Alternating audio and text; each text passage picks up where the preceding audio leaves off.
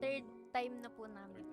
Third time. So, Sir Daniel, bakit niyo po sinusuportahan si Saimiel sa panonood niya? Bale, ito yung kanyang bali gift ko na rin sa kanya, and then kasi with high honor siya. And ito yung na-request niya sa akin. Then last time, kahit nung last year nung nag-graduate siya, ito din. Nakakatuwa naman na talaga nakikita natin yung parents na sumusuporta sa pagiging fangirl ng inyong anak. And Saimiel, congratulations for bagging the high honors. At obvious naman siguro kung sino sinusuportahan mo. Anong team ba yan? ONIC po. ONIC. Gano'n ka nakatagal na fan ng ONIC? Since season 14 pa po. Okay, so ilang seasons na rin ang binilang at ikaw ay isang avid fan ng ONIC Philippines. Sino bang favorite mo? Si King Kong po. Si King Kong. Para sa kanya ba to? Opo. And ginawa mo ba to? Opo. Wow, handmade flowers for King Kong. Hindi pa po siya natulog dyan para magawa niya lang yan. Oh, nakakatouch. Hello, hello. Hindi siya makapagsalita. Ano nararamdaman mo ngayon? Nastan po siya, nastan. Nastan ka, nastan. Ano nararamdaman mo ngayon? Masaya po kasi na-meet ko po ulit yung idol ko. Oh, familiar siya sa akin. Naaalala ka niya, Saimiel. Nagpa-video greet po ako sa kanya nung birthday ko po, no October 12 po. Tapos ngayon, si King Kong ang may birthday. Ano ang message mo sa kanya? Happy birthday Kuya King, and God bless at bawi sa sunod na laro. Thank you. Meron siyang thank something you. for you, King Kong. Uy! Di daw siya natulog dahil dyan, Ikaw ba? para sa'yo. DIY! Grabe. Okay, pati ikaw ay nastan na rin dahil sa binigay niya. What's your message to Saimiel? Wait lang, nastan pa ako dito. Super nakakatuwa na galing pa sila sa malayong lugar, tapos para lang panoorin ako, tapos knowing na birthday ko, pupunta sila dito para supportahan ako and ayun, magbigay ng mga gantong gift, which is nakakataba ng puso. Attached siya talaga, Saimiel. Pero alam mo, King, kasama din niya ang kanyang papa. Hello po. Just like your supportive dad, supportive din ang kanyang Yes, papa, thank you po. Daniel. What is your message to the whole ONIC Philippines na sinusuportahan mo since season 14? At sana po tuloy-tuloy pa rin po yung panalo nila, and good luck po sa mga ibang laro. Kumusta po yung biyahe nyo papunta dito just to see King Kong and ONIC Philippines? Bali ma'am, hindi ganun kadali kasi maraming pasahero kanina. Then yung barko papuno na rin. Kami na yung last na tatawagin. Tapos ayun, pinalad naman na makarating dito. So, muntik pa kayong hindi makasakay. And fortunately, para sa inyo talaga yung slot na yon at para makita nyo si King Kong. Nakatadhana. Grabe ka naman. Thank you so much po. Maraming salamat. Hello MPL superfans, this is your host Denise at makakasama natin ngayon one of Aurora Gaming's fan from day one. Tama ba ako doon? Yes. From day one, a guest here. Can you tell us about yourself? What is your name? My name is Brandon Dwayne Balatbat, and this is my second time in the MPL stage. Yes. But I've been watching in live from my home. So, when did you start na maging fan? Since the very start of the release of the Team Aurora in the Philippines. Can you share us how was your experience today? You saw them firsthand. It was fun, but it was sad to see that they lost to TNC. But I hope they will be better next time and keep practicing to be better. And we have already established you're a fan of Aurora, pero sinong player doon? I love all the players in Aurora, but there's one person that stands out, and that is Light. Really, Light? Bakit si Light? Light inspires me to become a great roamer because my main role is roam, and my main hero is also Grak, and I really admire Light. And do you know that he's with us today? Joining us is Light. Alright, Light, let me give you the microphone. Brandon here is a fan. He is also a roamer. Ano nga masasabi mo kay Brandon? Unang-una, gusto ko thank you syempre. I'm just doing my best and playing. Tas na-inspire ko siya, and yun, inaanga niya ako. So I really appreciate it. Thank you so much, Light. And Brandon, what do you want to say to Kuya Light here? Kuya Light, it's really nice to meet you for the first time. Since you joined Aurora, I really admire your ability to play Grok and the fact that you carried the team to win the world champion. I really admire you playing Grok. Okay, what a heartwarming moment here for Brandon and for Light. But for the meantime, no, balik muna namin sa inyo. Hey ML Superfans, it's fun to watch the games live, but you know what's better? Watching the games right here at Victoria Sports Tower. And you know, I'm here with some ML Superfans. And before anything else, guys, introduce nyo muna yung sarili nyo sa ating audience. And saan kayo nanggaling? Hi, I'm Jules I'm Alea. I am Alexander. And from Muntinlupa. Muntinlupa. So, ML Superfans na family, right? Kayo po yung tatay nitong dalawa. And meron po kami narinig kasi mostly sa ML, yung mga anak, sila yung naglalaro tapos ipapatry nila sa magulang. But this time, it's different. Narinig ko po na kayo po yung unang naglalaro ng ML tapos parang inudyukan nyo yung mga anak nyo na maglaro. Yeah, so fan na po talaga ako ng ML, ng MPL since season 1. Season 1, grabe. Yeah, so mga 17. hater pa and And ngayon, kamusta naman po yung experience nyo watching the games live here at the MPL Arena? ang saya, ang sarap. Mas nailalabas ko yung pag-cheer ko, gano'n. Sa bahay kasi medyo nasisita ng asawa pag maingay. Bawal maingay. Pero matanong ko lang po, sino po bang anong team yung sinusuportahan nyo at sinong player? Ang paborito talaga namin ngayon is Falcon and si Flap Keys. Si Flap. And kung meron po kayong message kay Flap, ano po yung sasabihin nyo sa kanya? Kunin natin yung championship ngayong taon. For sure, natalo na natin yung TL. Talunin lang natin sila ulit. And yun nga, grabe yung momentum ngayon ng Team Falcons. And I'm sure magtutuloy-tuloy lang yon, right? Flap, kanina ang message nila sa iyo sana daw mag-champion kayo.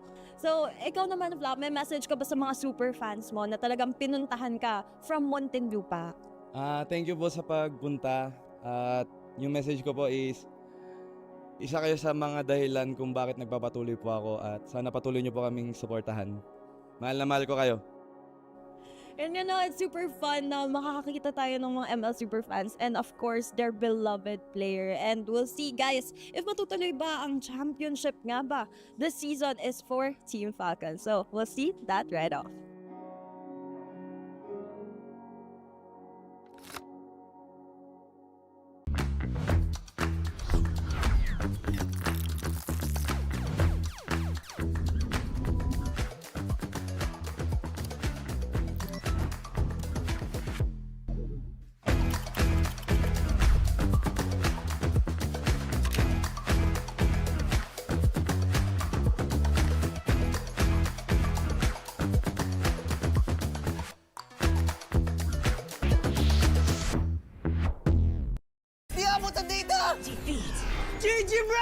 Don't worry! The Unli with Smart Power All 99. Hindi bitin with 10 gig data to power your games plus Unli Facebook or Unli TikTok. Load now! Foul! You know your scalp can get up to 5 times more dandruff? Get triple anti-dandruff power. Supercharged with Clear. Hey, you! Did you know men have 1.4 times weaker scalp? Get a shampoo that's 100% made for men. Supercharged with Clear. Enemy alert. Your scalp gets 1.5 times greasier, causing dandruff. Get triple anti-dandruff power. Supercharged with Clear. Stop and pull over. Your scalp gets 1.5 times sweatier. For cooling power, supercharged with Clear.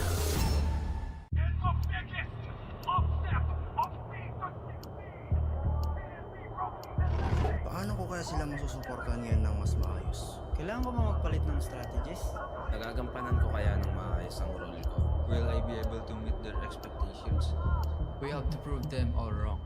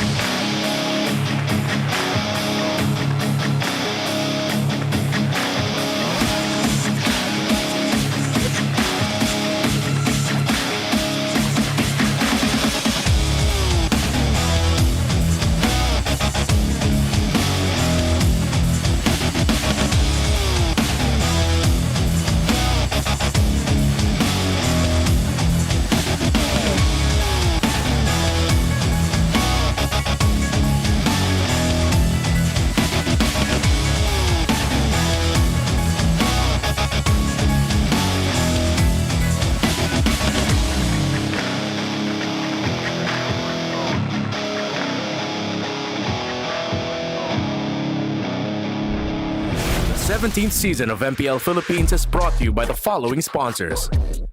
Infinix, the official gaming phone partner, the power behind every Madlang gamer. Smart, the simply reliable connectivity partner of the MPL. Our partner in esports, Clear Men. And our strategic partners, TT Racing, Ferry, and SIP. Don't miss any MPL action by following our official Facebook and subscribing to our YouTube channel. Follow MPLPH on TikTok for more content. Experience the lakas ng Pinas of MPLPH Season 17 live at Victoria Sports Tower. Grab your tickets now via the official MPLPH website. MPL Philippines is monitored and supervised by the Games and Amusement Board.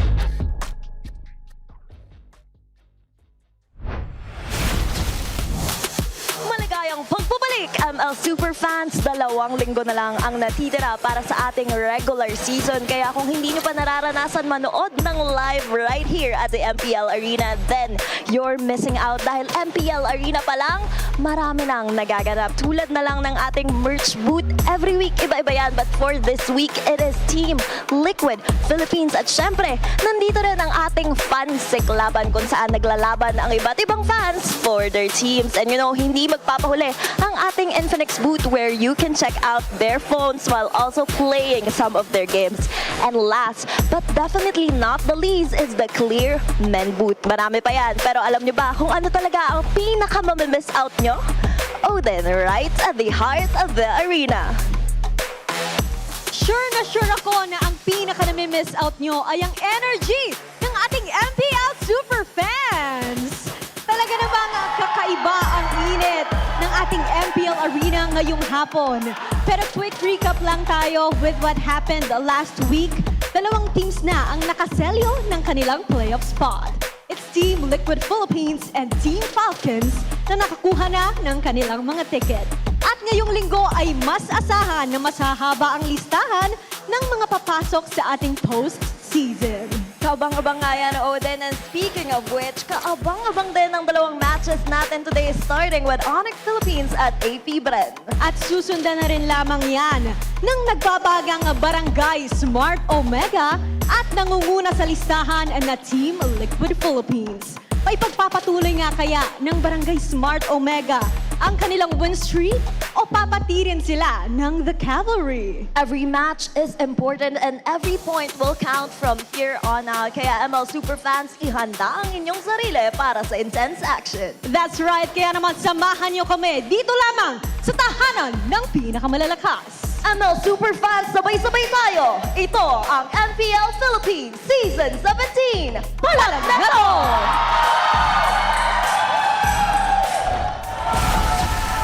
Show's just getting started and we already have so many questions, so many twists and turns, and we're just getting started. Welcome to day 1 of week 7. At your service, my name is Leo, here on the English desk with Brigida and Midnight, alongside our colleagues in the Filipino desk. Kami naman ang nandito, si QWERTY, kasama ko si Burrito at si Wolf. Nabanggit na ng ating napakaganda mga hosts na meron tayong 2 teams na nag-punch na ng ticket nila sa playoffs. But there is one more team that just suddenly, as the week started, secured theirs. But first, let's talk about MPL Philippines being monitored and supervised by the Games and Amusements Board. Gentlemen and lady, alam nyo ba na as the day started, makikita natin sa ating standings, real quick, meron ng isa pang team na nakapag-qualify for the playoffs. Ooh, that's Falcons and Team Liquid Philippines sa ngayon na nakikita natin. Pero pataas ang chances for ONIC, I believe. Yeah.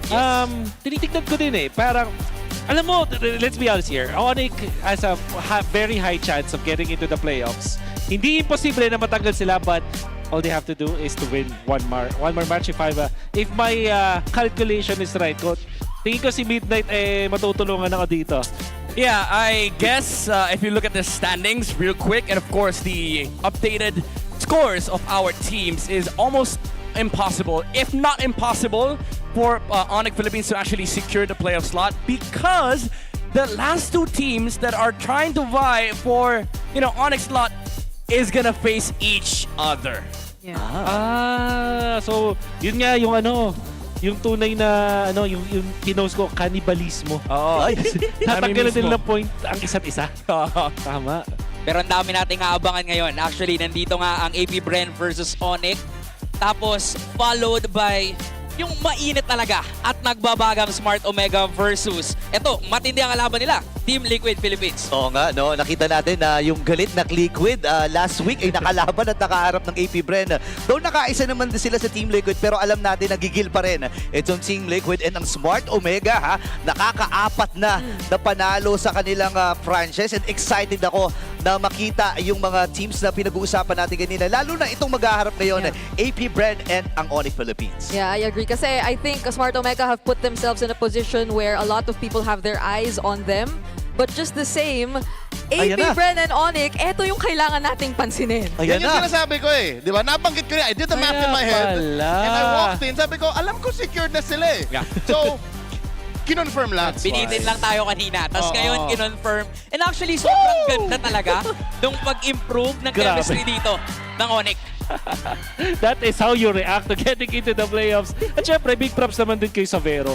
A lot of people have doubted yung magiging chance ng ONIC Philippines na hindi sila siguro yung pwedeng makapunta sa playoffs or hindi sila yung magiging dominant na team. There were so many times na na-impress tayo sa ginagawa ng ONIC Philippines pero nandito na sila ngayon na sila ikatlong team na pasok sa playoffs. Ang tawag dyan, zero-sum game. Yes. Hindi Zero-sum na kailangan game. laruin ng ONIC yung spot nila sa playoffs because long story short, AP Bren and Twist will still have to play against each other and either one losing secures the Super Fam. Yeah, in short, ito kasi yung dalawang team that are trying to, you know, stop and hold ONIC back from playoffs. Unfortunately, they're gonna meet each other. So no matter what, tama ka, magzi-zero-sum game. Kasi basically, hindi pwedeng silang dalawa yung umahabol. It has to be just one.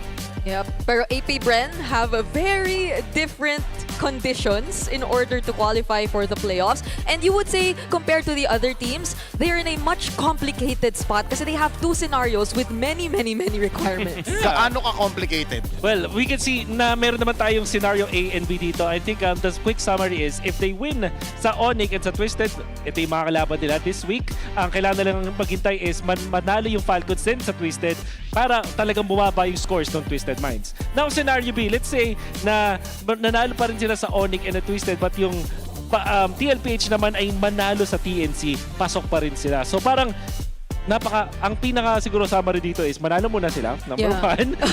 And if in case mag-wish sila na matalo ng mga kuya nila sa taas ng Falcons sa TL, yung mga pwedeng manglaglag sa kanila. Alam mo maganda dito kasi hawak pa rin naman ng AP Bren yung kanilang kapalaran. Kapag nanalo sila ng 2 beses, doon na nila hindi hawak ang kanilang kapalaran, di ba? Job's done. Yun na yun. Okay na yun. At nandito na naman tayo sa punto na talagang kahit padulo na tayo sa regular season, hindi pa rin natin sure kung sino-sino nga ba yung papasok. Speaking of the regular season, this young man on screen, the silent Shizo, has slowly been breaking the silence. Ilang season na siya na pinapanood ng Madla saying, time to step up, Shizo, time to step up. Actually, you know what? Look at the stats. He has been stepping up. Yeah, I feel like even for these past few seasons, lagi siyang merong isang hero na parang pwede mong i-attach sa name niya even performance-wise. There's always this one hero na you kind of have to watch out for whenever he gets his hands on that hero. It's just that maybe you could argue that this season, overall, AP Bren as a team might be struggling to just figure out what really works for them best. Yeah, I agree. And I think one of the factors that we have to consider here is that even though he's stepping up, like if you look at the regular season stats, you know, there's a lot of departments where Shizo has improved. But the thing is, you can say that for a lot of gold laners here in the Philippines. Even Savero, right? Even Savero has improved by a huge margin coming from Indo to Philippines. So it is not just stepping up, but step up exponentially. Step up 10. Hindi pwedeng 6 lang. Step up 10 kagad. Direkta ka doon sa 10th iteration ng movie na yun. Naka-tunnel vision ako sa KDA niya. Number 3 in the league out of all gold laners. So ibig sabihin nun, if in terms of KDA lang, 3rd best gold laner siya. Yes. So that's a step in the right direction. I think Savero has his work cut out for him. I think kakayanin ni Shizo ito because it's do or die. Again, this is the first step. They gotta win this match. Yep. And ako ay magiging mahirap yan para sa kanila dahil katapat nila isang team na meron din kakaibang ginagawa dito. Ladies and gentlemen, lady and gentlemen, ay meron din akong gustong ipakita ngayon which is, by the way, etong credit na to ay nagaling sa English desk dahil nakuha ko sa kanila yung tinatawag nilang Orange Gambit wherein para siyang upgraded version ng Vertical Jungling. Very quickly, ang vertical jungling is parang kakaiba siyang style kasi kunwari magsa-start ka sa purple buff katulad ng ginagawa ni Burrito palagi. Instead na papunta dun sa orange buff na horizontal yung galaw mo, paakyat ka which is naging vertical. Ngayon, bakit nagkaroon ng isang orange gambit? Kasi ito yung mas delikado, medyo gamble nga siya kung isipin. Mas delikado kasi may expose mo yung sarili mo side dahil pupuruan mo yung orange side ng kabila. So actually, dito sa side na to, dito sa actual clip na ipapakita ko from TNC and ONIC, ginawa ng ONIC, nag-skip na tayo na-clear na ni King Kong yung clamor ng kabilang team. So ang ginawa ni King Kong, so since ano siya, diba, baliktad. Nandito tayo sa papunta sa orange side ng kalaban. Nanggaling siya sa purple, pinunta agad niya yung clamor para manakawan ng farm yung katapat niya. And ang naging resulta nito, ang kanyang katapat na Hayabusa is kulang ng farm at magiging positive yung trade for ONIC. As you will see in the middle, napaka-farm na ni King Kong. Level 4 na siya pagpasok niya dito. So talaga makakuha siya ng damage pa. Ngayon, ang mga teams na to, hindi kasi ito yung first time naglawan ng ONIC. So siguro naintindihan nila siya. In the next clip that I will show you, ito naman yung parang sinagot siya or naghanda yung Falcons. You will see na after the purple buff, pumunta agad doon sa may rock or sa side itong si Kyle, expecting na nandun na si Kong. In fact, ayun nga yung makikita natin dun sa minimap. Check nyo yung minimap. Ayan, makikita nyo dito si King Kong. So, yung orange na rotation, vertical jungling ay napigilan ng ONIC. In the next clip that I will show you, maging simple na lang kasi yung ONIC this time, successful ulit sa ginawa nila. So, the idea is, itong Orange Gambit is an upgraded version of vertical jungling na ngayon either kaya mo siyang kontrahin or kaya naman pag naging successful siya, biglang lalamang talaga sa farm yung jungler mo. Yeah. And ang ganda nung display ni Wolf dito kasi again, umaabot na tayo sa punto na pati yung mga players natin nerd na din. Kasi ginagamit na yung Orange Gambit to trade against Street Wanderer. Minsan kapag hinaharang ng kalaban, they just choose to fight, burn battle spells. So parang ang daming result, ang daming net wins for ONIC Philippines. And I think this is one of the move na kailangan masagot dito sa laban nila. And one question that needs all of the sagot is what do they gotta do? What are the keys to victory brought to us by Infinix, gentlemen? Yeah. Apart from actually winning that Orange Gambit or kontra nyo pag Orange Gambit ng ONIC, ang kailangan gawin dito ng APBR ay limatayan yung mga hero ni King Kong. Katulad nung pag hinahawakan niya yung Harley or yung Suyu, ang bilis kasi masyadong mag-jungle. At alam naman natin na ito yung common criticism sa ONIC if King Kong's heroes are gonna be limited. And also, kailangan nilang bantayan yung jungle camps nila. It's also clear na mula nung week 1 pa lang ang ONIC gusto talaga mag-invade. Hindi lang sa first cycle ng rotation ng buffs, pati dun sa minute 3 onwards. Yeah, and for ONIC Philippines, super important that they have to force APBR into non-assassin comps. Hindi na lang to Suyu composition kasi nakita natin yung Leomord ni James Pax was definitely very capable of lifting the spirits of the team and also play fast.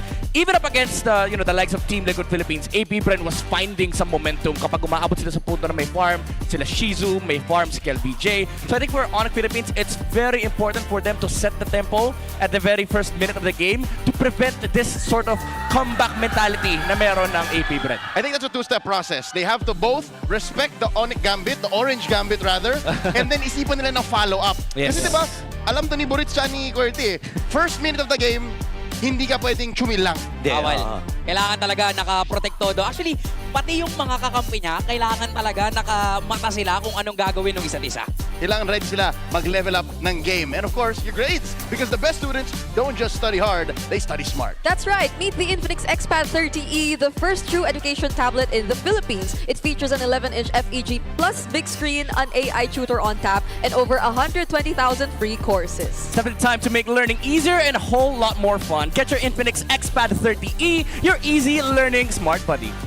Gaano tayo ka-excited? Kasi itong dalawang teams na to, very early game-centric ang kanilang win conditions, ang kanilang keys to victory. Yeah, what is exciting then is kung paano ko kontrahin ng isang team yung early ng kalaban but at the same time, malakas din dapat yung early nila. So parang may push and pull na mangyayari at magiging mind games to sa draft pa lang. I agree. Especially for a team na medyo sanay na talaga mag-close out ng games like ONIC. Well, let's get the game started. Ladies and gentlemen, let's welcome our teams making their way on stage. To ensure the integrity of the game, let us welcome our marshals, Luis, Chico, Dojin, and Joshua G. They've shown flashes of life and the hunger to win. It's time for the clutch run to begin. Bees, heto na ang inyong APBR!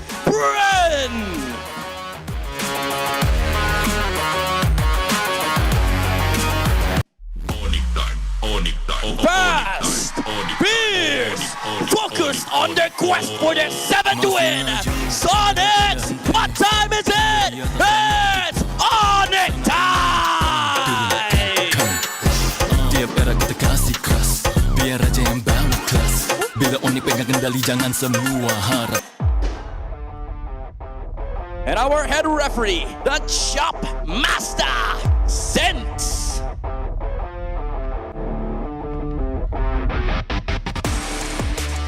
And head coaches, Coach G for APBR and Coach Bluffsy for ONIC Philippines. Will the Hive find their clutch move, or will ONIC Philippines force their collapse? MPL Superfans, backing eye!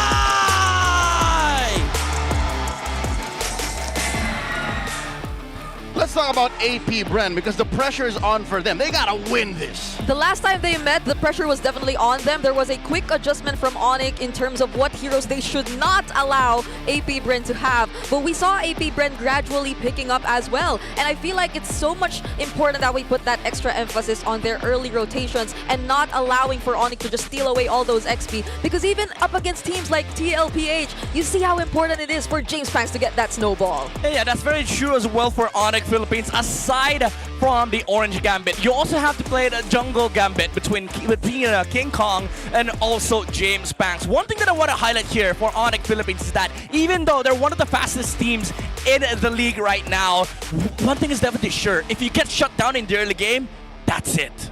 And by getting shut down in the early game, you're kind of closing out on your star players. Again, eyes on Shizo, eyes on Savero, the very first import in the league's franchise history. So that's the other half of that question is, are they ready to win the early game so that their gold laners can pop off? I think this kind of responsibility is so much more heavier for Shizo because his KDA is third best, so he has to protect that. Yeah, especially looking at the graph, because you would see that even turtle control percentage-wise, there's so much that APBR has to do just to match ONIC.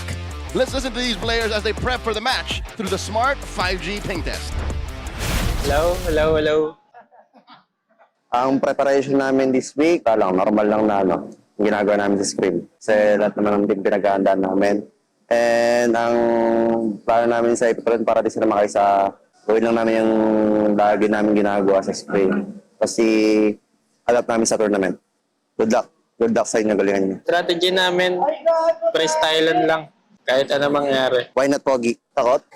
Good luck, galingan mo. Nanalo daw si Panks, kakanta daw ulit siya. Kanta pati sayaw. Utang pa siya isang kanta. Baby Bocham! Sa lahat ng pumunta, thank you. Sana makauwi kayong ligtas. Message ko sa fans namin, salamat sa mga pumunta ngayong araw. At sana patuloy nyo kami supportahan sa bawat laban natin. Ingat kayo, God bless. Ano yun, getting to know? Baby Bocham, when I first saw you! I believe Brusco. When he says we didn't do anything special, we just prepped for every team we're about to face, I believe him. Yeah, so it's the opposite of what we heard from Shizo. It's more freestyle. And I wonder what does he mean by them doing freestyle? What does that mean? I mean, honestly, at this point, you might as well, right? Like, okay, we're not gonna play Suyo in this game. A lot of teams are already special banning our heroes. Yeah. Might as well just go freestyle, you know? We might see a lot of, like, weird heroes for these players. You never know. Maybe they bring up the Aldous again. Oh, is that why? So was that the plan since week 6? You know what? Freestyling did not serve them well. But when they get their key picks, then that's when they see a lot of success. How do you get 22 KDA on a roamer? You put Nova on Glue. How do you get the same number on a jungler? You put Suyo on James Panks. But the latter, I think, is not going to happen. Oh. Yeah. Never. Especially with all the teams already looking into the hero pool of James Panks. I think, you know, every week we talk about this. What is the next move?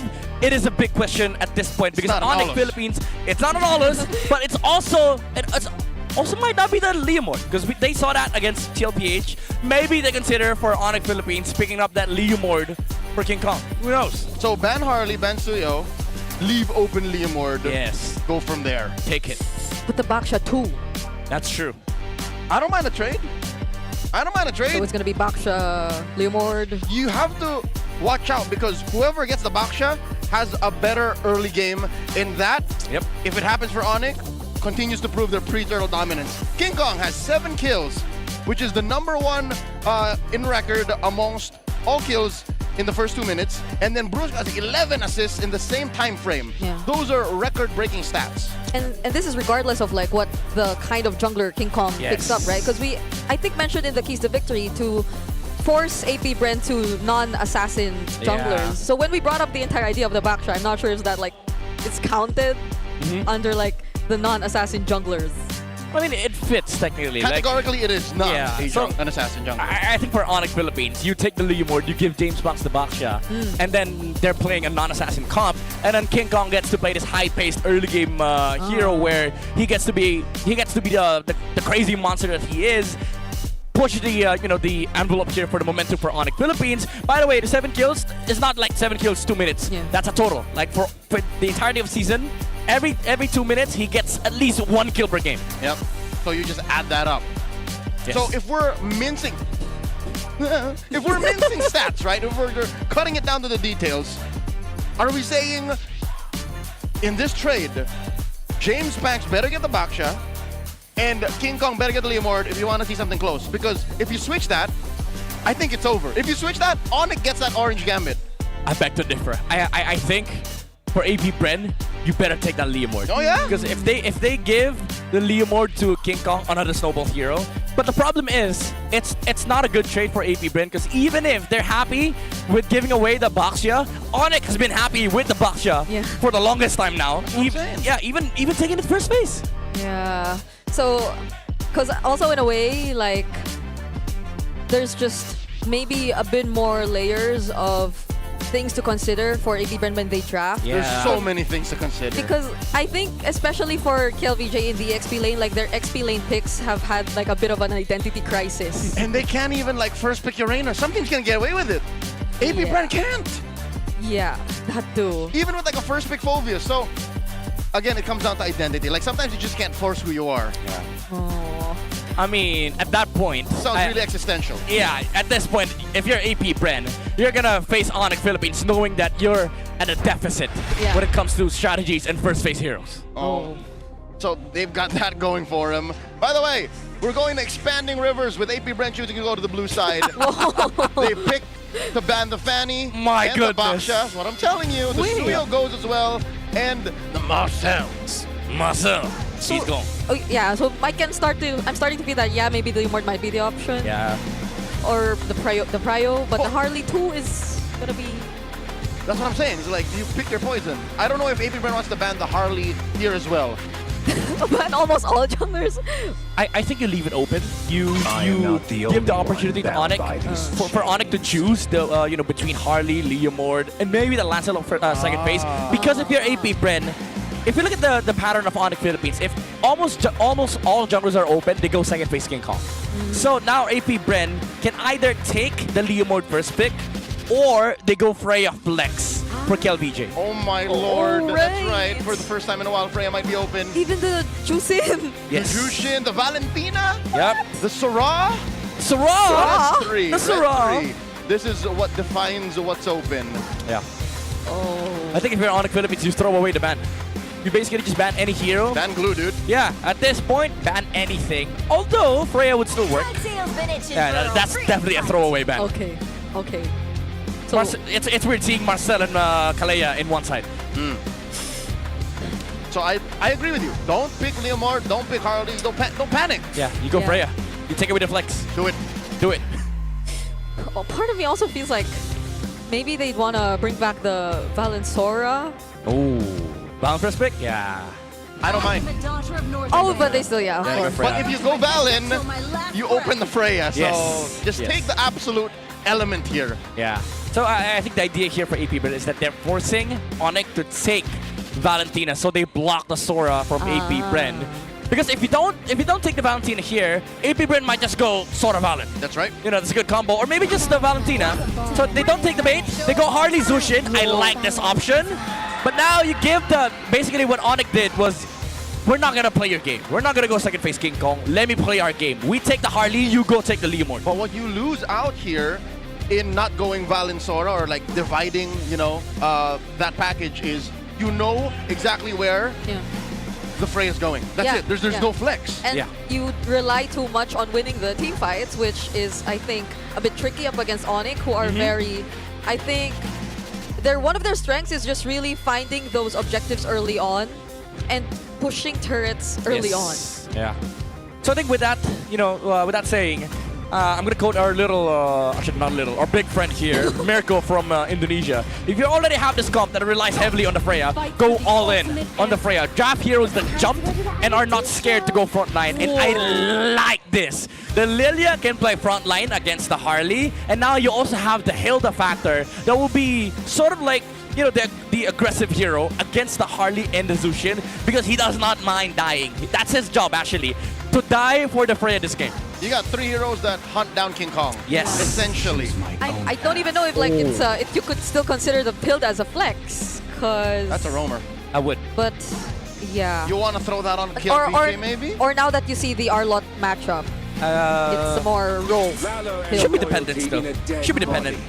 Oh no. I like what you brought up though. Like this comp from AP Bren, they can still flex it around, but the problem is they're on blue side, so they're not gonna be able to utilize that last pick potential. So it is gonna reveal what the Hilda and the Freya's lane's gonna be, but I like this Leomord ban coming out from ONIC Philippines. They recognize the fact that, okay, the only remaining threat against our lineup is Lancelot. That's it. Coach Bluffsy and Coach Hayes, they ain't playing around. Like they watched last week's match. Yep. Between AP Bren and Liquid. Is that Sabero? Yeah, I think it is. Absolute Cinema Savannah Bush. Okay. So we got a ban coming in from AP Bren. Coach G and Coach Bom are really taking their time. Yeah. They don't know exactly how to attack Onyx draft now. Okay. Classic carry ban against Freya. I still think though, if you're AP Bren, you ban the Moskov. You let the Yusenshin go.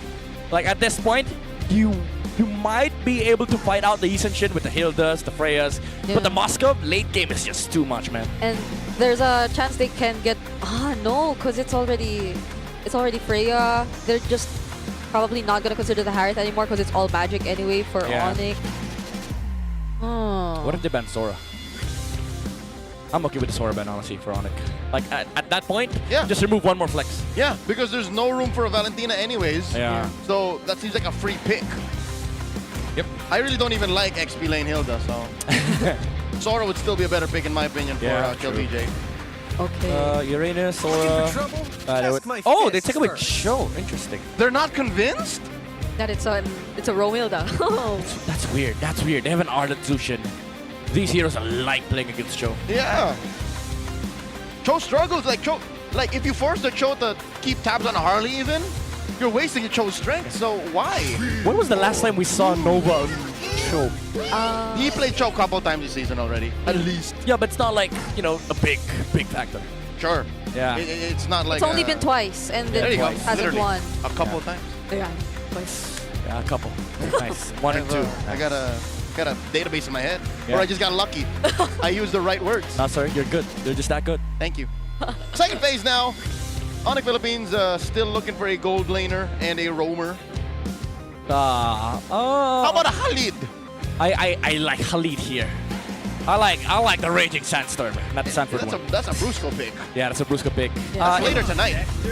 They go Claude. Okay. No rush. No rush. Yeah, I would have wanted the Moscow because now they can just put the Freya on gold lane for AP Bren, no pressure, because they see the Claude and Freya matchup. Yeah. That's a plus for AP Bren. Now the question is, do you pull out the Lancelot here for James Banks, or does he go classic James Banks picks like Lucas or Olus? Don't play with my emotions.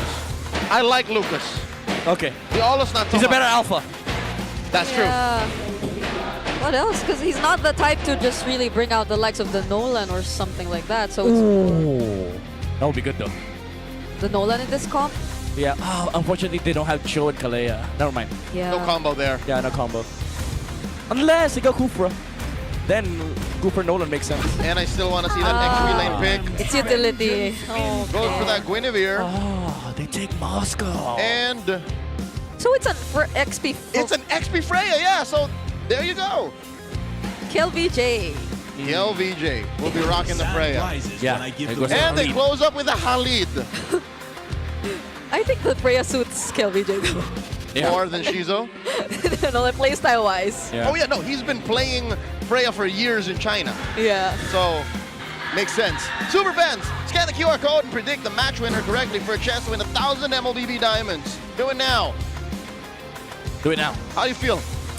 I like the draft for APBR. They managed to swerve this draft into an area where they can actually fight back because they have a lot of control. They have a lot of damage. But the problem is, I see Savero and Moscow, brother. I would have kept the Freyon Gold. Yeah. Me too. And then I see Savero Moscow. I'm like, I'm leaning towards ONIC right now because Savero Moscow never disappoints. You mean Savero Claude? Oh, sorry, Savero Claude. And then the Moscow. And then the Moscow on the other hand. Well, APBR had all of the decisions to be made to say, we're going fast. Yes. But they instead they go, we'll play at your pace. Yeah. Why? Let me slow down. Mobile Legends. I don't know, man. Yeah. I don't know. A lot of questions to be asked. And some of those questions asked by Wolf last week from that very seat haven't been answered yet. So let's see if this game will give us those as we get into game number 1. Yeah. I guess it's gonna be mainly on Nova now to show us how fast-paced things could be, but it seems like they're very, very low. Flicker's already forced out. Nova trying to just run away. That's what I'm saying. Yeah, dude. I don't know if the Master Assassin helped out a bit on Brusco. I mean, there were 2 heroes in the mid lane, but look at this. Super Prince. Yeah, he just needed one more hit. Fortunately, KLVJ was there. Brusco now here helping out too, but that's about it. He almost got that kill on Nova.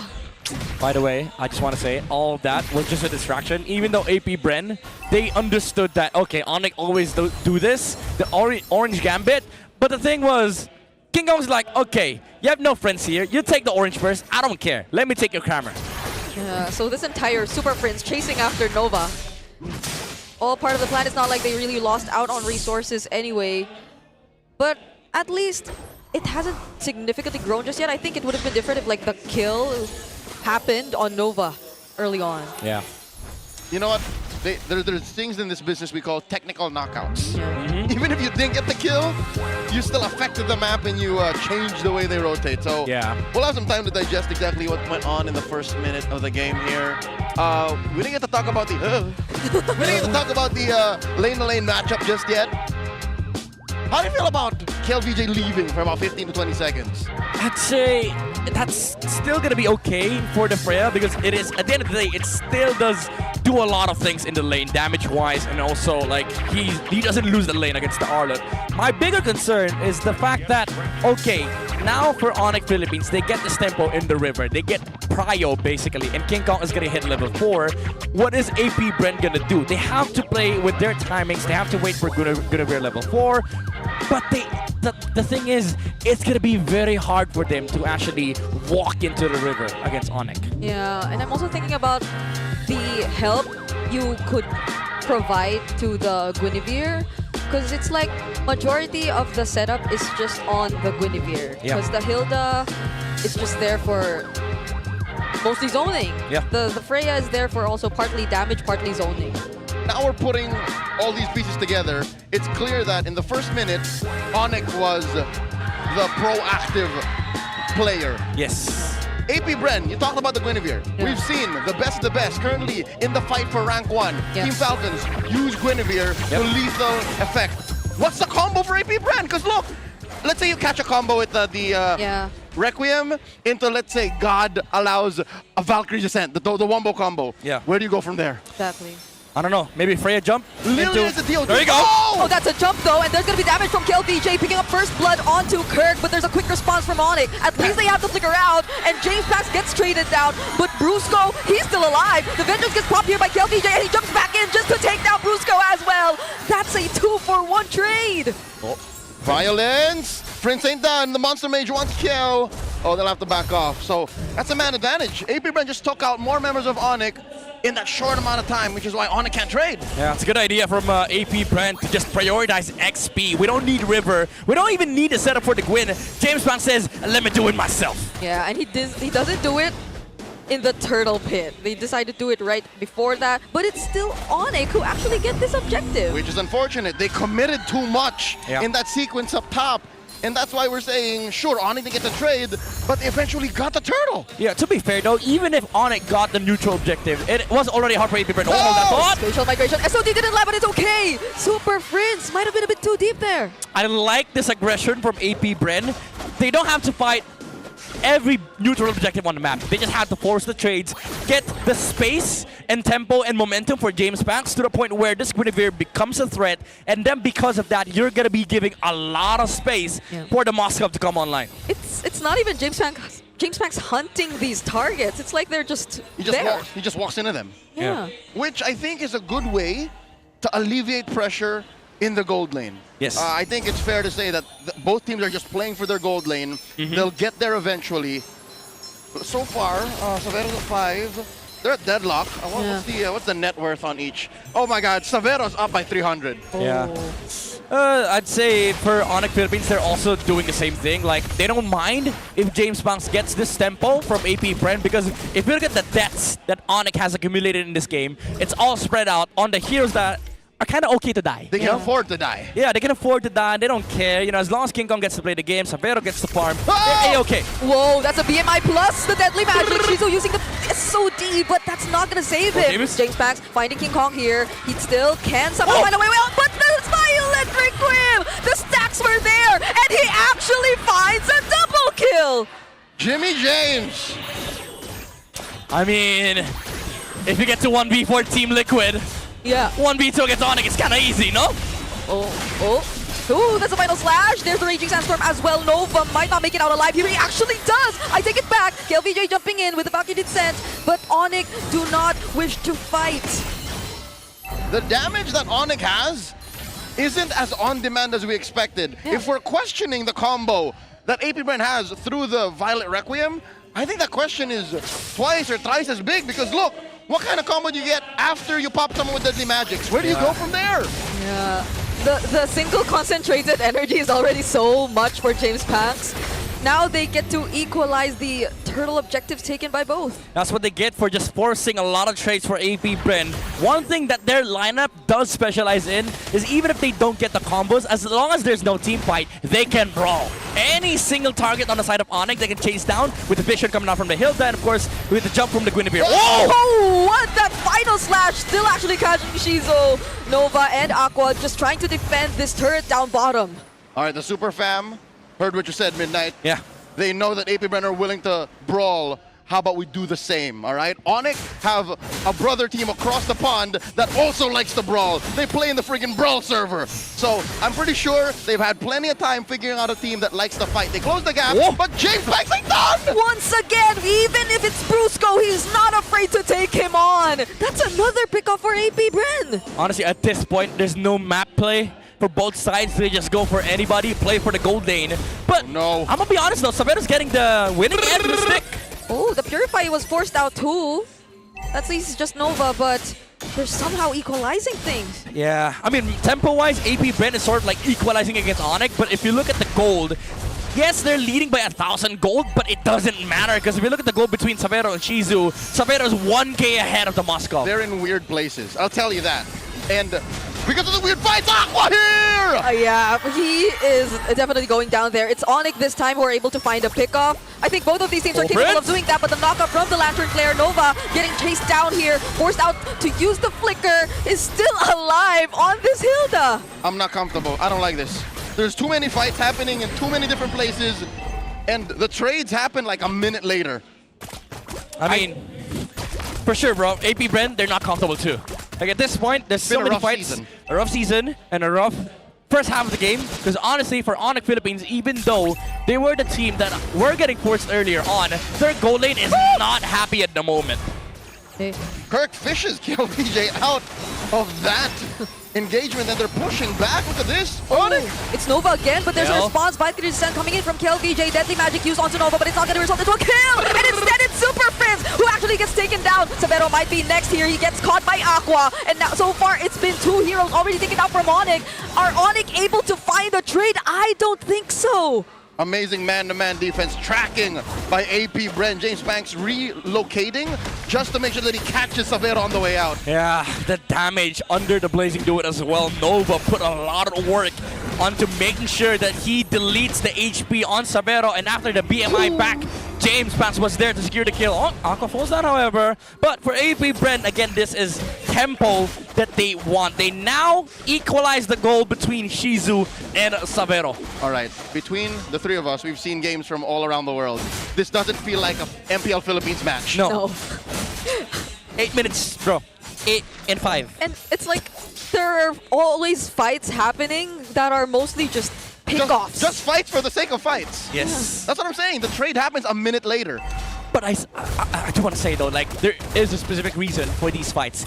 Like for AP Brand and ONIC, it's called forcing, because you want to force your enemies to react so that you make space for the gold laners. And that's why a lot of the times that we see a lot of engagements, it's either in the gold lane or far away from the gold lane. Oh, it's always here in mid. And speaking of, we're seeing another one happen just now. Oh my goodness, TLPH gets caught by the final slash. There's the counter, Raging Sandstorm, but are AP Brent prepared to take on this fight? The damage doesn't seem to be enough just yet. There is no follow-up from Shizu as well. Okay, disciplined move from both gold laners. I like this. If this happened like 3 minutes ago, 4 minutes ago, both of them would have pressed SOD and Blazing Duet in about nothing. Yep. Now for ONIC Philippines, they're feeling that, okay, now we have the proper damage, we have the timing. These final slashes are very important from Kirk, and he's hitting a lot of good final slashes. I mean, he is the Kirk attack, you know, one of the most prominent artists in the league. But he is also going to be very important in the next fights because engages are everything for ONIC. If they don't land the engage, you're kind of forced in a situation where you wait for James Banks to go in. That's what I'm looking for! Oh, they collapse! Look at this 5-man rotation coming in from ONIC. They take down that tier 2 up top, and they do not force a fight. Oh my goodness. Well, they were looking for a fight. AP Brand just did not engage. Yeah, and also the dodge from James Banks, dude, with the Violent Requiem. So good from AP Brand. They know, they understood that, okay, we make space for the Moskov. He's pushing bot side. We don't have to engage right now. We just wait for the next Lord. You know what? That's a slight win in my book for ONIC because the lane they attack is the long lane. Yeah. Yes. Unfortunately, there's a Moskov on the other side. Yeah. Unfortunately. So at least that's a bit of good news for AP Bren. They are losing a little bit of their lead, down to about 1,500. ONIC seems to be goading them. ONIC is saying, oh, yo, how about let's dance? Yeah. Sabero just locked in his Trinity as well. So it's just really about the team fights that we're about to see. I think ONIC are a bit more equipped this time. Yep, speaking of equipped, I think King Kong can start to delete people. He has his Trinity on lock, his first big 3 items. Yep. As you can see, you know what? I think even Nova would start to melt up. Sabero. Cool, this Freya is a big problem for ONIC Philippines because this is the guy that they cannot set. One final slash on the Freya, he can reset the fight with the Valkyrie's Descent. And then James Banks is going to be able to find an opening against ONIC. Ideally for ONIC, this final slash has to be on the Guinevere. So if they can fish the Guinevere out, or if they can take the Freya out of the fight before, or Aqua maybe, forces the Black Shoes. Black Shoes already used right here. Is they, or are they gonna find that kill on Nova? Maybe not. The flicker already forced out though. It's actually AP Brent just bursting down this Lord! James Peck secures it for the team and immediately decide to disengage, but TLPH gets shut down. You know what? It's uncharacteristic. Oh, they find one more in Nova! Uncharacteristic. Of ONIC, because usually, Midnight, you know this, ONIC, before big objectives, they force fights. Where was that? Yeah, I mean, they tried doing that on mid, but unfortunately for them, it wasn't the right hero. They tried to go on the Lilia, forced out the Black Shoes, but didn't matter because the Guinevere was able to just kill the Lord. Good thing for ONIC is that after that fight, AP Brent had no firepower. The Moskov still wanted to farm, and they can just take away this Lord, but this opening, this space, is something that AP Brent also wants because they do have late game. They're just more scaling heroes on the side of ONIC, but I think in the grand scheme of things, this Moskov is a bigger problem than this Claude. It's not just something AP Brent wanted, it's something AP Brent orchestrated. Yes. One might say they planned for that. Oh my God, another Black Shoes on Aqua. Okay. Oh, James Banks? Now they know there is no deadly magic available, and then Nova decides to jump in, but ONIC, it seems like they just kited him out. That's a free kill for ONIC. Doesn't repair the situation though. Yep. AP Brent still played that very well. I think they know ONIC's MO now, that ONIC will force a fight before the big Lord take, and instead they forced away the super fan, put him in mid so that James Fan can sneak it out. Yep. And it almost looked like a good fight, honestly, for AP Brent if ONIC didn't peel back. And I like the way that they peeled back as well. Because they still have a knew, turret. yeah, they still have a turret, and also they knew that the Guinevere can just jump. Especially with the SOD, they're gonna be scared for ONIC. So peeling back is the right option, even if, let's say, you can fight with a Final Slash, with a Blazing Do It, it's not safe, because look at the amount of frontliners on AP Bren. Gwen, Freya, Hilda, they can tank a lot of damage. And one might say the Lilia counts too. Yes. So she can eat an ult and then still get that DOT out, get the magic King damage. Oh. Yeah. He's fine. But that's the thing. I think all these frontliners are much more honest than ONIC's lineup overall. Yeah. Like, you expect where they're coming from. It seems as if that's why ONIC right now are being the more proactive ones. They're the ones capable of just finding these pickoffs against players like Aqua. Yeah, now there is a Sky Piercer on the side of Super Friends. I kind of think that it's quite late for ONIC Philippines to build this sort of item. Would have want more Divine Glaives because there's a lot of rated armors inside of AP Bren. Better late than never though. Yeah, true. Because as Bridget mentioned, they're starting to get a little more aggressive. And more of these pickoffs will lead to more stacks. Nova here gets hit by the Final Slash. Yep, they choose Nova first, but Nova actually just down to half HP. But then you also forced out the Valkyrie Descent from KLVJ. It's not like ONIC were ready to commit just yet though. Oh, King Kong. He's hunting. He's hunting. Oh, okay. He hat tricks out of there. Holds the brush, but I think ONIC make the call. With 1,000 gold up, we should dance. And I agree. Something else to note, I think ONIC should really pick up the pace. Because a Hilda without brush is a Hilda that can move around the map. Is kind of useless. Yeah, and remember there's a Moskov as well. So if you play it slow for ONIC, they can just take over the map here for AP Bren. Nova, no! Oh, it's always Nova, who's always dropped down to half HP. KLVJ jumping in! Gets bursted down immediately, and there goes the Violent Requiem as well. They find the kill on Kurt, even before he gets to set up anything. KLVJ falling down next, but ONIC are going for the chase. But Shizo still finding the kill. He's making it happen with the Blazing Duet. Has more than enough damage to deal with every member left. It's a triple kill for King Kong, and Severo fights Shizo. Ini Benchara! AP Bren have lost their lead, lost 4 members, and are facing a disaster at the hands of ONIC, who just secured a Lord. Oh, KLVJ got too overexcited, jumped in, tanked a deadly magic, and because of that, they lost a big damage shield on the side of AP Bren. And even though James Banks found the catch against the Ardent, it wasn't enough. And now ONIC, they get map control, they get map prio, and King Kong is so damn big. Even at 15 minutes, the same narrative pace follows. Fights on fights, violence above all, and whoever can trade better gets a dub. I think AP Bren are lucky that ONIC are slowing this down, because if ONIC get their way, all of those inhibitors just go. Yeah. And they're gonna do it right now, honestly, for ONIC Philippines. They're maxed out. Basically, their heroes can do whatever they want, especially with this squad already packing the 6 items. Especially with the Malefic Gun, this is gonna be very, very big for ONIC and AP Bren. Be hard to defend, honestly. Yeah. The situation looks chopped for the Bees. Yeah, at least they will get to work out or work on the Lord first. Still doesn't take away the back. Oh, look at the damage from King Kong on KLVJ. They lose, I guess, all their base turrets after this, and there's another knockup from the Lantern player. Nova receiving the damage from the Deadly Magic as well, but ONIC are just gonna work on the turrets for now. Not unless Aqua, oh, gets caught by the Final Slash. He's now bursted down by King Kong on a monster kill. Oh no. ONIC took everything away. AP Bren are staring at a bare base. All the Hilda mains watching, my fiance included, hate this. When they can't get into bushes, you're trapped. Yep. You're essentially just a sitting duck for AP Bren. Also fighting 4v5 right now. I mean, literally 3v5 because Aqua's dead. Oh! Oh, that's a concealed Valkyrie Descent, but look at the final match and the Raging Sandstorm coming in from ONIC. There's the Winter Grab from Severo as well, and Nova going for the chase, but it's just Super Frizz that he finds. ONIC do not care. They have the minions alongside them. Can James Banks defend? There's still a wave up top, and it seems like it's a no. ONIC take game number 1. You do not do that against one of the most mechanically gifted teams in the history of the league. ONIC obliged when AP Bren said, let's fight. Hey, you know what? For ONIC Philippines, they specialize in fighting, but also they specialize on angles.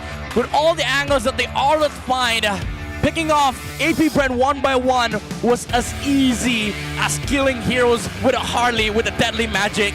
One final slash, you delete one hero, and then you fight again. You rinse and repeat up until the point where AP Brand doesn't have the man anymore.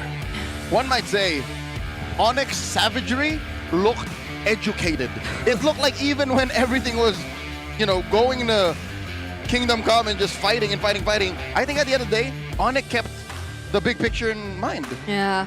For the first few pickoffs, it seemed as if AP Bren really knew what they were doing. They were the more successful ones, I think, especially led by James Pants, but this picture changed when Kirk started to join the fights. Yeah. Honestly, though, for AP Bren, they did a fantastic job of just looking for the Arlet, dodging the final slashes.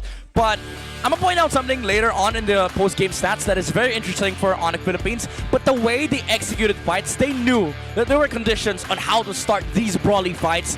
For AP Bren, they had to wait it out. They had to play it slow. Unfortunately, KLVJ jumped the gun too early and then they lost the Freya. And that's very big, especially with a comp that relies heavily on control and damage. If you lose one guy, that's it. And who's responsible for guys just disappearing from the map? How about the Harley in the hands of our MVP in Game 1? King Kong! Yeah. Now that I think of it, I barely got to see Aqua do much. Yeah. On the Lilia, when in fact the Hilda Lilia combo looked deadly enough on the early game. Yeah. Kept throwing the cards, honestly, for King Kong every single time, even though sometimes targeting is kind of weird. But I agree, like the Lilia wasn't a big factor in this game because King Kong shut him down. It was clear, but it's clear, man, that, he just needs to pick off heroes one by one. And even if they have to play it slow, even if sometimes they have to accept the fact that, okay, AP Brin might win this fight, they had to. Like, take it one by one, take the Lilia ult, take the Freya kill or Vengeance Force. As long as they keep doing that for ONIC, they can just reset fights and then go again. That's how this brawly comp is meant to, fight for ONIC Philippines. While for AP Bren, you have to play it slow. You have to wait for these skills to be gone from ONIC before you engage, because you have a Moscow. You can just slow it down. Unfortunately, it came down to the moment where AP Brent jumped the gun too early, especially on KLBJ, and ONIC got tempo out of that. You mentioned something important for those skills to be gone. It's like, truth be told, ONIC who did that. As soon as ONIC saw, okay, no Valkyrie's Descent, no Black Shoes, no Requiem, go, go, go. Yeah. And the beauty of that is even ONIC realizes that for themselves, right? If they don't have the Khalid ult, if they don't have the Zushin ult, they peel back. And then they wait for the Harley to come back online with the Deadly Magic again, and then they reset. One thing that also is very important here for ONIC is the reset of the final slash. Every single time that they initiate a fight, it's always with Kirk having the little green bar on the side, because he knows, okay guys, I can pick off one guy. I don't need a massive final slash. I just need one guy. I just need to clean the dandruff away from the hair, swipe it off with the slash, and then just kill one guy on the side of AP Brent. That's right. It's between these two teams that we have a majority of our clear legends. Yes, sir. So it makes sense. Who played the cleaner game won. It's clear. That was ONIC. And one thing that I want to point out, from the game earlier was that we saw Kirk now rocking this tank emblem Arlet. We're now back to the tank emblem Arlet because there is a compensation. You're gonna see it in a bit, but this is one thing that I wanna special mention for ONIC Philippines is the reset factor. You have an Arlet with a War Axe, by the way. With a War Axe. I'm not kidding. This is not a graphical error. He does play War Axe, Arlet, and I've been seeing that a lot in RG. My God. It is sort of a sustained version of the Arlet. I mean, Arlet was already sustaining in the previous patch with the Fury Hammer, Oracle. Now you get more damage, you get more cooldown reduction, and then you basically play for the final slash timing. And the crazy part about this Arlet War Axe is the longer the fight gets, the more terrifying he is. So that's why, even if it's just Aqua or Shizo, well, that's apart from the fact that you said it doesn't matter if you get a big final slash or not, as long as it lands on these heroes, because at the same time, you get to feel like a bit more damage come through from the Arlon. Yep, there's a little bit less pressure on King Kong and Savero to finish the job, because as long as Kirk is alive, they share that responsibility. Look at these peak beats per minute, the heart rates on our athletes. Yeah. How is the Monster Mage like always just, like this. As a Zushin, by the way. There was that one time he died to the Lord skill though. Oh yeah, that knockup. Is that what? I'm guessing that was the moment. He was trying to touch that. Yeah, it was like, oh. I thought I was fighting against AP Brent. Oh. What is this? But they did get it anyways. Yeah. So, this does give us some time to let AP Brent breathe.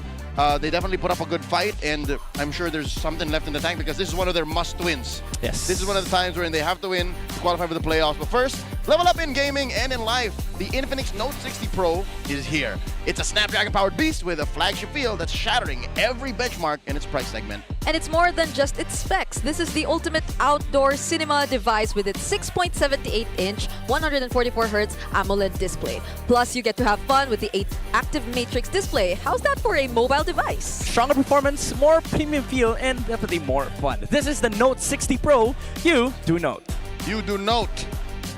Fight against a team fighty lineup. Yes, we'll sir. talk about AP Brent's options just a bit. But for now, dominate the land of Dawn. You need a connection that never lets you down. From scouting rotations and tracking the pros, stay online and in the zone. Power up with Smart Power All 99. Get 10 gigabytes of data for MLBB and your favorite apps, plus unlimited FB, calls, and text. Share every GG moment with Smart, the simply reliable partner of the MPL. Should AP Brent slow down? I think, honestly, they have to go fast. They gotta go fast, just like you guys, because playoff tickets are flying off the shelves. The battle for Season 17 supremacy is moving to the big stage. MPL Philippines playoffs is just around the corner, and you do not want to miss the action live. Yep, we have 5 days. 5 days of intense MPL action waiting for you guys from May 27th to the 31st. And if you're a true fan, you've got to eye those VIP tickets because you get the best view in the huge arena, exclusive player signings with the winning teams, and in-game rewards. It's the total package for the super fans out there. Ooh, that's definitely exciting. Remember, tickets are limited, so don't miss out. Head on over to ph-mpl.com/tickets for more information. See you there. It's so limited. I feel like there are a couple sold out tickets already. We've already announced, actually. I think the grand finals is it's done. Already in lock. Yes, sir. No more. No more. So make like AP Brent and get whatever remaining tickets is there, all right? Yeah. Visit the website and let us know. I think this next week is going to tell the story of if you can still watch live. Yeah. It's happening in the San Juan Arena, by the way. For now, let's throw on over to a little interview talking about our friends at UMG. 2 weeks remaining of the regular season, and ONIC Philippines really started that strong by taking Game 1 against AP Brent. But you know what? Let's take a break of the action because we're so excited to announce na meron ng bagong anthem. Ang MPL Philippines titled Palag na to, performed and written by UMG artist Janine Berdin.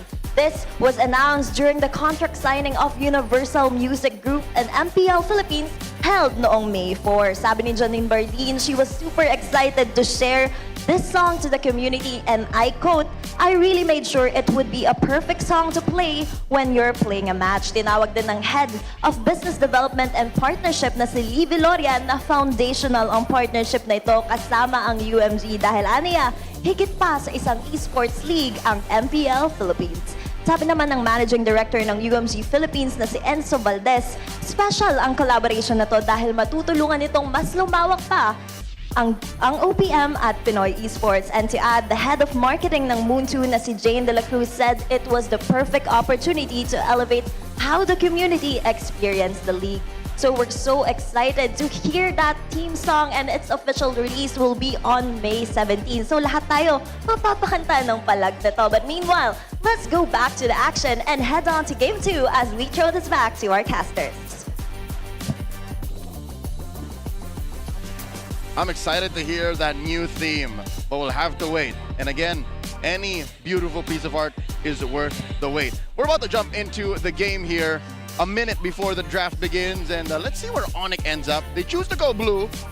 Season 17 seems to be the season of blue, and we're going to Broken Walls. Broken Walls this time. I think it's a... You like? Yes. Why? We don't like Broken Walls? I'm just asking. Sorry for the aggression. I just feel like if it's all about those orange gambits and early fast rotation. Easier ins, easier outs. Easier ins, easier outs. Then ONIC might want to pick up the pace through broken walls. I like that you mentioned that because it's as neutral as it can get. You know, it can do a lot of crazy stuff in this kind of map, in this kind of setting, because there's not a lot of like factors that will kind of, you know, destroy your game plan. Yeah, like pick-wise, there are very few heroes that actually get affected by broken walls. Yeah. That's why I think ONIC is smart to choose broken walls, because this allows for strats to shine. Yes. It's more of rotations that get the change, Yeah. not hero picks. Well, not as much. So with that said, jumping in, they're going blue once again. I think I don't have to double down. AP Bren, play fast. Yeah. Because ONIC will do the same. Big question though, for AP Bren is, what do you do with King Kong's hero pool? Because what if they snatch up that Leo mode first pick? What if they get the Guinevere first pick and then they just go Suyo, Harley, Leo ban? What's next? I don't think that's possible. Suyo, Harley, Suyo, Harley, Leo ban. We've seen that once. Yeah, but that means so many other things are open. So the jungle is the least of your concerns. Yeah, but that's also beneficial for ONIC. They can play a lot of strats against AP Bren. That's what I'm saying. So I think AP Bren should consider that that's gonna happen. They should assume that James Banks is coming in with less than a full clip. Yep. Okay? There you So go. confirmed. What's we your see the command? Suyo ban, the Fanny ban. What was it earlier? The Marcel. The Marcel ban, Marcel. the Kalea ban. Yeah. I'm not gonna be surprised if ONIC just goes for Leo ban, honestly. And then they threaten first pick Guinevere. Because what's left for AP Bren? Like, what do you do if you see Guinevere first pick? Do you answer with a Phobius? Do you answer with Valor a and royalty in a Arlo? dead There you go, body. Leo. I think ONIC understands the assignment very clearly here. Wait. Just clear man. So what are they gonna do? Ban Suyo, ban Leo, ban Baxia? Haka James. Haka James. Haka James, yeah. Wait, no. Because something's gonna give. You can't ban all Suyo, Leo, Harley, Baxia. Like, They don't have to. Because they can limit the answer coming out from AP Bren. Imagine a scenario where they ban Guinevere, they let go of Harley, they go Baxia on King Kong. Good luck. Welcome to the greatest match. Oh, no! Take away one of their choices. No, Brett, no. It's been all jungle bans. Okay, Coach G's face seems like he has conviction. This is not a mistake. They have a plan. What? I think the game plan is, boys, it's AP Bren, they're on red side. They have last pick. This is the James Banks slot. Is this them going freestyle? Yes. I don't think Brigida agrees. No, because I'm trying to recall. The last pick jungler, like surprise jungler picks this season have been Olus, which has been unsuccessful. The Lancelot has been successful. Hey, Lancelot is half and half. Half and half. Yeah. To be fair, though. Hayabusa, though. If you look at... no. It's a big no. If you look at last season, AP Bren had the most number of jungle last pick. They even brought out Suyo back in the meta. Sure. They brought out Joy. They brought out Lucas. Yep. Cool. I know you're a fan. I am. And maybe we You converted me. Yes, sir. Maybe we see a couple more. hate it. Maybe we see Hanzo. Don't say that. Maybe we see Hanzo. Don't say that. Even among scrims, I know Hanzo ain't it anymore. So box is open. Yeah, why? Do it. Can be Rocks. Flux. Can be Flux as well. Rocks. They don't need protection. We know that. Yes, sir. There you go. There you go. Oh man, I don't know how this draft went for them, but it looks like we also have a good read on what these two teams want to do. Look at the smile on King Kong's face. Like, Yeah. I can't believe we got away with that. Yes, sir. So happy. Hey, look at James. I think the problem with James right now is that we're cooked. Coach, whatever you like. Yeah, I mean, I trust you. We do have that last pick slot for James Banks, but don't seem like it doesn't matter. So they're gonna go at best Lucas. Guinevere 3, red 3. Like that's no. If you go Gwyn, it has to be with the Phobius. With the Phobius is open. yeah, what are the power picks you secure? Different perspectives exposed. Yeah. Oh. Has to be. Okay. Yeah. If they go Phobius, yeah. Now they go Phobius. Kalea is open for Brusco. And Glue. Well, to be fair, there's also the Alice for Kirk. I like the Alice. Do it now. Alice Claude, yeah. Yeah. Alice Claude. Alice Valid. Because then you would be discouraged to use even the E. Yeah. There's no threat of Sora anymore, though. For ONIC, it's quite awkward because you have to focus on the side of the defense. I guess. Oh, they're taking their time here. Yeah, they don't want the clock. Best pick here would be Valen Eve or Valen / Eve or Kalea. Oi. We have gone past meme status. Yes, sir. Gord is no longer just the, Gord Harley. Gord. Yeah, there's no Gord Harley. Gord Harris. Like, it's not about the shred anymore. He's just a good hero these days. I understand the reasoning behind the Kalea pick. Even though it's up against Phobius, you're basically attacking that Marcel. But this Gord has now played twice on Super Friends against Marcel. Last time they did this was against TNC. It's our showtime. And they get the Claude for themselves. Yeah. It's a good choice though for AP Bren. I mean, they Yeah. got away with a free Claude pick. Yep. This has got to be a purified Claude. Yes, for sure. So, well, there is little to no threat of dive apart from the Claude as of now. But you still don't know, like the jungle's still open. Yeah, ONIC might just get away with the Guinevere and Zed ban on their side. If they don't see that route, then AP Bren will have a good draft, honestly. Like, if they are able to insert Guinevere, Zetian on the second phase, then they're good to go. They're going to be A-okay. That's a big if, though. We're going to see AP Bren make their move first. Oh. Is that KelVJ dancing? Yes, KelVJ _official. Follow him on socials. I like this. I like the second phase. Wow. There's a big hope.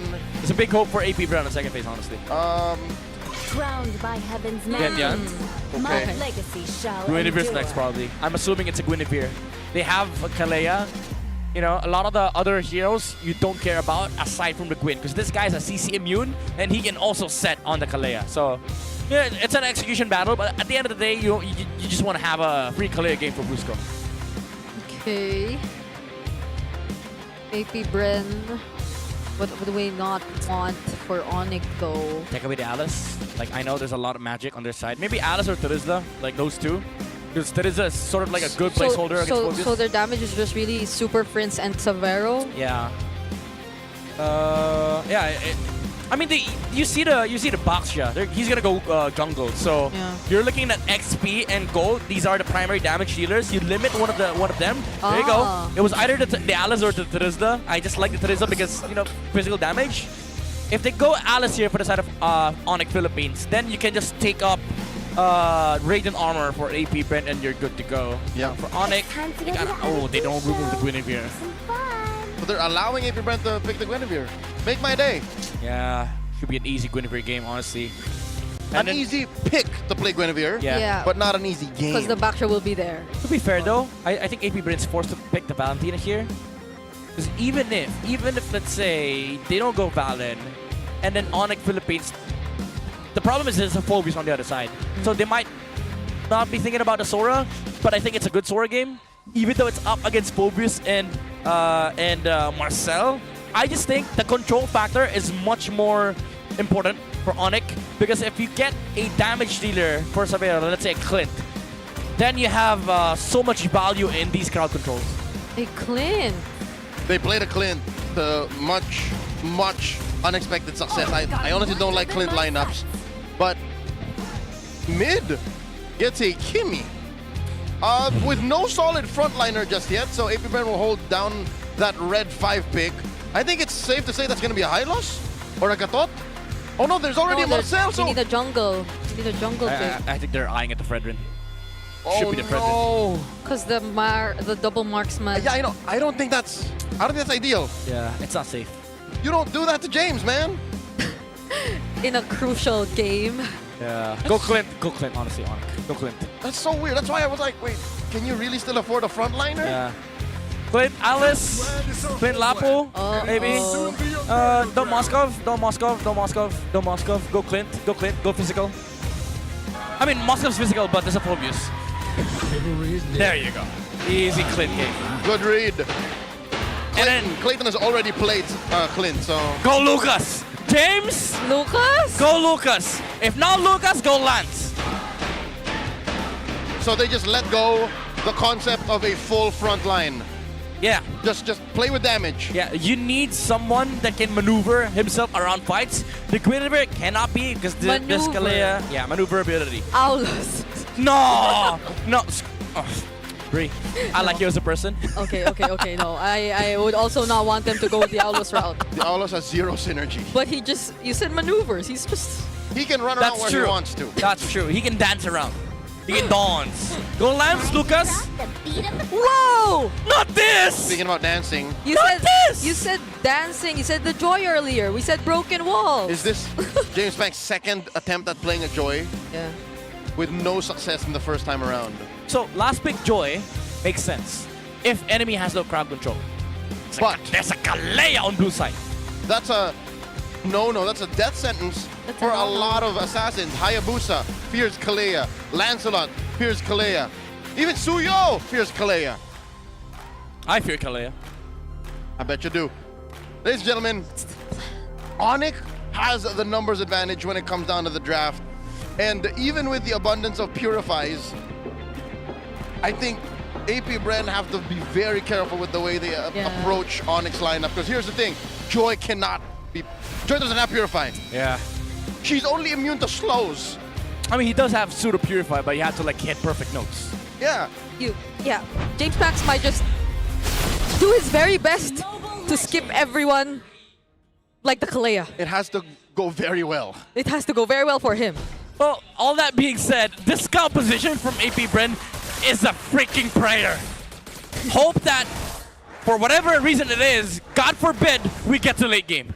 Some might say it's magical Christmas land to expect to get away with what they want. Nova here with a quick trip. The King Kong's purple side. I guess with that, they deny the orange gambit.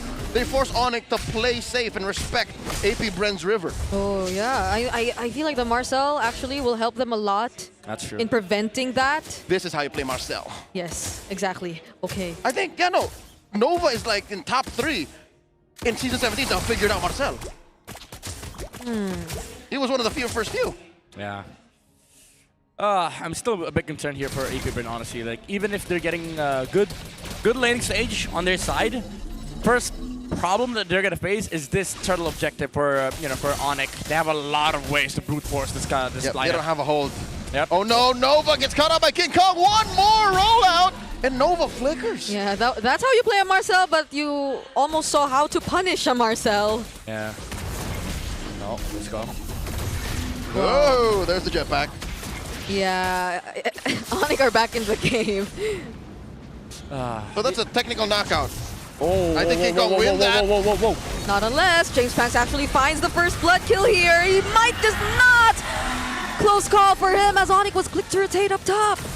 That stun from Prince was crazy. Like, he knew that Joy was gonna end up in front of the Foxia, but still they forced out the Tortoise Poisons for AP Bren. Roll out! Wait, Oh, good thing the Dark Wave was there, but now it's King Kong who gets caught in the traction pulse and becomes first blood for AP Bren. And just like that, ONIC have no retribution kill! Okay, LVJ with the Dark Wave. The bravest fighter already used here, but he's still alive with the Infernal Pursuits. Landshaker finally lands, but it's KLVJ isolated here up top. Will not be able to take out Prince as James Pax gets the turtle. Say what you will, but this looks like a better first turtle trade sequence for AP Bren than game 1. Yeah, prayers answered for AP Bren. They won turtle, they forced Baxia away from the turtle pit, forced to use the ulti, and because of that, ONIC knew that, okay, maybe getting this turtle is kind of iffy, so instead of going turtle, they went on the Phobius and they tried to force him out of the lane, but KLVJ held on. And fortunately for him, his teammates weren't there. AP Bren knew exactly what ONIC was gonna do, and instead of clearing mid, Aqua and Nova stayed behind to punish the Baxia. Very fast responses coming in. Oh, they canceled the Gush? Yeah, I'm surprised Shizu was there too, but he had the Purify anyway. So Brusco didn't really go for the set just yet. Oh! James Panks might just get caught here though. King Kong crashes onto him, but now he's all alone in the middle of 3 members. But AP Bread, seeing how ONIC are just so quick to respond, do not force the fight. Close call. Why would Mike King do that? I mean, it's a good try, you know? It's a good try. But ONIC, they want to push ahead. They want to utilize this Clint. Whoa! Whoa! Was that the Marcel, the Tsunami Slam, and the quick draws, having enough damage to burst down Nova? She's a response with the Blazing Do It, but that's all he can do. Perfect layering from Sabero. Oh! Okay, now that's a good force from Aqua. ONIC, again, they know that they need to utilize the early game advantage that they have, especially with the Boxia, the damage reduction coming out from the Tortoise Poissons, and also the damage from the Clint. Good layering, by the way, just to make sure that Nova wasn't able to flicker out. Unfortunately, now AP Bren is playing the force game. They're forcing trades. They're forcing ONIC to sort of like commit to these weird fights. And because of that, Sabero has no flicker now. Wow, there's a 1v1 happening up top between our 2 XP laners, TLPH versus Kirk with the Dark Wave getting dead. There's a bit of help from Super Fringe. No! That's the sound effect of the Mystic Gush! Right in the face. AP Bren has no XP laner for this second turtle take. They are first of the scene though, but because of broken walls, ONIC are able to dance. Yeah. Oh. Yeah. Surprised he actually went for that fight. Tsunami Slap, Traction Pulse, everything thrown onto James Panks here. Does not get to survive, and now Brusco nearly falling next. Aqua picks up the kill. Now it's Kirk trying to go for the trade, but Nova with a sidestep, still unsuccessful to escape Kirk. He still had that flicker. I don't know about that dance though from James Panks. He tried going in, but again, as we said before, there's like a Leia on blue side. They're not done. Yep, there are no ultimates available for ONIC just yet though. Oh, so they're just forcing everything down bottom, so King Kong gets that orange or that purple buff. You know what? Forget an orange gambit. How about Grand Theft Purple as King Kong takes it away? Oh, he might have to pay though. Okay, Kirk and Brusco will be here. Just so tanky, King Kong. They don't have enough damage. The beast lives. This is the reason why though, ONIC is called the Super Family. 5 players diving there for the last 50 seconds of the game. And guess what? Sabero still farming on this Clint, dishing out so much damage. Super Prince with the incredible angles as well. And King Kong just playing the farm game. Even though he is the guy that is pressuring AP Bren to this side of the map, he knows that, okay, guys, there's no minion wave. Let me just take purple buff, and then we go again. The Sheriff never left his post. Up top, though. Oh, Kirk, can he get away from this? Using the bravest fighter. Landshaker doesn't land on Shizo. Middle lane, though. But he can handle himself. Yeah. I mean, the Lapo is able to sustain this lane by himself, as you've said, and then now the Sheriff is taking a lot of farm in the mid. That's right. Bottom lane was safe enough, so he took that mid lane already. That's the first time, I think, or second time that Clayton actually rotated out, because I think ONIC said, you know what, coast is clear. We put the fear of God in AP Bren. They won't attack you down there no more. So this leads to a 3,000 gold lead. No more Clayton. Call me Clinton, Sheriff. Too many farms on the map. Let me take them all. Almost all tier 1s have fallen. Now it's Kirk as the target for AP Bread. But LVJ gets caught under the turret. Brought back yet again. Just to get outplayed by Kirk. Golden Hour used on the other side. But that's all it took. The KK duo. It's a different one, but they do it. Kirk and King Kong have juked AP Bread. And they find the Tsunami Slam on James Panks. What a layering between Sabero and Brusco with the Sky Piercer as well. Lo and behold, the new Granger of 2026. It's Clint. Oh my God, who'd have thunk that a mermaid and a cowboy would make one deadly duo? This will lead to ONIC taking the last turtle. I'm tired of playing Granger, Chip. Let me play some Clint. Oh my goodness. Because yeah, range-wise, damage-wise, the Clint is able to do something that's very similar to the Granger, who's been meta for so long. Yeah, and it's burst. Yeah, technically it's the same kit. It's the same hero with an additional layer of, okay, you hold him down, let me hold him down for 1 more second. It's less range, more burst, and some semblance of crowd control. And look, he's building quite similarly. Has a Sky Piercer. Yep, new Granger, 2026 by ONIC Philippines. And this is allowed because ONIC This is something that we've discussed, with Wolf's podcast. Now they actually play to activate Clayton. Uh-oh. Okay, can they activate him again here though? They try to take on KLVJ first. There's a knockup from the Dark Wave. Savero just able to land those free hits. Tsunami Slam used.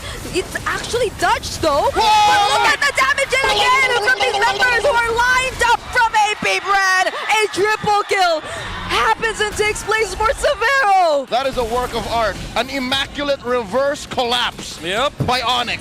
Kirk with the line shaker as well, controlling 2 heroes outside of AP Brand. Oh, King Kong! No damage found on the side of AP Brand. I mean, there was a threat of damage, but ONIC just played that so well. They were literally just rope-a-doping, wing-chunning AP Brand back. It's like, oh, come on, keep going, keep going. Yeah. Ip Man, baby. And now it's just 9 minutes, and them already taking out the holy shields in mid. Oh, My goodness, the knockup from Nova. Or on to Nova. But he's still alive, though. It's bump pick. Okay. It's bump pick. It's just a big threat from ONIC. Look at this. King Kong's gonna drive by. It's a big threat. Oh! Okay, they're not committing. Yeah, it's just a bait. They're waiting for Lord. They're just making sure that there's a lot of bad boys in front of the base of AP Bren. How does AP Bren even kill anybody from ONIC now? Yeah. They tried. That last fight mid, they tried to get the Savero. No dice. I don't even know how you find Super Prince. No. You don't? He has move speed on move speed stacks. Yeah. But it's not even a question. Like, the proper question that AP Bren needs to address themselves is, guys, there's a sheriff behind. How do we kill this guy? This guy's racking up Sky Pierce's stacks. He's now at 4. Either of the two, Super Prince or Savero, seem like impossible targets for AP Bren at this point. At this point, if you're AP Bren, you call up NASA, say, Houston, we have a problem. It's a huge problem. Okay.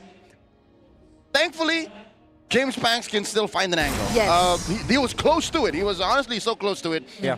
So, step by step, I think AP Bren, get some farm on Shizo, threaten that front line. Again, there's another option for you. Claude, cut back into the back line, find Prince and Savero. It's just, mobility is limited. He has a Purify, not a Flicker, and he needs that Purify.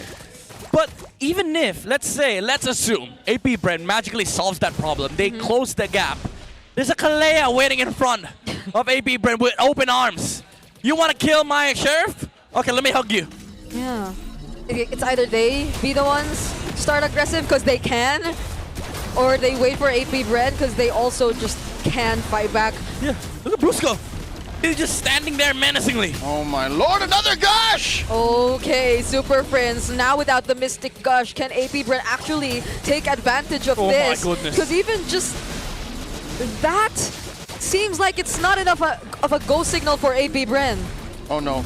Watch that gush come off of cooldown in about 10 seconds from now! Kurt Bravest Fighter out, and it's KLVJ trying to set things up, but it's unfortunate that he's just too squishy for ONIC this time around. James Banks looking for an angle, cannot find it anymore. It's a triple for Savero yet again. The stun from Nova, but it does not stop ONIC from sweeping the series.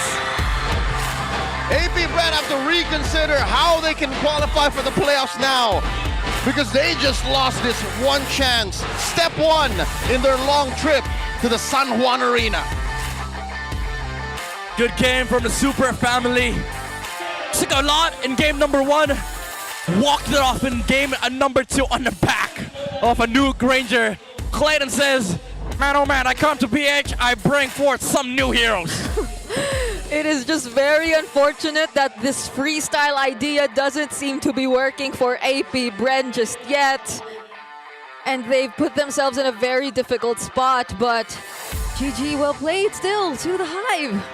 I don't know what the math looks like, what they have to do to be able to qualify, because step 1 is down the drain. Yeah. I think to begin with, AP Bren shouldn't have freestyled. If you're down on points like this and you have just one narrow way to the playoffs, there has to be a solid plan. Yeah, I don't know. Again, as you've said earlier, it seems to be like they were looking for a Christmas miracle with this joy. Unfortunately, the miracles were not happening, as, you know, what met them was the open arms of the Bruiser on this Kalea. Even if you say you have the range, you have you have the joy, you don't have the damage, and you don't even have the choice to go on to Clint. Midnight, they were looking for magical Christmas land, and it's May. It's the middle of summer in Manila. It's hot out. It was not going to happen. May, June, July, August, September, October, November. They were 7 months early. Yeah. Too early, I'd say. Yeah. Ain't no freebies here. Not in MPL Philippines.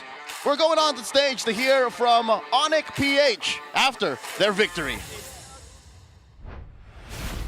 What a way to start a week! It's a 2-0 sweep and playoff secured for ONIC Philippines! Congratulations, Sonics! Now, King Kong, bilang in-announce na kanina na Since it was announced that you are now officially playoff secured, ngayon nanalo kayo. and you just won against APBR, how comfortable are you right now in terms of your placement? Not that comfortable kasi Not that comfortable. tinitake lang namin to as room for We take yung this mga remaining as matches namin, we room take our for remaining improvements, matches as tapos room for panglinis improvement palalo ng mga execution and namin kada laro. a way to clean Alam mo, King our Kong, nabanggit mo na execution rin or improve our na meron execution. pa kayong mga remaining King Kong, you also matches mentioned you still have remaining matches, and I think this is your 7th win in a row. And ano ba yung mga kailangan What are the things that you have to do to keep the momentum from your recent wins? All we need is discipline. All we need is discipline. Wow. Discipline. It's that simple para sa kanila. And hindi na namin tatanungin kasi baka meron kayong It's mga that simple for them, and we're not gonna dive deep into it because there might be some secrets. But speaking of secrets, we have here Savero. Your next game will be Aurora. It's an international. It's the international rivalry. Do you have any secrets on being key to defeat them again so they won't get revenge on being key so you could defeat them and they couldn't get revenge? Usual and discipline. Just play Playing as like the usual and now stay you're disciplined. going to lane up against Dominkite. Do you have any message for him right now? Good luck. Good luck. Simple as it is. Good luck. Yes, that's right. Pero alam mo, may tinuturo dito si King But you know what? King Kong's been pointing at someone. Rusko, sikreto sa do you have anything to share? Extra energetic ka daw. Because King Kong said you were very energetic today. Sobrang energetic ka daw ngayong araw. Why are you so energetic today? Siguro Maybe wala lang, parang in-enjoy lang namin yung game. it's because we're just enjoying the games and Yung energy ko tumas lalo. my energy suddenly spiked because Armor sa Joy. I saw King Kong using blade armor against Joy. Blade armor ka sa Joy.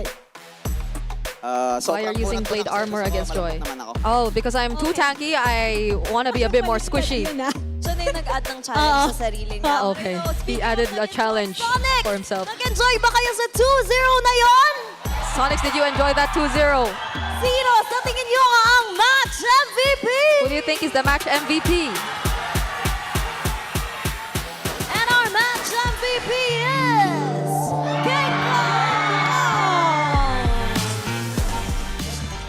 King Kong, as always, do you have any message to your super energetic fans right here at the MPL Arena? Super grateful kami sa energy. We're super grateful for your energy love you all, and we guys. love you all, guys. May Dito na ako! I'm here! May kasama pang sayaw. And with that, congratulations once again to ONIC Philippines! You may now take your walked-up victory. You know what, Thea? They started Game 1 with a comeback and that dominating win in Game 2. And with that comeback, they didn't look back after that, and it ended up with a 2-0 sweep, and we'll find out how that exactly happened as we throw this back to our casters. Once again, congratulations to ONIC Philippines, and I do agree. And it's not just Brusco. I think all of them feel kind of spirited going into this match opening up week 7. Yeah, imagine waking up to, being playoffs qualified. Yeah. Good news. Good news. Yeah.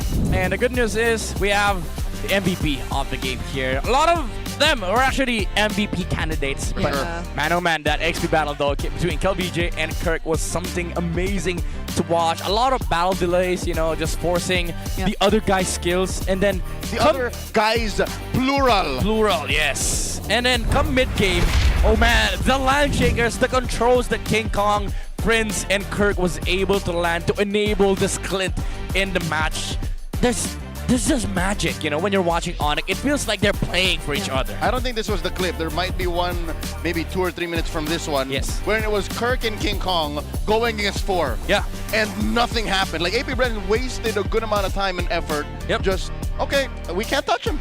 Yeah, because they know that, okay, AP Brent, you guys need items, you guys need farm. Let's just fight, you know? Let's just prove that. Let's just prove that. Okay, you don't have items. Okay, let me go on you. Let me use Flicker. I don't care. Nobody's punishing me. And then King Kong was like, okay, guys, chill a bit. Maybe we farm. Let me steal some purple away from this Joy. And in this clip right here, King Kong and Kirk, the KK duo, gave so much space on the map. Because, again, King Kong bought plate armor. He was like, guys, this is how much lacking your composition in terms of damage is. I can buy blade armor and you can't do nothing about it. Yeah, it's so funny because like their definition of chill is just King Kong constantly stealing away stuff across the map while ONIC just don't really full commit on the other fights that are happening. So everything's just happening all at once with AP Bren not knowing that there's already this massive lead already in the hands of ONIC. So it was almost impossible for them to just crawl back from that. And those are the most dangerous kinds of leads. The ones you never see coming from out of nowhere until it's too late. Yeah, and as you know, the saying goes, chivalry's dead, but it's not for ONIC because it's there. You know, Clint able to amass so many kills in this game. I believe he had 7 stacks when the game ended. If I'm not mistaken, 7 stacks on the Sky Piercer. There was a point in the game where he basically just used the passive onto Shizu, took away like half of the HP of the Claude. If he had one more bullet on the passive, would have killed Shizu with 2 hits. That's how strong the Clint was in the late game. And AP Bren again, the question was, even if you close the gap, what can you do against the Kalea? Like the Joy comes in, the Claude comes in. Guess what the Kalea's gonna do? He jumps you. Where's the damage? Where's the threat for Clayton? On paper, it's kind of chopped. Again, you have cooked. They got cooked, yes. But at the end of the day, you know, chivalry, I believe, is not dead. Because it isn't. As a knightly gentleman, it is your duty to show your opponent your best. Yes. And I think ONIC really punished AP Bren for what they wanted to get away with. They ended it in 11 minutes. Yeah. Him and Super Prince did not die at all in this entire game. I'm starting to wonder how the Gord conversation happened because it felt like Nova also wasn't able to play interestingly because of the Gord. You know what, to be fair, Super Prince did assert himself. Look, he's at an all-time peak again. Yeah. On average, he's the highest, you know, when it comes to heart rate for the rest of the team. Yeah, I'd expect this from the likes of the Farsa, you know, the Salinas, but not on Gord Zushin. It makes sense though. The Gord is like, wait, yeah. Maybe in moments where's Brusco? He's helping Saber. Oh, okay. I gotta take care of myself. Oh. Yeah, let me self-preserve, you know? Which is why, again, Gord is such an impressive hero to see in the metagame, because you don't see this very often. He has 0 mobility. Yeah. I mean, it's built into his kit. He gets movement speed upon stacks of his passive, but that aside, you have to plan for where you end up when you fight. Yeah, and even in that last moment, he was the one who threw out his ultimate first. So he was like right in front of AP Bren. He used it as a deterrent. So we're here now via the Infinix mic check as to how they call their shots in this match. Patras lang pre ah. Kalmado. Chill. Wala ka ulti. Ready. Okay, ready. Nagulong ka. Kaya ba? Diyan sa loob. Kaya. Patay. Akimi. Wala. No flicker to. Patay. Ready blue ko. Bruce. First good. Attacking. Pick mo lang mitts. Pick mo lang mitts. Talunan mo lang harap. Flicker po. Kay Prince pre. Okay, boy ako dito. Naka-Joy pre. Joy, no-ulti Joy. Tingin, Joy. Stand ka dalawa. Yung pop, may iwan doon. Yung pop. Sky Piercer. Bot. Walang shield yung bot. Wala niya lumapit ah. Dapat ni Clay Prince. Ano yan? Bot. Paldo si Kirk. Paldo, Liat, ayos gold. Mitch, huwag ka na mag-initiate, Mitch. Tingin. Bang! Mani ako! Bang! Tara. Mani ako! Two major learnings via the Infinix mic check. Number one, they indeed do play for Clayton. So it's all centered on that Clint. Second is they just direct Brusco. Like Brusco protect Clint. Yeah. Brusco protect guard. And then from there they just move along. I heard the Paldo word again from Clayton. Clayton is Paldo. And for all those who are Paldo, we invite you to pick up your Dynamic Port and Radiant kits. They're officially live in the shop. Leslie Mains is for you. It's time to lock and load. And now is the best time to gear up because it's from now until May 23rd. So you can enjoy 20% off during the first month launch. You heard that right. That's just 640 diamonds. 640 diamonds for the Dynamic Ported and only 200 for those Radiant kits. Log in right now and flex that angelic agent in style. That's less than $1,000 worth of diamonds for the whole kit. So, yes, sir. Again, if you can't win, just flex. True. That's why I always flex. I even have that loading screen thing. Yeah. You showed me that. Yes, sir. Ladies and gentlemen, we got one more match coming your way on this lovely Friday night. We will be witnessing the white-hot Smart Omega face-off against still, I think, number one, the final boss in the league, Team Liquid Philippines. That's coming your way. That's midnight. This is Brigida. My name is Leo. Stay with us. You're watching MPL Philippines. Let's go on over to a side report.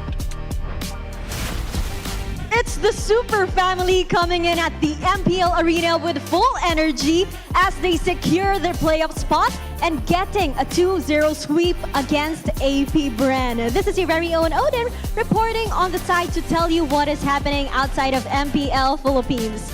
Now we are gonna talk about ENCC Ball qualifiers. It's a national qualifier to decide which team will represent the Philippines in the Esports Nation Cup 2026. Kinakatawan yan ng TZ Brothers na kinabibilangan ng original TZ Brothers na sina Carl TZ, Flap, kasama sina JP, Sanji, and Super Marco. Sila ngayon ang magre-representa sa Pilipinas para sa Esports Nation Cup 2026. Ito ay matapos nilang patumbahin ang Imports Esports sa Grand Finals with a 3-1 score. But before that happened, ay winalis nila ang group stage kung saan nagtala sila ng 8-0 record. And now, we are gonna put a spotlight onto Athena League. It's an all-female MLBB league na dedicated for highlighting women in esports.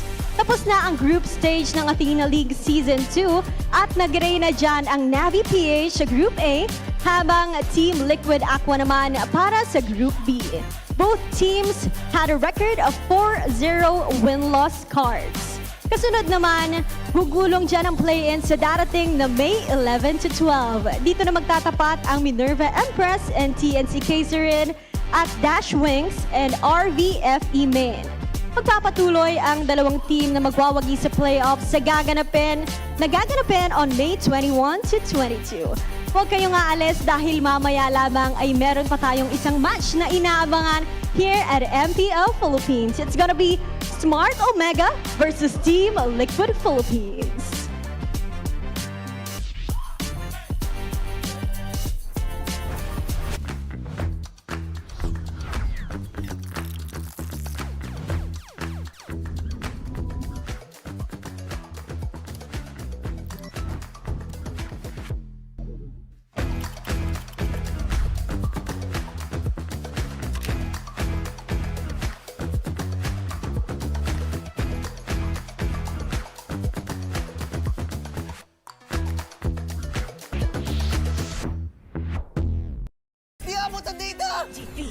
GG bro!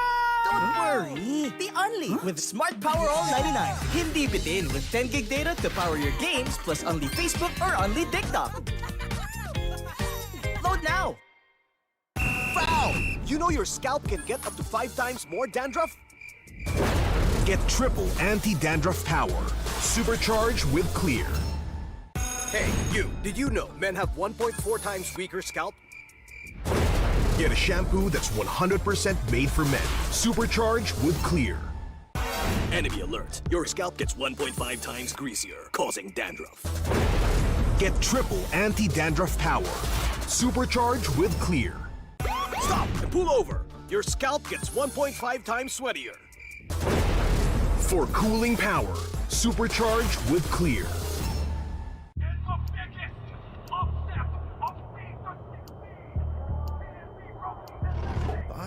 sila masusuportahan ngayon ng mas maayos. Kailangan ko ba magpalit ng strategies? Nagagampanan ko kaya ng maayos ang role ko? Will I be able to meet their expectations? We have to prove them all wrong.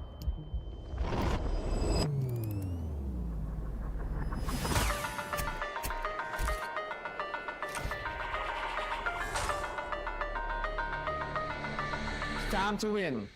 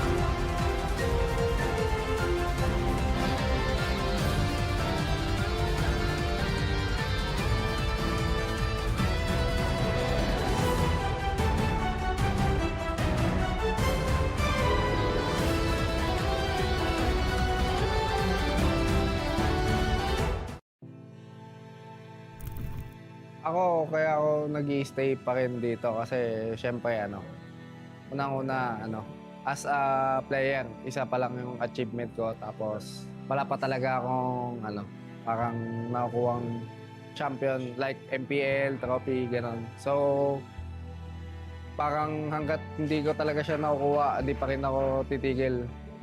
Kasi parang marami rin akong sinakripisyo sa sarili ko para dito. So parang kung susuko ako, parang sayang naman yung mga sinakripisyo ko. Message ko sa past self ko, huwag kang mag-doubt sa napili mong desisyon yan. Kumbaga, although hindi mo nakukuha pa rin hanggang ngayon, huwag kang sumuko kasi lahat naman ng kung nasan ka ngayon is ibig sabihin, dinala ka para doon. So, huwag kang sumuko, huwag mong bitawan. Hindi ka naman mapupunta sa sitwasyon na to kung hindi yun yung will ni Lord para sa'yo.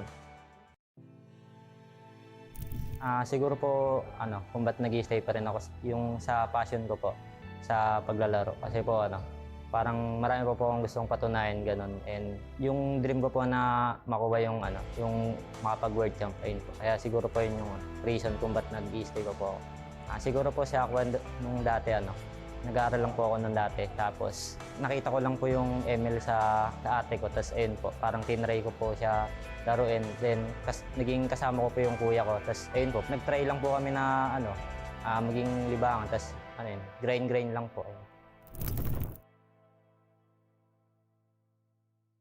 I'm super fan Nor Arumpak from Iligan City. Hi everyone, I am super fan Ainol from Iligan City. Experience namin dito sa MPL arena mismo is exciting siya at saka mas ramdam mo yung kaba lalo na pag nandito ka na, parang double times yung kaba na nararamdaman mo para sa team na sinusuportahan mo. Sobrang exciting kasi I'm watching with my cavalries also, and then super exciting kasi iba pa rin yung kaba kapag sila yung naglalaro tapos against ONIC pa din, which is both super team in this match.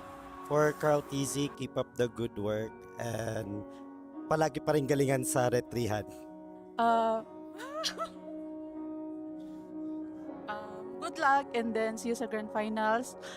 Lilipat na kami pabalik dito to see you and to watch you sa finals and also sa MSC. Opo. palagi po kayong pinapanood sa live. At saka galingan pa rin po at saka see you sa sa finals. We will make sure na pupunta kami. For me, maraming salamat po and talagang ginagalingan namin whenever na may mga fans talaga na nag-effort na pumunta dito and we're just lucky to have you guys. Thank you so much po. Same lang din po sa akin, sobrang nakakatuwa kapag may mga ganitong fans na galing pa po kayo sa malayo and sobrang na-appreciate namin ngayon. Thank you po.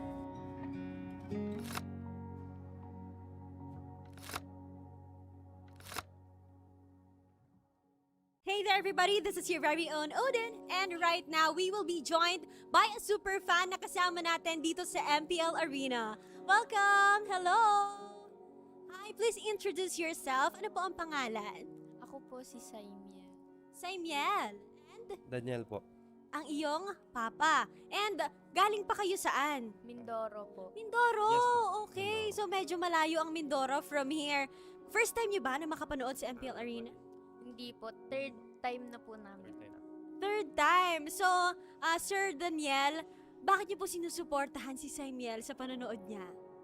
Bale, ito yung kanyang bali gift ko na rin sa kanya and then kasi with high honor siya. And ito yung na-request niya sa akin. Then last time, kahit nung last year nung nag-graduate siya, ito din. Nakakatuwa naman na talaga nakikita natin yung parents na sumusuporta sa pagiging fangirl ng inyong anak. And Saimiel, congratulations for bagging the high honors. At obvious naman siguro kung sino sinusuportahan mo. Anong team ba yan? ONIC po. ONIC. Gano'n ka nakatagal na fan ng ONIC? Since season 14 pa po.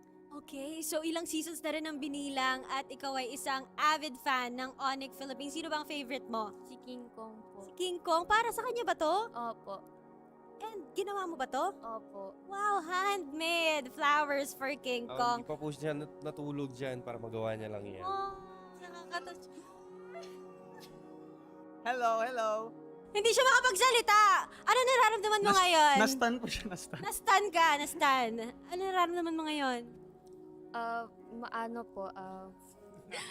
Masaya po kasi na-meet ko po ulit yung idol ko. Oh, familiar siya sa akin. Naaalala ka niya, Saimiel. Nagpa-video greet po ako sa kanya nung birthday ko po, no October 12 po. Tapos ngayon, si King Kong ang may birthday. Ano ang message mo sa kanya? Happy birthday Kuya King and God bless at bawi sa sunod na laro. Thank you. Meron siyang something for you, King Kong. Uy! Dito siya natulog dahil dyan, para sa'yo. DIY! Grabe. Okay, pati ikaw ay nastan na rin dahil sa binigay niya. What's your message to Saimiel? Wait lang, nastan pa ako dito. Super nakakatuwa na galing pa sila sa malayong lugar tapos para lang panoorin ako tapos knowing na birthday ko, pupunta sila dito para supportahan ako and ayun, magbigay ng mga gantong gift which is nakakataba ng puso. Attach siya talaga, Saimiel. Pero alam mo, King, kasama din niya ang kanyang papa. Hello po. Just like your supportive dad, supportive din ang kanyang papa, Daniel. What is your message to the whole ONIC Philippines na sinusuportahan mo since season 14? At sana po tuloy-tuloy pa rin po yung panalo nila and good luck po sa mga ibang laro. Kumusta po yung biyahe nyo papunta dito just to see King Kong and ONIC Philippines? Bali ma'am, hindi ganun kadali kasi maraming pasahero kanina. Then yung barko papuno na rin. Kami na yung last na tatawagin. Tapos ayun, pinalad naman na makarating dito. So muntik pa kayong hindi makasakay. And fortunately, para sa inyo talaga yung slot na yon at para makita nyo si King Kong. Nakatadhana. Grabe ka naman. Thank you so much po. Maraming salamat. Hello MPL Superfans, this is your host Denise at makakasama natin ngayon one of Aurora Gaming's fan from day one. Tama ba ako doon? Yes. From day one, a guest here. Can you tell us about yourself? What is your name? My name is Brandon Dwayne Balatbat and this is my second time in the MPL stage. Yes. But I've been watching in live from my home. So when did you start na maging fan? Since the very start of the release of the Team Aurora in the Philippines. Can you share us how was your experience today? You saw them firsthand. It was fun, but it was sad to see that they lost to TNC. But I hope they will be better next time and keep practicing to be better. And we have already established you're a fan of Aurora, pero sinong player doon? I love all the players in Aurora, but there's one person that stands out, and that is Light. Really, Light? Bakit si Light? Light inspires me to become a great roamer because my main role is roam, and my main hero is also Grok, and I really admire Light. And do you know that he's with us today? Joining us is Light. All right, Light, let me give you the microphone. Brandon here is a fan. He is also a roamer. Ano nga masasabi mo kay Brandon? Unang-una, gusto ko thank you syempre. I'm just doing my best and playing. Tas na-inspire ko siya and yun, inaanga niya ako. So I really appreciate it. Thank you so much, Light. And Brandon, what do you want to say to Kuya Light here? Kuya Light, it's really nice to meet you for the first time. Since you joined Aurora, I really admire your ability to play Grok, and the fact that you carried the team to win the world champion. I really admire you playing Grok. Okay, what a heartwarming moment here for Brandon and for Light. But for the meantime, no, balik muna namin sa inyo. Hey ML Superfans, it's fun to watch the games live, but you know what's better?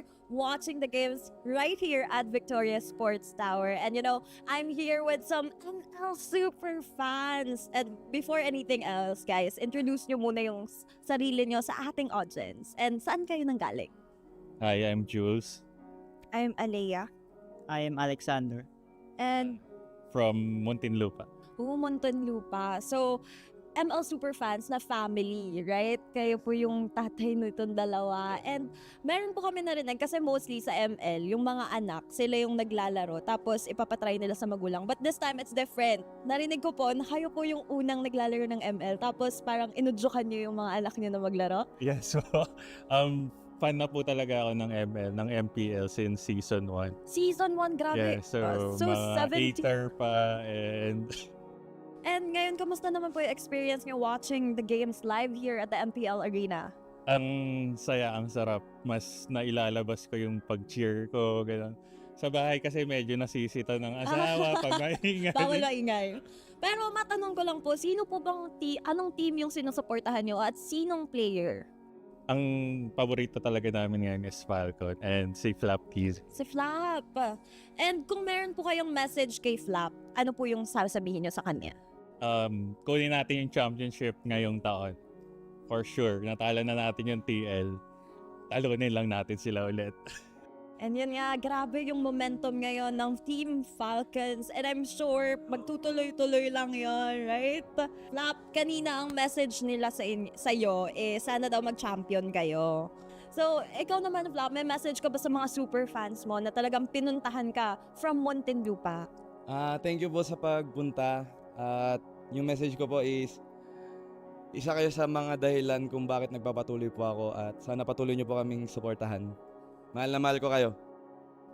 And you know, it's super fun na makakakita tayo ng mga ML Superfans and of course, their beloved player. And we'll see, guys, if matutuloy ba ang championship nga ba. This season is for Team Falcons. So, we'll see that right off.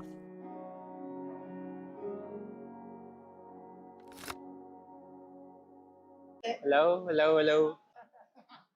Ang preparation namin this week, normal lang na yung ginagawa namin sa scrim. Kasi lahat naman ng team pinag-aandaan namin. And ang plano namin sa ipiprint para di sila makay sa gawin lang namin yung lagi namin ginagawa sa scrim. Kasi adapt namin sa tournament. Good luck. Good luck sa inyo, galingan niyo. Strategy namin, freestylean lang. Kahit ano mangyari. Why not, Pogi? Takot? Good luck, galingan mo. Nanalo daw si Pams, kakanta daw ulit siya. Kanta pati sayaw. May utang pa siya isang kanta. Winnie Bocham! Sa lahat ng pumunta, thank you. Sana makauwi kayong ligtas. Message ko sa fans namin, salamat sa mga pumunta ngayong araw at sana patuloy nyo kami supportahan sa bawat laban natin. Ingat kayo, God bless. Ano yun, getting to know?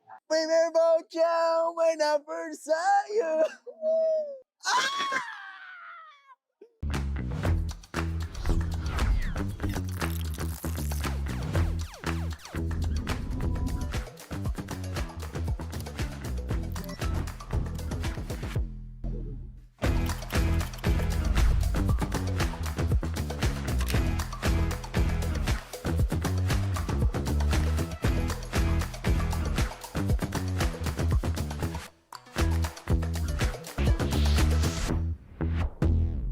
Di abutan dito!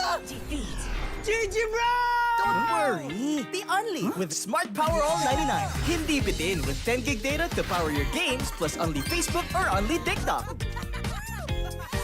Load now! Foul!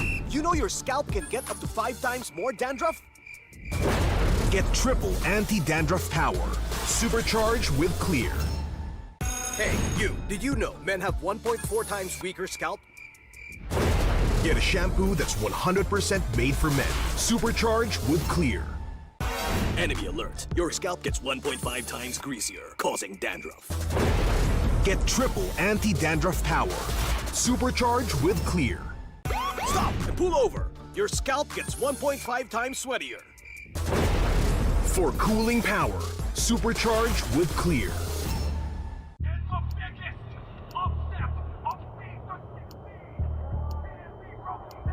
Paano ko kaya sila masusuportahan ngayon ng mas maayos? Kailangan ko ba magpalit ng strategies? Nagagampanan ko kaya ng maayos ang role ko? Will I be able to meet their expectations? We have to prove them all wrong.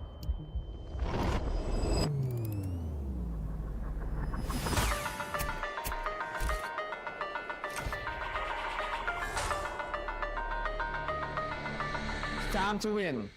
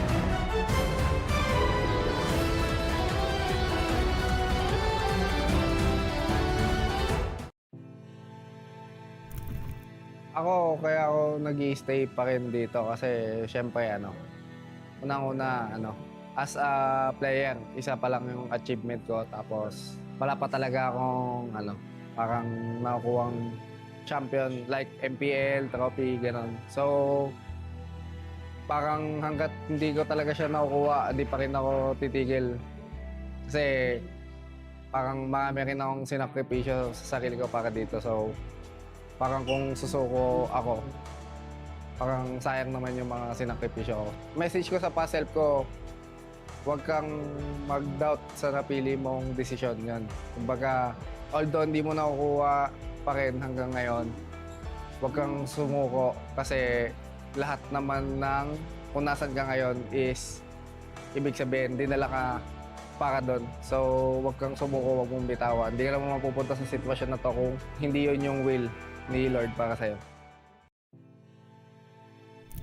Siguro po, kung ba't nag-i-stay pa rin ako, yung sa passion ko po, sa paglalaro. Kasi po, parang marami po akong gustong patunayan, ganun. And yung dream ko po na makuha yung, yung makapag-world champ, ayun po. Kaya siguro po yun yung reason kung ba't nag-i-stay ko po ako. Siguro po si Aqua nung dati, nag-aaral lang po ako nung dati. Tapos, nakita ko lang po yung ML sa ate ko. Tapos, ayun po, parang tinry ko po siya laruin. Then, naging kasama ko po yung kuya ko. Tapos, ayun po, nag-try lang po kami na, maging libangan. Tapos, grind lang po. I'm super fan Nor Arumpak from Iligan City. Hi everyone, I am super fan Idol from Iligan City. Experience namin dito sa MPL arena mismo is exciting siya at saka mas ramdam mo yung kaba lalo na pag nandito ka na, parang double times yung kaba na nararamdaman mo para sa team na sinusuportahan mo. Sobrang exciting kasi I'm watching with my cavalries also, and then super exciting kasi iba pa rin yung kaba kapag sila yung naglalaro tapos against ONIC pa din, which is both super team in this match. For Carl TZ, keep up the good work and palagi pa rin galingan sa retrihan. Good luck and then see you sa grand finals. Lilipat na kami pabalik dito to see you and to watch you sa finals and also sa MSC. Palagi po kayong pinapanood sa live. At saka galingan pa rin po at saka see you sa sa finals. We will make sure na pupunta kami. For me, maraming salamat po and talagang ginagalingan namin whenever na may mga fans talaga na nag-effort na pumunta dito and we're just lucky to have you guys. Thank you so much po. Same lang din po sa akin, sobrang nakakatuwa kapag may mga ganitong fans na galing pa buhay sa malayo and sobrang na-appreciate namin ngayon. Thank you po.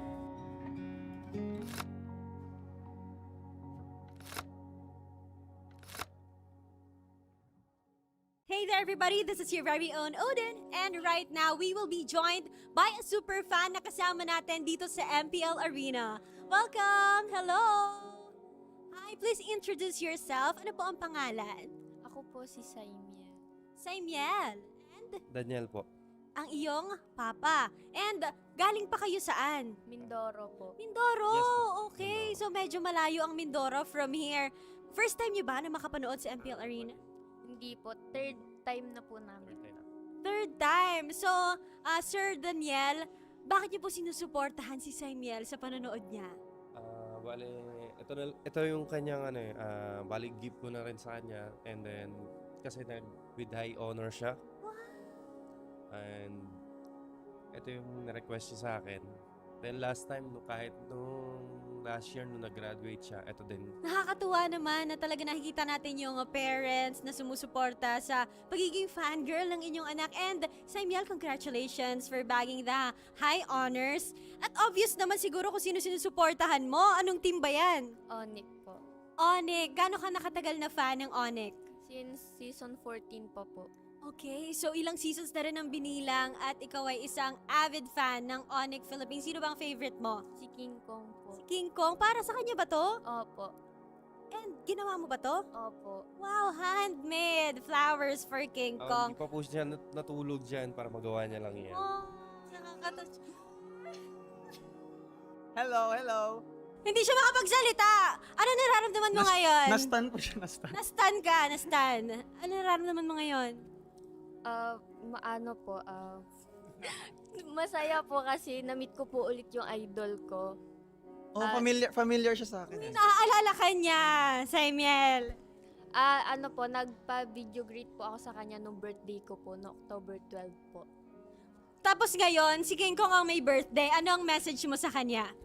Happy birthday Kuya King and God bless at bawi sa sunod na laro. Thank you. Meron siyang something for you, King Kong. Uy! Di daw siya natulog dahil dyan ba? para sa'yo. DIY! Grabe. Okay, pati ikaw ay nastan na rin dahil sa binigay niya. What's your message to Saimiel? Wait lang, nastan pa ako dito.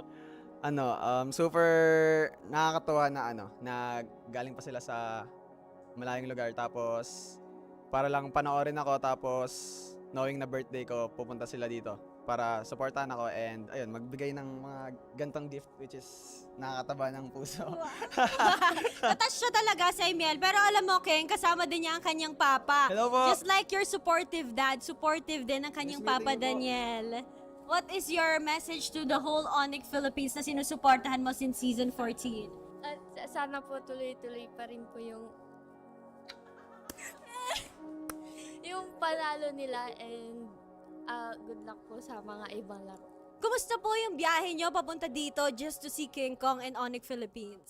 Bali ma'am, hindi ganun kadali kasi maraming pasahero kanina. Then, yung barko, papuno na rin. Kami na yung last na tatawagin. Tapos, ayun, pinalad naman na makarating dito. So, muntik pa kayong hindi makasakay. And fortunately, para sa inyo talaga yung slot na yon at para makita nyo si King Kong. Nakatadhana.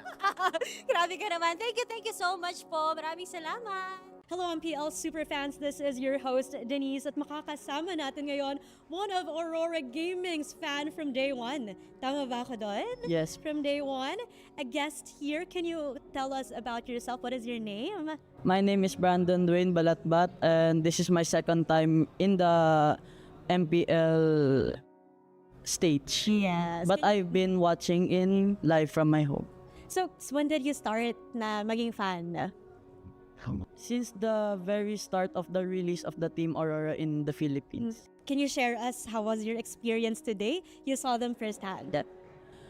It was fun, but it was sad to see that they lost to TNC. But I hope they will be better next time and keep practicing to be better.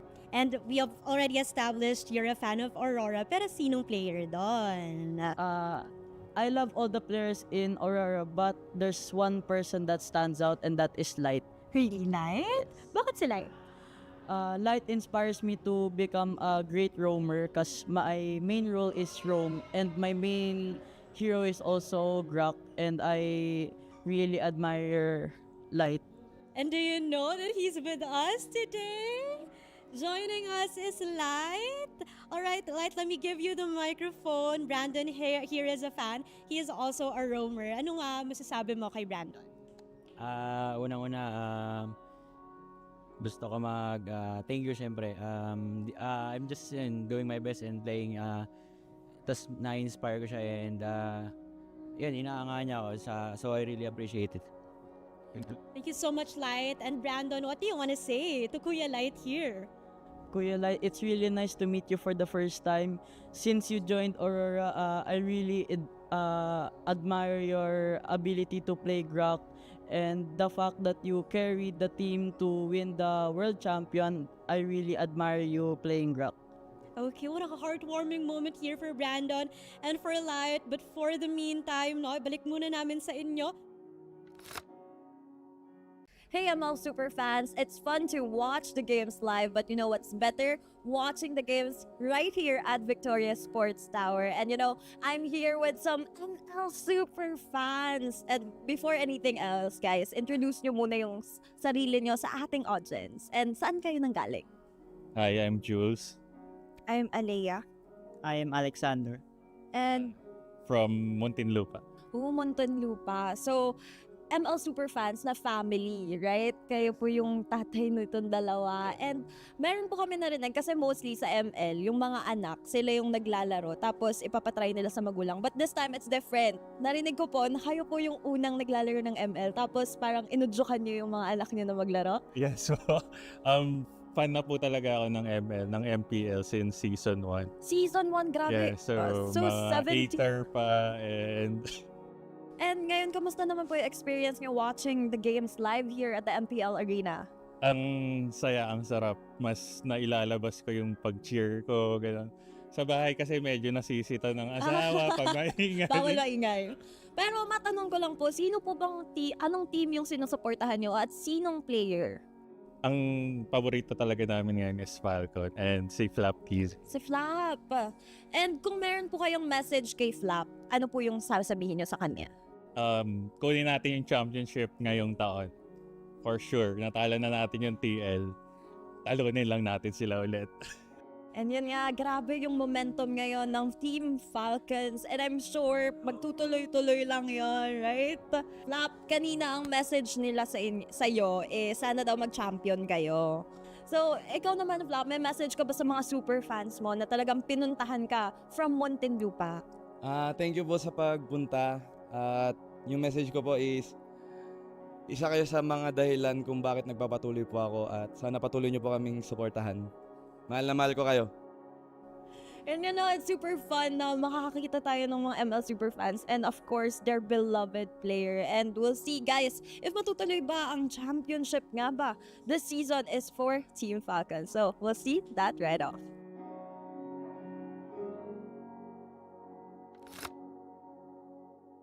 Hello? Hello? Hello? Ang preparation namin this week, normal lang na ang ginagawa namin sa scrim. Kasi lahat naman ng team pinag-aandaan namin. And ang plano namin sa APBR para di sila makay sa gawin lang namin yung lagi namin ginagawa sa scrim. Kasi adapt namin sa tournament. Good luck. Good luck sa inyo, galingan niyo. Strategy namin, freestylean lang. Kahit ano mangyari. Why not, Pogi? Takot? Good luck, galingan mo. Nanalo daw si Punks, kakanta daw ulit siya. Kanta pati sayaw. May utang pa siya utang pa siya isang kanta. Sa lahat ng pumunta, thank you. Sana makauwi kayong ligtas. Message ko sa fans namin, salamat sa mga pumunta ngayong araw. At sana patuloy nyo kami supportahan sa bawat laban natin. Ingat kayo, God bless. Ano yun, getting to know? Winner Bochow, when I first saw you.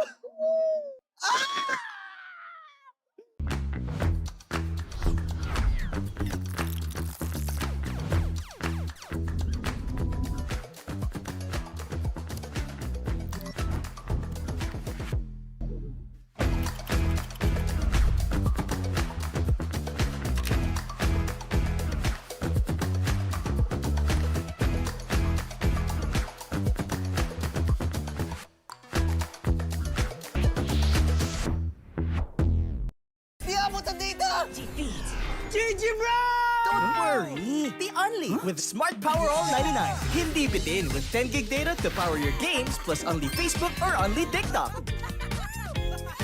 Load now! Foul! You know your scalp can get up to 5 times more dandruff? Get triple anti-dandruff power. Supercharged with Clear.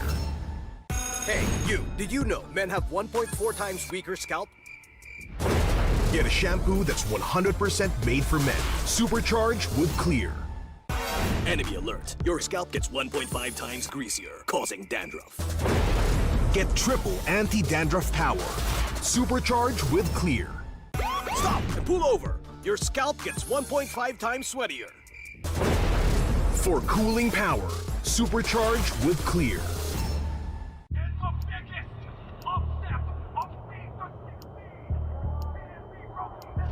Paano ko kaya sila masusuportahan ngayon ng mas maayos? Kailangan ko ba magpalit ng strategies?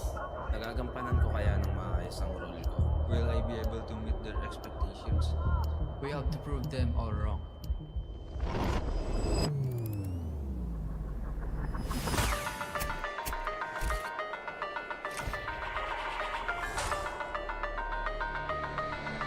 It's time to win.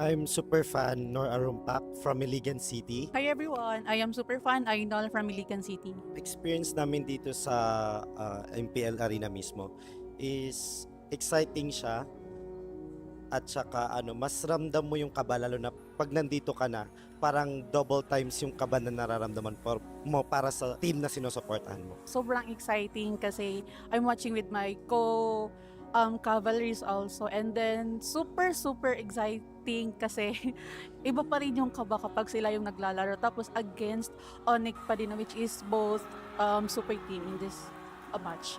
For Carl TZ, keep up the good work and palagi pa rin galingan sa retrihan. Good luck and then see you sa grand finals. Lilipat na kami pabalik dito to see you and to watch you sa finals and also sa MSC. Palagi po kayong pinapanood sa live. At saka galingan pa rin po at saka see you sa sa finals. We will make sure na pupunta kami. For me, maraming salamat po and talagang ginagalingan namin whenever na may mga fans talaga na nag-effort na pumunta dito and we're just lucky to have you guys. Thank you so much po. Same lang din po sa akin, sobrang nakakatawa kapag may mga ganitong fans na galing pa buhay sa malayo and sobrang na-appreciate namin ngayon. Thank you po.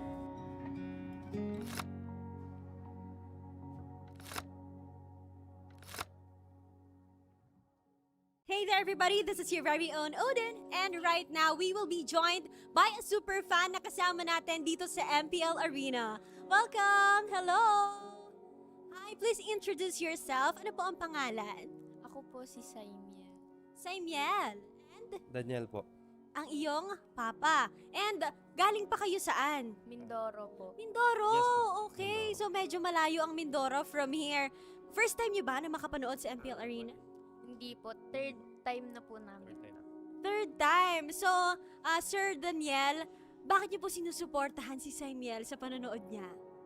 Bale, ito yung kanyang bali gift ko na rin sa kanya and then kasi with high honor siya. And ito yung na-request siya sa akin. Then last time, kahit nung last year nung nag-graduate siya, ito din. Nakakatuwa naman na talaga nakikita natin yung parents na sumusuporta sa pagiging fangirl ng inyong anak. And Saimiel, congratulations for bagging the high honors. At obvious naman siguro kung sino sinusuportahan mo. Anong team ba yan? ONIC po. ONIC. Gaano ka nakatagal na fan ng ONIC? Since season 14 pa po. Okay, so ilang seasons na rin ang binilang at ikaw ay isang avid fan ng ONIC Philippines. Sino bang favorite mo? Si King Kong po. Si King Kong? Para sa kanya ba to? Opo.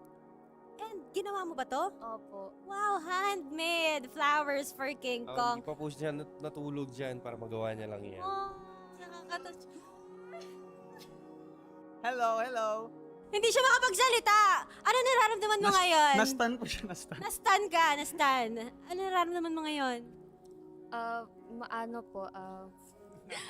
Masaya po kasi na-meet ko po ulit yung idol ko.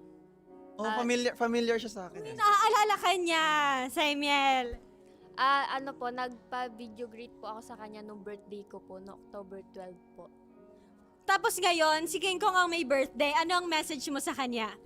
Happy birthday Kuya King and God bless at bawi sa sunod na laro. Thank you. Meron siyang something for you, King Kong. Uy! Di daw siya natulog dahil dyan ba? para sa'yo. DIY!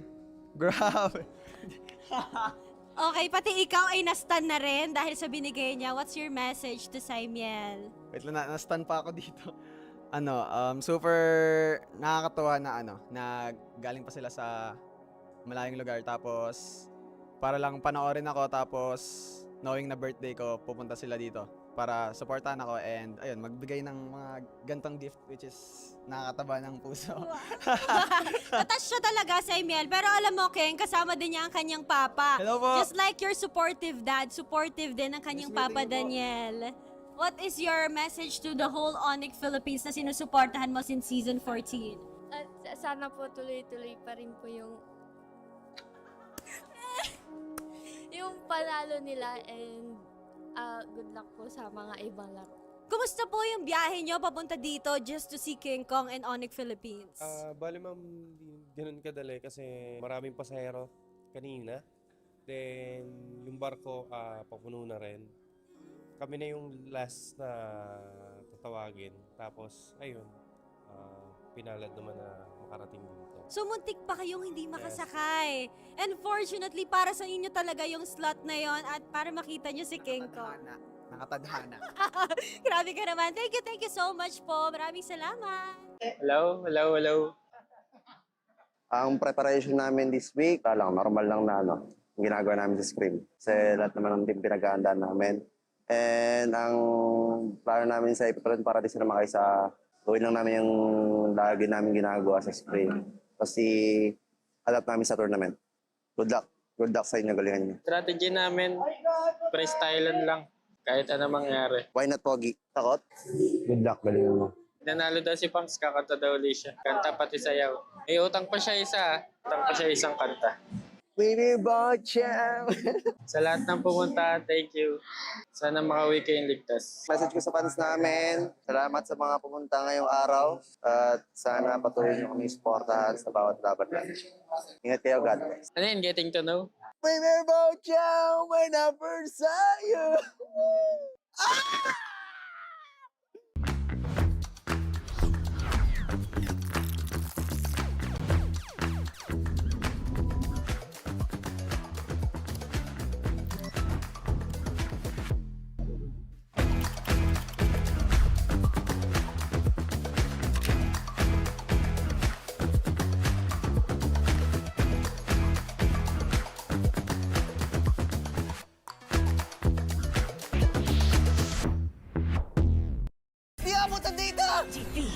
GG bro! Don't worry! The Only with Smart Power All 99. Hindi bitin with 10 gig data to power your games plus only Facebook or only TikTok. Load now! Foul! You know your scalp can get up to 5 times more dandruff? Get triple anti-dandruff power. Supercharged with Clear. Hey, you! Did you know men have 1.4 times weaker scalp? Get a shampoo that's 100% made for men. Supercharged with Clear. Enemy alert. Your scalp gets 1.5 times greasier, causing dandruff. Get triple anti-dandruff power. Supercharged with Clear. Stop and pull over. Your scalp gets 1.5 times sweatier. For cooling power, supercharged with Clear.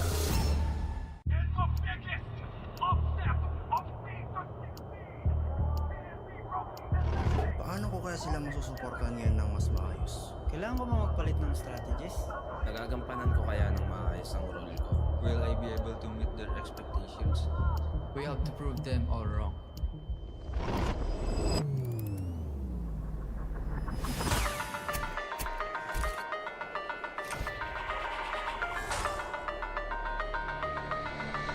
Time to win.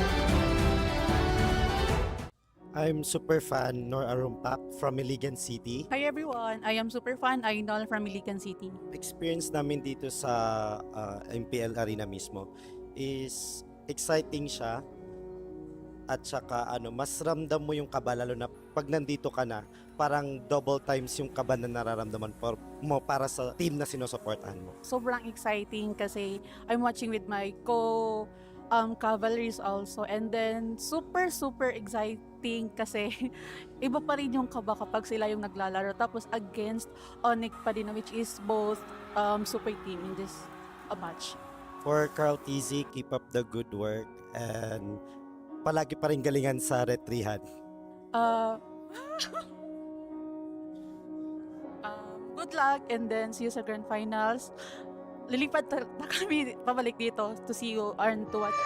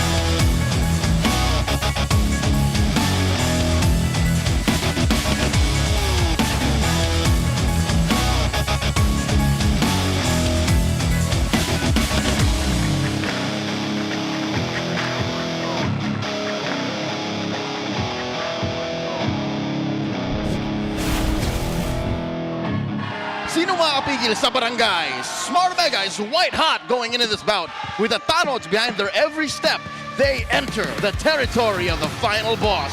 Team Liquid has proven to be dominant force as the defending champions of the league. Each win a statement.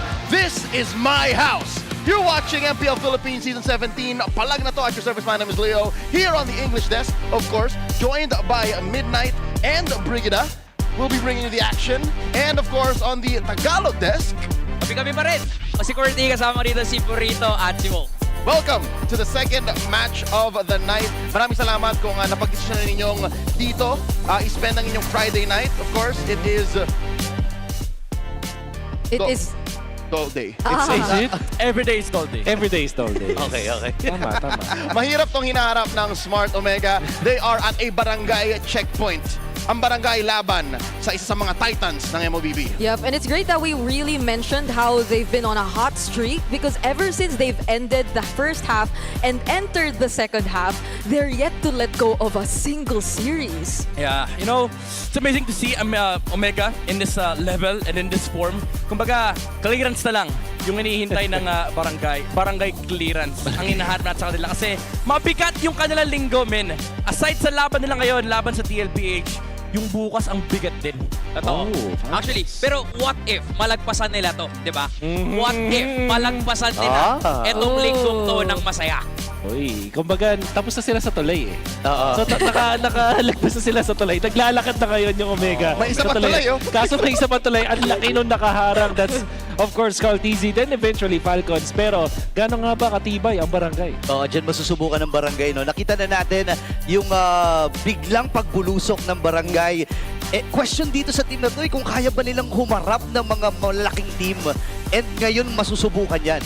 Yeah, we can only hope na despite of course yung first 3 matches nila in the second half being up against teams who are on the lower half, ayan na nga, we can see na the barangay is looking very comfortable kasi I believe that would really prepare them a lot going up against the top seeds in our standings. You know, it's funny because like we talk about bridges, we talk about rivers. But we talk about one thing for Smart Omega. It's very easy for them. One way to secure a playoff spot is just win against one Titan. Isang Titan lang ang nakaharang sa pathway ng barangay. They have 2 chances. Today, it's going to be TLPH at kapag nanalo sila, that will be good. And then, Falcons tomorrow. Pero ito naman yung isa sa mga gustong-gusto kong statlight. Hindi nyo napapansin. Pero sa team na to, sa Omega, sa franchise, this is actually the best streak so far sa regular season ng Omega. This, for the very first time since Season 6, mga kaibigan, 5-match win streak kung sakali. And pre-franchise Omega pa yun. Tinan mo, more flex. Okay. It's worth flexing kasi nga, nung ginawa nila yun, 5-match win streak sila ang nagrepresenta sa ating bansa. That's right. This was a Hayes and Haji-led Omega. Diba? Isipin mo yun. At saka kung babalikan mo at titingnan mo ng mabuti, 6 na taon yung lumipas. Gano'ng kahabang taon ang inantay ng Smart Omega para mapunta lang sa puntong to ngayon? Nandito pa din si Wolf, no? 20 years old pa lang ako noon, guys. Ako 12 eh. Talaga ba? Bata-bata pa kayo, no? Pero ang panigurado dito for Smart Omega ay talagang maganda yung pagpasok nila entering this week. Pero ito din kasi, di ba? Parang kakalabanin ng Smart Omega yung medyo galit na lang na Liquid kasi nakabawi na sila ng isa. Pero sinabi na rin mismo ni Carl na ang pinaka-aim nila ay wala nang talo sa pagtatapos ng regular season. And if they do win na dire-diretso, may chance sila either first seed or dun sa upper bracket na hina-aim naman din talaga ng teams. Alam naman natin kapag nasa upper bracket ka, mas maganda yung scenario para sa'yo. And this is a team that was doubted before they started, but now, yung ibang teams nagkukumahog makapasok sa playoffs, sila ang problema nila is, ano ba tayo? First seed, second seed, or third seed? That's right. Confirmed na bahay nga nila ang MPL Philippines Season 17. Ang tanong, nasa hapag ba sila? Are they at the head of the table?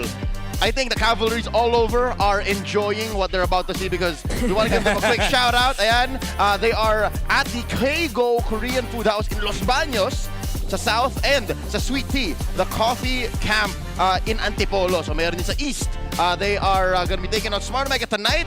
Continue to support Liquid as they face up against TNS Pro Team tomorrow at the same location. So meron tayo sa South, meron tayo sa East. Yeah. Pumunta na kayo. Yes. These are the important matches for the Cavalry kasi syempre malalaman nga natin this week at the very least if they will get to secure that upper bracket. Kasi if not tonight, if not tomorrow, then we are again watching out for Aurora versus ONIC, which happens this coming Sunday. And the Cavalry's charge towards the upper bracket would not be possible without this young man on screen. Teddy, let's learn about him and his life story before the match begins through this video.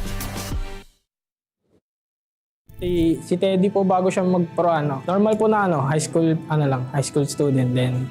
Yung una po libangan lang talaga yung ML din. Pero dati po mahilig na talaga ako sa mga MOBA games. So dati hilig lang tas naging competitive na ako sa RG ganun. Then nag-tryout po ako sa amateur team.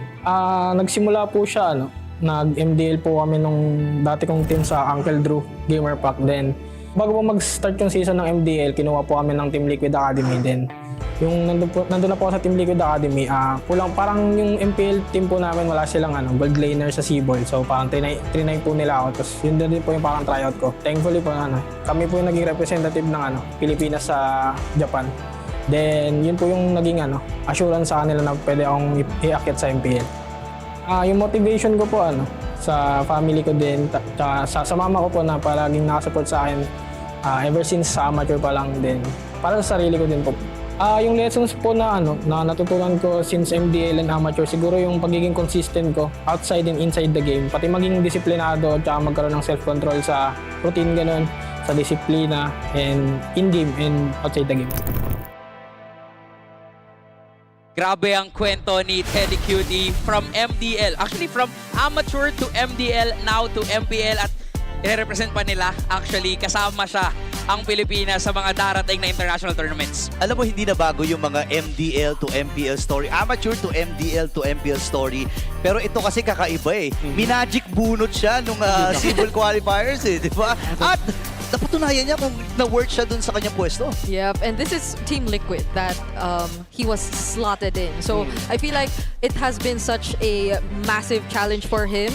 I think nag-rebrand pa nga, di ba? He dropped the cutie. So parang Teddy na lang. Teddy na lang when he came into MPL.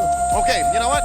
Let's talk about what the teams have to do through the Infinix keys to victory. Wolf in Midnight. Yeah. Yes, at kung sumusunod kayo sa mga trends ngayon sa social media, alam nyo na ang surefire way para matalo ang Team Liquid ay mag-all chat ng pag natalo kayo. Akin si... Teka. Wait lang. Totoo ba to? Totoo to. Pati yung sa Team Liquid, just don't be... Joke lang. Para alam naman natin, ito talaga yung tunay na keys to victory. Bukod sa don't be eng para sa Team Liquid. Nawala pa rin yung translation. Sa ngayon. The first na turtle win is syempre importante sa TLPH. At yan na kailangan din ng Smart Omega. At huwag kayong mag-oversplit sa TLPH. Feeling ko magaling kasi mag-punish ang TLPH. They know the map better. At pwede kayong mapitasan one after another if you do oversplit against TL. Yeah, and for Team Liquid Philippines naman, para maprotektahan si B, force Omega to lose in the gold lane hero matchup. Very important dito yung tapatan ng best gold laner na si Netsky at pati na rin si Teddy. Hindi ata pwedeng steady lang dito kasi lately nagiging aggressive na rin yung Smart Omega towards that gold lane matchup. And last but not the least, counter the Omega mid-duo movements. Alam naman natin na yung kapitan na nasa barangay ay malupit yung mat call. Kapag nakahawak sila ng tempo, doon nagsisimula yung kanilang pag-shot call, yung kanilang pag-take over sa mapa. Yan ang kailangan gawin ng Liquid para maprotektahan ng B. Actually, I've gotten word. My community started to say Minguin and Perxiva are worthy of being in the top 3 or top 4 ng mid-duo this season. Alam mo, saksi ako dyan eh, na dun sa ENC qualifier, talagang nakakabaliw yung performance netong dalawa na to. May kakaiba silang atake na ginagawa eh. I think that sobrang parang kinokompleto nila yung isa't isa. Yung, not only that, but you can see it eh. Parang may stun, may ibabato si Minguin, tapos parang i-stun muna ni Perks, tapos biglang makukombo nila. Much like Flames Brusco, parang gano'n. Ang term nga ng community ay may binalagbag. ENC qualifier. So kaabang-abang to kasi Daddy JB versus Perks. Ayan na naman. Nung nakaraan, nagdasal yung dalawang to. Dinasalan ni Perks, si Daddy JP, pati ang buong Liquid na manghihina sila, pero nakita kasi natin, hindi gumana. nangyari. Oo. Pero paano yung manifestation ni Netski? Iba yung manifestation ni Netski ngayon. Sobrang lakas eh. Pero parang pinramis naman ng Team Liquid na hindi sila magiging kung ano man yung translation na yun. Tagalog na lang, eng-eng. Eng-eng, okay. Tagalog nga ba even yung word na yun? Pero tingin ko naman Team Liquid is not a team that easily is that. And to be fair, yung Omega, feel ko kahit hindi eng-eng kalaban nila, kaya nilang pumalag eh. And we've learned that. Again, you cannot get lucky in MPL Philippines. Yes. Malinaw tayo doon. So it's more than just Netski's manifestation. Simulan natin to, ang barangay checkpoint ng Omega as they face the final boss. Let's welcome Smart Omega and Team Liquid Philippines.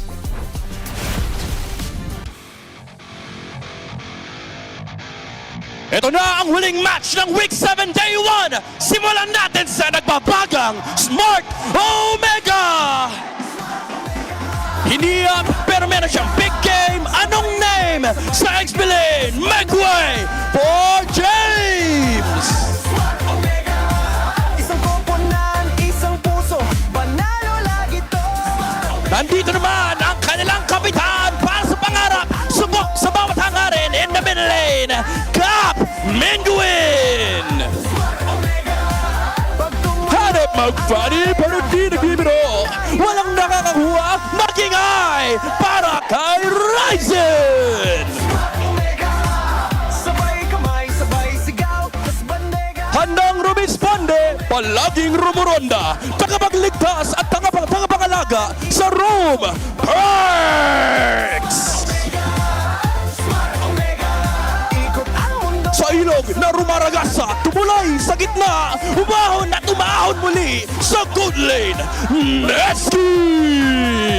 Kami ang dahilan. Smart Omega, Smart Omega. Sabay kamay, sabay sigaw, tas bandega. Let's go, Liquid! The cavalry charges once again to retain their spot at the top. Make some noise for Team Liquid Philippines, the Apex Predator, the Initiator, and above all, someone's stall. He is Raging Sanford! Dictating the game like no one can. The MLBB's GOAT, the chess fan. He is none other than Carl Daisy! Do you smell what he's cooking in the mid lane? Make some noise for Chef Sanji! Team Liquid #1, sinong may kasalanan? And this is Daddy JP! And in the goal lane, he's ready, he is steady, he's deadly, Daddy!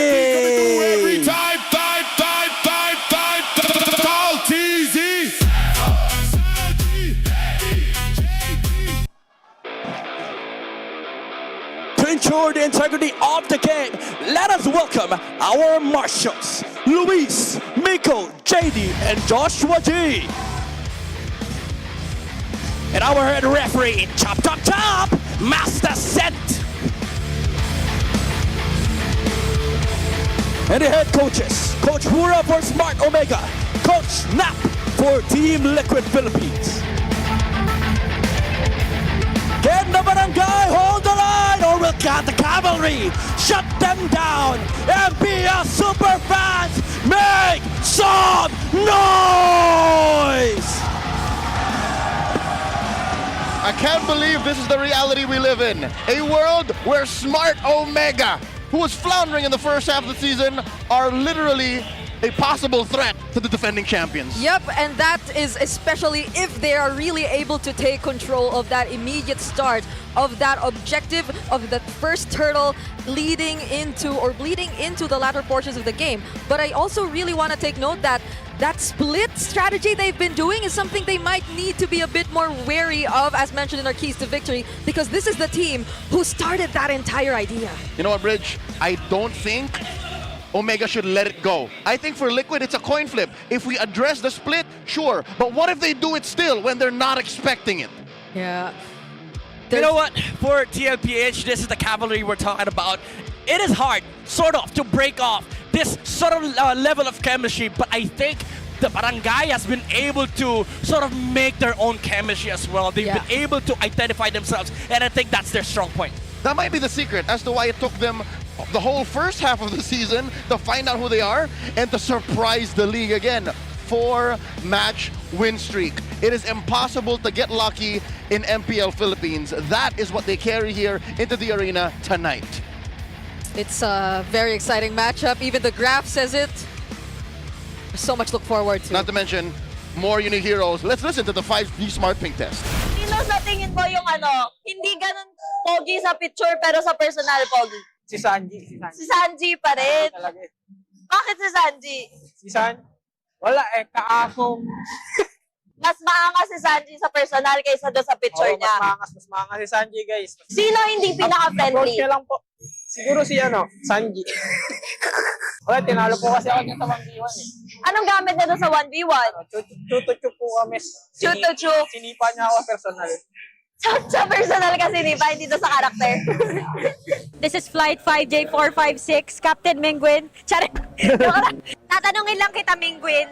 Feel mo, saan ka mas gwapo? Sa camera ng MPL o sa personal? Parang nanagbiabog yun ah. Feel ko, mas pogi ka daw sa personal, sabi nila eh. Aray mo. Aray mo. Sino mas pogi? Si Perks o si Tanod number 1? Standard number 1. Kasi si standard number 1, mapapersonal tsaka camera, pogi talaga. Sa bagay. Diba? Oo, tama. Tsaka, dagdag yun yung charisma eh, no? Charisma yung Oo. Parang, sino man tatapat sa inyo kay Tanod number 1 pagdating sa charisma? Hindi kasi si Din eh. Si Ryzen. Si Ryzen? Oo, si Ryzen talaga. Okay. Kumbaga kung usapang hour lang talaga, Ryzen talaga ako. Speak of the devil, where is Tanod number 1? Yeah, I was looking for him during the team intros. I don't see his presence. Error 404, I guess. Nowhere to be found. No, But I guess don't say that. We can't say that. I mean, here's the thing. For the longest time, we've been saying Smart Omega, they have had a lot of buff. One is the theme song. For sure. Yes. Two is the Barangay Tanod number 1. Yes. So maybe it speaks of the level of confidence that Omega has right now. We don't need Tanod number 1. No, that's not gonna fly. I mean, hopefully they bring him out. It's not gonna fly. It does help that they are on the play. They're going to blue. They choose expanding rivers. So there's a slew of strats that you can actually pull from this position. And again, if you're going to upset the league, if you're going to take down the defending champions, they who say this is my house, I'd say take game 1. Yeah. Liquid, usually when they lose game 1, like nothing comes for free. So you put them up against the wall, you put them in a corner, and you end it quick. Like that must be how Omega does this. I don't think they do it from the game 2. Yeah. Doesn't start in game 2. I guess, you could argue that tempo is going to be very important here, especially for the Barangay. Momentum. Because the cavalry, the caballeros, can win from game number 2. You don't want to toss it over to chances. For Smart Omega, winning game number 1 is a must. That's what I'm saying. Here we go. Into the draft. Smart Omega already off to a start. Oh my lord. They block out so many frontliners. Yep, and also this is Smart Omega saying, Daddy, you're so much at fault. Let's whack a JP. Is it gonna be a Marcel Pryo then for Smart Omega? Maybe. Yo, that's the one hero that it took a while for Daddy JP to pick up. Yes. That Perk started the season hot with. Yeah. I like it. It's a tempo breaker. I think that's that's a game plan here for Smart Omega. You don't shut down the GOAT because he's the GOAT. No. You don't shut down the Raging Sanford. He's gonna rage at you. Oh, they ban out the Marcel. You can't get it. Good read. Yeah. That could have been it. Start at the top, dude. Start at the top. But then the Freya is also open. That's true. That's true. You know what? That might actually be Omega's gambit. That might be the plan of attack. What if they allow the one player that hasn't really proven himself? The one player who might be the easiest to, make vulnerable amongst Liquid. Teddy? They let Teddy pick up the carry. And then they attack Teddy. What if? But I think they're losing focus here. I think for Smart Omega, you attack too many plans, you attack too many fronts, you're gonna lose the original intention of this game plan. Now, for TLPH, they did pick up the Freya. We don't know yet if it's going to gold or if it's going to 2 XP, because Sanford has played the Freya before, and I like this early pickup as well from Carteezy, prioritizing the Harley. Usually we see, you know, Carteezy go for second base picks, Suyo, Leomord, but I think they know the importance of picking up Harley here just to shut down Rise and Singapore. This is unexpected again. Even amongst Omega's rise, how the later half of the season has gone, Suyo being snubbed. Yeah. Do they take it here though? No, it's no more. It's done. They've made their bed. Now they gotta lay in it. Yeah. There's no Suyo. Where's the daddy though? That's the question. Neither team has a roamer. Yeah, because I think if you're TLPH right now, you're in prime position to pick up pro, especially with 5 heroes. They don't want to budge, dog. But the only one that's left is Khalid. Or ooh. Wait. This is the liquid Gavin. So they reveal their sides. Yeah, everyone. 2 sides.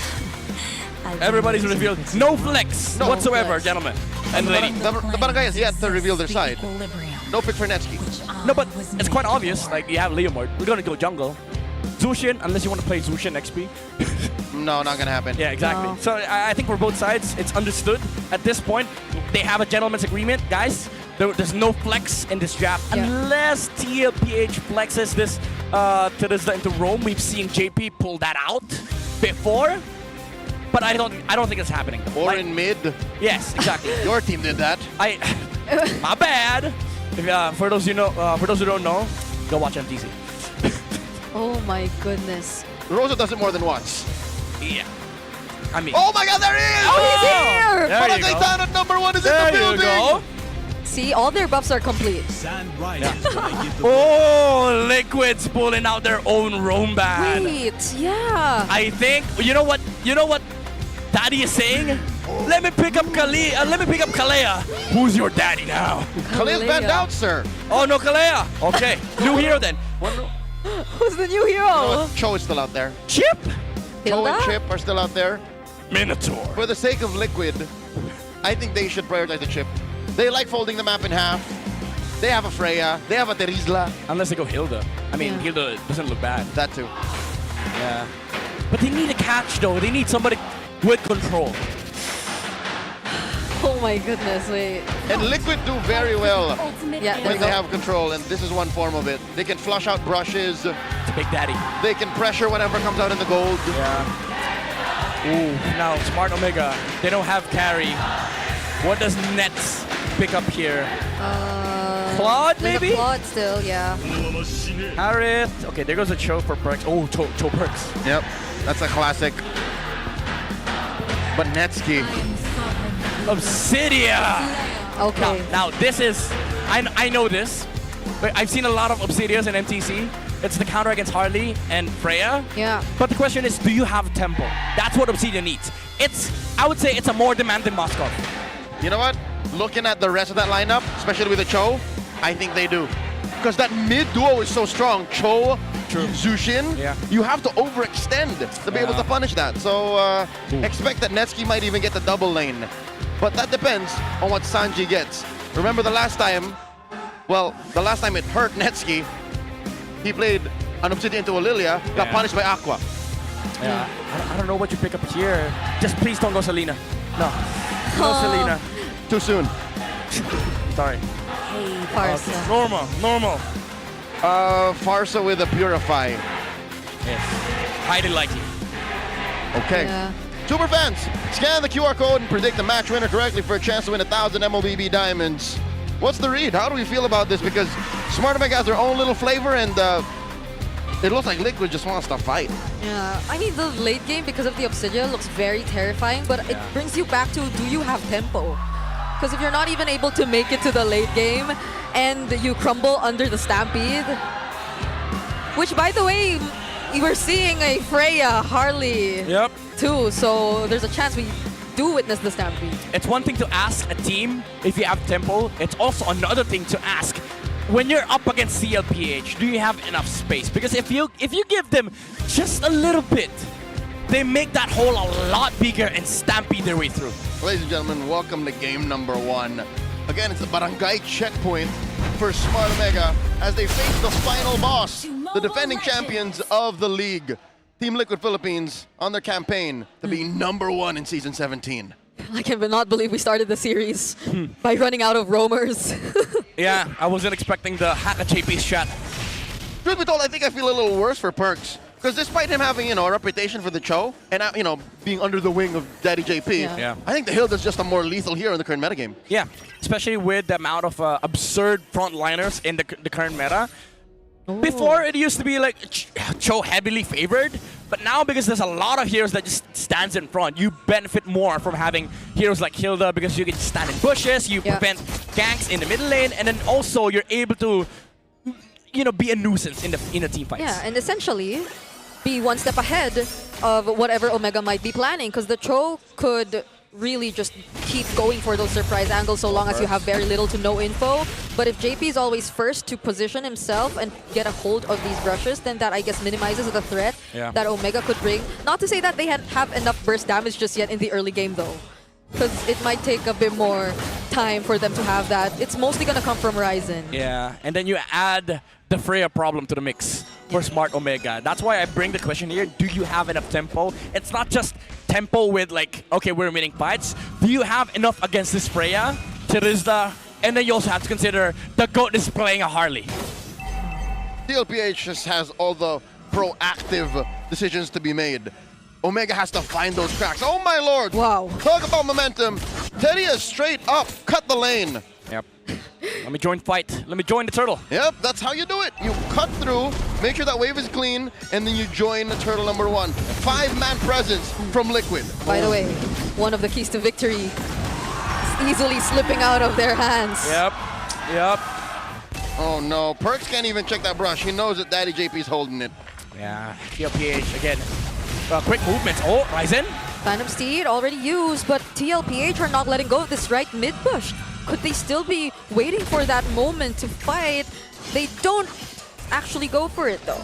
Yeah, this is the level of nuisance you get from having a Hilda pick. He's just there. He doesn't care if you go for him. Sanford! What a 2-man penalty zone right there. Ryzen might just die with that deadly magic. He goes down, and no one from Liquid gets traded out. Okay, normally, when a team fails Grand Theft Orange and you get checked and you get vision, you're fine. Liquid just pushed the advantage. Yeah. This is taking ONIC Orange Gambit to another level. Yeah, and that's why you call it a stampede. They don't even gamble. They go all in. You see TLPH, even though after mid-prio, they could have just gone reset, go full clear on the jungle, or maybe control some waves. They stayed. Because they know Ryzen's going to be here, and we can punish. We can use our skills right now, proper timings, because he doesn't have the Phantom Steed. Yeah. Until Perks finds a way to use that kick, Omega's tempo is off the table. It's not ready yet. Don't even consider thinking about that with Cydia. Yeah, because at this point, it's just the Hilda being all annoying over the map. The Tro is always in check, and even during times like what we saw happen just now on that purple or that orange buff. Yep. And TLPH, again, this river control that they have is insane. Omega cannot cross this river, and they cannot even go gold lane because they have nothing against this Freya. So at this point, there's nothing else to do but farm, give Netsky some space, and then maybe you find a good way to fight this turtle, but I don't think that's going to be happening though, because there isn't Tirista waiting on the side of TLPH. If ever Ryzen uses the Phantom Steed and then Sanford gets a penalty zone, that's over. Whoa. 40, the Apex Predator, checking that brush, flushes James and Perks out. Where is Ryzen? Ryzen's still taking that orange buff, and Liquid collapse onto the turtle. Yeah, they get to see Teddy here too. Better dash by Hughes together with the penalty zone, and it's Ryzen who actually secures the objective. Now going for the fight, Netsky finds JP, and they are still going for it. James with the Infernal Pursuits and the way of the Dragon 2 onto Carl. They find the kill on Perksiva, but that's gonna be a 2 for 2. Oh no, the chef found Dean. He punishes him. Now James on a Sanji. Sanji has no Purify. No Purify, no Wings by Wings. Sanji knows that he's going down. The chef got cooked.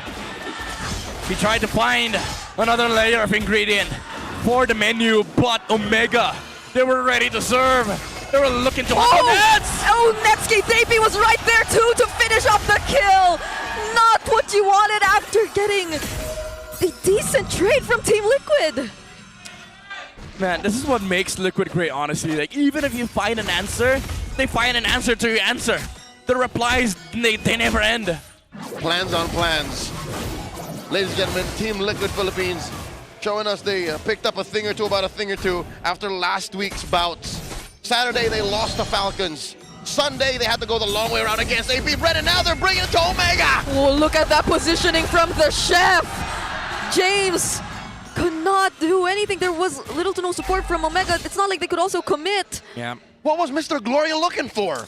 It looks like he was just trying to get some level of control in mid because they don't have bot lane anyways. But TLPH, again, there's one thing about this team that they seem to always be ready.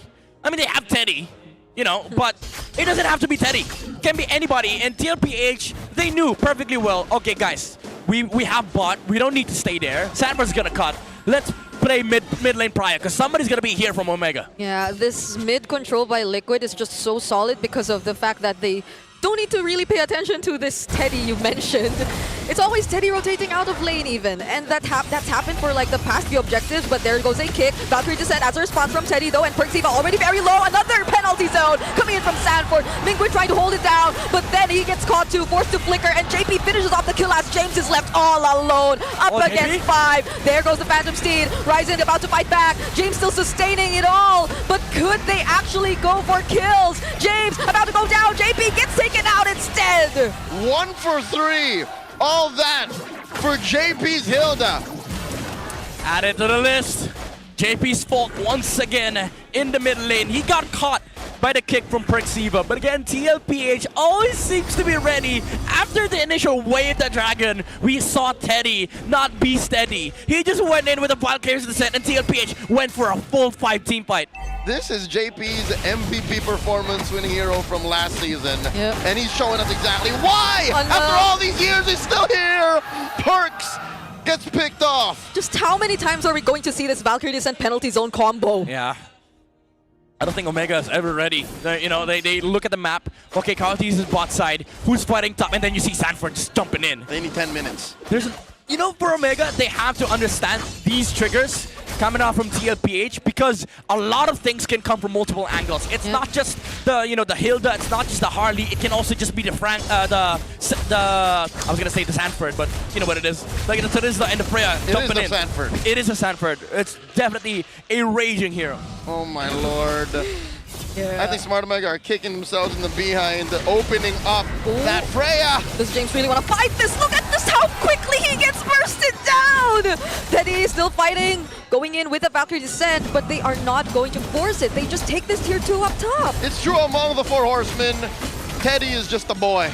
But here, he's proven that he's a deadly boy. Ooh, Hunt of Bone doesn't even he didn't really use the Hunt of Bone, but I think that too, like, does Netsky even have enough? He prioritized the Corrosion and the Sky Piercer. Yeah, it's a sad Sky Piercer, honestly. Like, who do you kill? Like, at this point, yeah, sure, you're the counter against Freya, but if you don't have damage, if you don't have tempo, you have to worry about the body of Smith. And then the Purify from Teddy. And then also, that is JP standing in the front line. So many faulty plans that Smart Omega and only one guy's absorbing it all. This is the prototype for the Rage Bait Hilda that's become more prevalent in Season 17. What was the acronym for that again? RBH. RBH, yes. Rage Bait Hilda. Look! Just look! Oh, yeah. JP, 2 deaths. How many kills does Omega have? 3! Ooh. 2 of them on him. Yeah, exactly. Whoa. One got through. I cannot believe Sanji just wings his way in front of those 3 members of Omega. They don't care. Yeah, he doesn't. He's cooking. Look at this, Carl Easy playing such a chill game at about 62 beats per minute. His heart rate is that of a pro athlete of a physical sport. Yeah. This is an esport. He's feeling it, bro. He's feeling it. The GOAT is feeling that, okay, boys, we got it under the bag. We got it under control. Okay. Just play macro. Is there a significant... I think there have been so much resources taken away from Ryzen. It's a 3-level gap, yeah. Yep. Again, he has all the horsepower, but nowhere to gallop through. Because Liquid are literally just asserting themselves onto his resources. Like, see the rock golem there? Yeah. They're taking his lunch money. To be fair, it's 1v4. 1 horse versus 4. No. Make it 5. Yeah, Who? sure. Teddy's around. Yeah. Hey, that's... They're closing in, man. This is what they call the Hunger Games. Oh! What? That was Perks? Yep, he ate a Deadly Magics. Yeah, at least they did use a flicker, but it's not looking good. It's a 0-3-0 for this Cho. Yep. Lord already marching in. Flicker, Dark Wave coming in from James. He actually starts to fight Perksiva. Finds one, and it's gonna be Zanford. Now they actually get to take down Sanji. James will be traded out though, but there goes Teddy with the Valkyrie Descent. And Carl is just unstoppable. Liquid are looking to end it right here. 10 minutes into the game with only Netsky left to defend. The cavalry stampedes through the barangay. I can't say I didn't see that coming.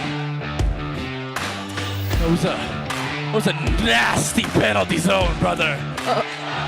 Barangay Omega, zone 1 to zone 5. They got the penalty.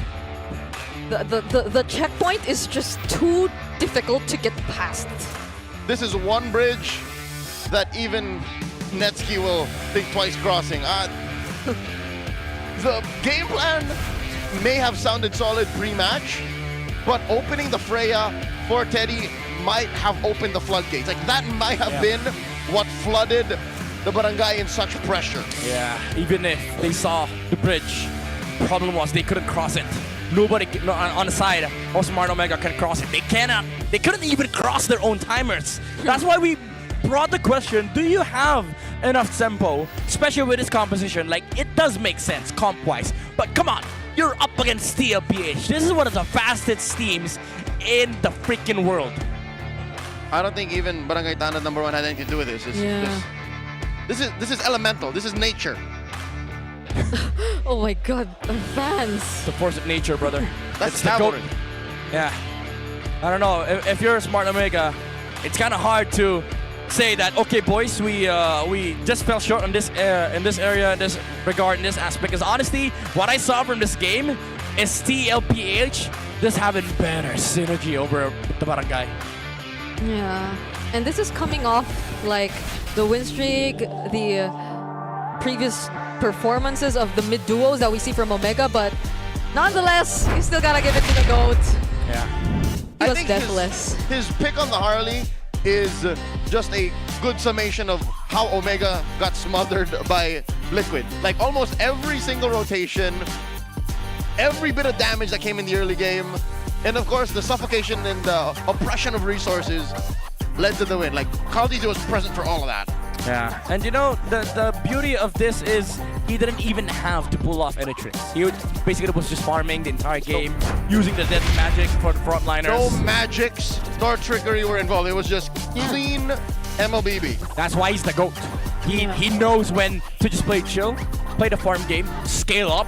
We have the tempo, boys, we have the Freya. I don't need to participate and partake on a lot of these fights. Let me just farm, let me get my items. Once he's gotten the first 3 items, the core items for the Harley, anybody on the side of Smart Omega, we press him down. And if they go, Sanford is gonna rage through them with a penalty zone. Yeah, I think that's a really great way to put it. The gameplay we saw from Carl was just chill. Just show up when he needed to. Yep.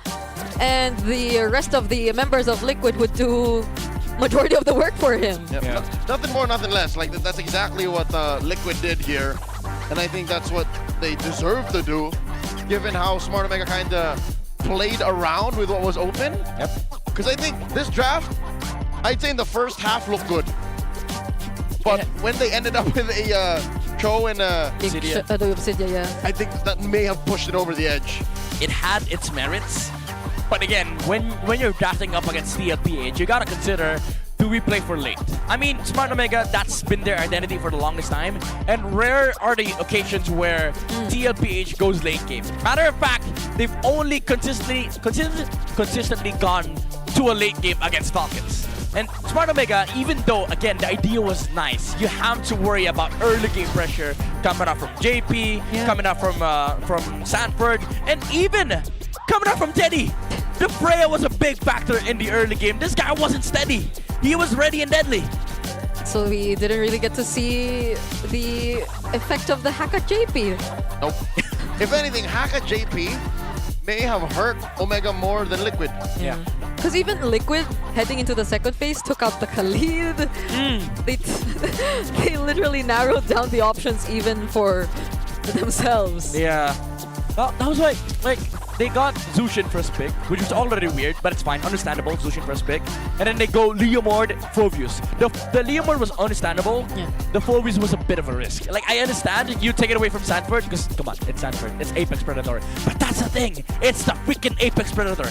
No matter what the XP matchup is, he doesn't care. So I think they should have just gone for the Roam pick after the Leomord and then gave Sanford whatever he wanted because they have the last pick anyway.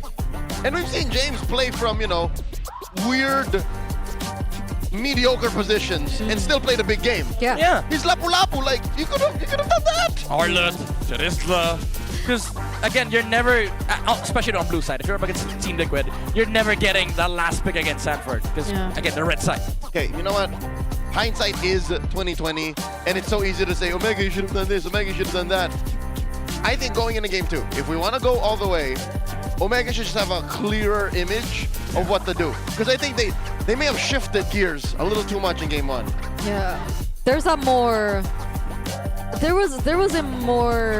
solid early game performance that we saw from the past 4 matches of Omega. Yeah, I agree. And unfortunately, again, up against Team Liquid Philippines, you have to really be sure of what your plans are in the early game. Because if you look at, the other progression that we have here, it's very obvious TLPH, okay, maybe they play aggressive early game, they have the Freya, but they were quite chill. From minute 4 to minute 8, up until the point where, okay, Carl now has Divine Glaive. They don't care about Radiant Armors anymore, and that's when they wrap things up with a stampede of their own. And I think I'll just, again, echo what we've been mentioning this whole time. Nice little package. Don't try to cheese Liquid. It has to come from a fundamental place. Yes. And fundamental to anything is hydration. Sip purified water is filtered through volcanic rocks for a crisp, clean taste that quenches like no other. Quench that thirst. Take a sip. Do you agree? Yeah. Yes, sir. It has to come from just like baseline. Yeah. Yes, sir. You can't Aulus Liquid. Why are we back at the Outlook? I'm just saying, like that happened last week. People need to be reminded. Yes. Speaking of which, you see the Match 5D on stage, you don't know. That's clever engineering, keeping these teams locked in. No distraction, just pure performance. Brought to you by TT Racing Philippines. We have your back. Again, I think TT Racing put it well. Pure performance. Make sure that you can perform well against this team, then we can start talking. The clock is ticking, and the seats are filling up. Don't miss your chance to witness Twisted Minds and AP Brent right here in the Victoria Sports Tower tomorrow. Head on to ph-mpl.com and get your tickets now. Yeah, you gotta support these guys who are still vying for those last few playoff spots. Yeah. They're dreaming. They're dreaming. Very important match, by the way. Very important match. That match dictates a lot of things. From top 1 to top 6. We're confirmed that AP Brent is not eliminated just yet, right? Not yet. Because Not yet. step 1 may have gone out the drain, but they can, Wow. there's still a chance. Yes, sir. Okay. Bring Okay, your game please face do it. on for your smart power pose. Anyone who has shades, I think is automatically qualified. Yes, sir. Yes, please, please, please do the pose. This is Daddy, right? Please Daddy do the pose. Oh, there you go. He has shades. Okay. Bring it on. I think. Wait, is that a peace sign? It's not a peace sign. It's. Okay, this guy's doing his best. Okay, it's a little mirrored. Yeah, yeah. Wait. Okay, you won? Congratulations. There's a picture there, by the way. Yes, yes. Is it just me or are they using the M7 spectacles? I think so. We gotta see the side. Those are the M7 shades. Whoa. I love it. Congratulations to you, sir. Oh, whoa! Superfans, did you know that men are 5 times more prone to dandruff? Don't let flakes ruin your focus. Power up with Clear Men. Its triple cooling power gives you 100% dandruff-free hair for that ultimate fresh feeling. Supercharged with Clear. Hey. Wow, looking good. That's Mr. Tanod. I like the curls on this Yeah, one. that's our Yes, second curly Clear Men super fan of the day. Yeah, very clear. No dandruff. Oh, whoa. I'm pretty sure that's not how that works. Oh. Yes, sir. Clear is not a dry shampoo, ladies and gentlemen. Hey. Oh my goodness, wait! Oh my Okay, sure. He's gonna have to figure out how to rinse that out of his hair. Oh my god. At least it's clear. He uses that. He knows how yeah. to open it. He knows how to use it. He literally used it. Exactly. Thank you again to clear. Now, back to the match at hand. Go to It the is bathroom. match point for Team Liquid. Did he? Yeah. Is he's triple cooling power. Okay, Mans is gonna straight up take a shower now. Oh, okay. That's a 610 games played milestone. Most games played by the GOAT. He's past few. Oh. Not a single season did he take a break from after debuting in Season 2. Yeah. Man's been playing for 16 seasons. MPL PH history, so... Wow. 16 seasons? You're still here? Say it out of Wolf. You're here too. Actually, never mind. Say it out of Rockhart. Yeah. Still here. Okay. So Rockhart may be the only outlier in point of comparison against Carl Teasy. We're going into game number 2, and Liquid want to end this quick. They have a Friday night to look forward to. Going to blue, playing in Flying Clouds. Yeah. He seems to be thinking a lot about like the past happening, but let's see how Ryzen has been playing this season so far. He's been a very objective-centric player. Oh, wow. Very consistent as well. Like, even with the match they played against Aurora, we saw Ryzen play the Fanny in a very objective manner. Matter of fact, he's one of the most objective stealers after week 6. He loves objectives so much, even if they don't belong to him or his team, he takes it. Yeah, let me get it. Let me take it. Unfortunately, it wasn't the case for the last game. Oh, it was though. They stole. They stole one. Yeah. Just one. They had no business stealing it though. If only we could see like the turrets taken down stat line too. Because the amount of split pushes he's done As a jungler. as a jungler, Yep. I think you could also count that. He is the outlier in him and Perks because it could have been all Omega. 3 of their starting 5 are actually the players of the week. So your gold laner, your X laner, and mid laner of the week are all from Smart Omega. Yeah. Again, he's not a yap, but he shows a lot of big games for James. You know what?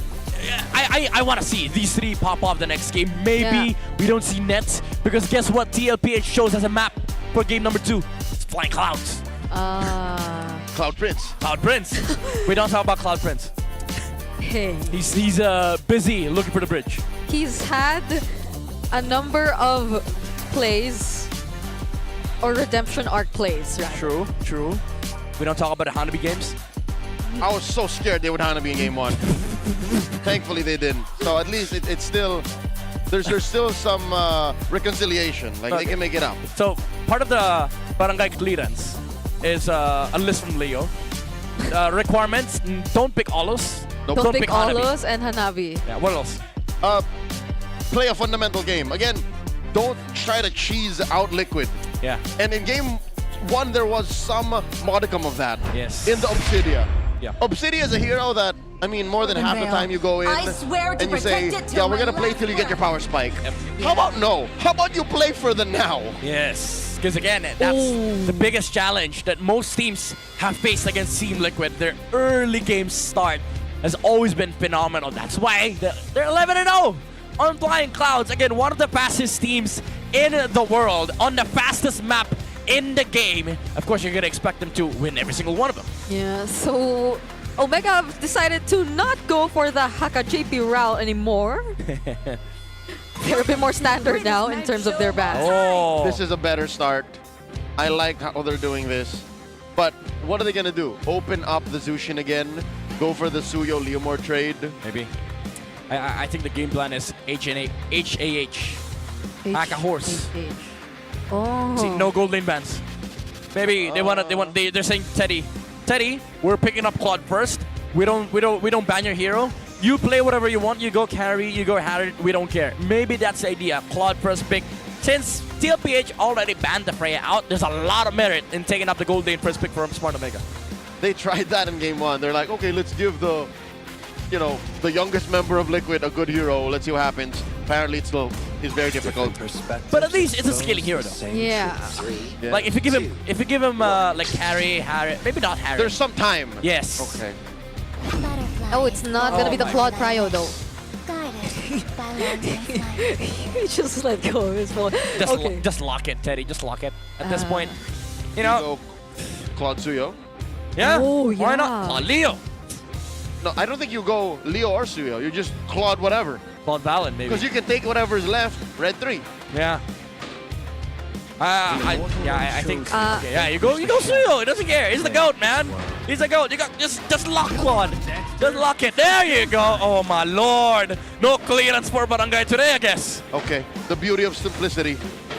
The shortest way to a point is through a straight line, and they just drew that straight line with the Suyo and the Claude. Okay. I can't say if it's still Omega wanting to be a bit more cheese, but maybe that's the only way. You know what? I do appreciate this high loss. It's honest. That's a H. So the answer from Omega is we don't have enough horses. Let's add one more. I like this though. They have more priority. They can actually stampede through Liquid, but that sounds like a practice in futility. Like fighting fire with fire. Yeah. In before though, Sanford Teresa once again. Or if not the Teresa, maybe the Alice. Yeah, because already the first 3 heroes from Omega do jack nothing against the Alice. Is like, thanks. Yeah. It's gonna be very unkillable this game, honestly. But I guess up against these two, you still go Teresa. Especially against the Leomore, the Hylos. Basically stop the Barbier from coming in. But they pick up the hero for the Chef first. It's the lane matchup against Zushin. Sanji likes this stuff. Great read by Coach Aeon and Coach Snap, because again, you have 3 picks that want to keep you within short range or mid range. Ow. And you pick the hero that has the superior box. Yeah. Ow. Ow. Okay. I don't know what Neski goes for though. That's my question. He cannot go carry. I'm pretty sure TLPH, they're confident in letting go of this carry. Because one, I'd say it's an okay lane with the Claude. 2, they have an Eve. They can lock down Netsky whenever they want to fight for the side of Smart Omega. There's a reload manipulation that they have to worry about. So now, Smart Omega, very smart from their side, no pun intended.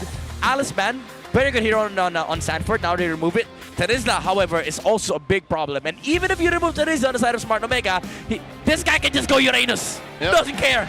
Yeah. There's so many things That's that Liquid can do, even from the red, that still Omega has to answer. So at least they're reducing, the problem points. And if that's gonna be the case, then okay, wait, we gotta watch this, okay?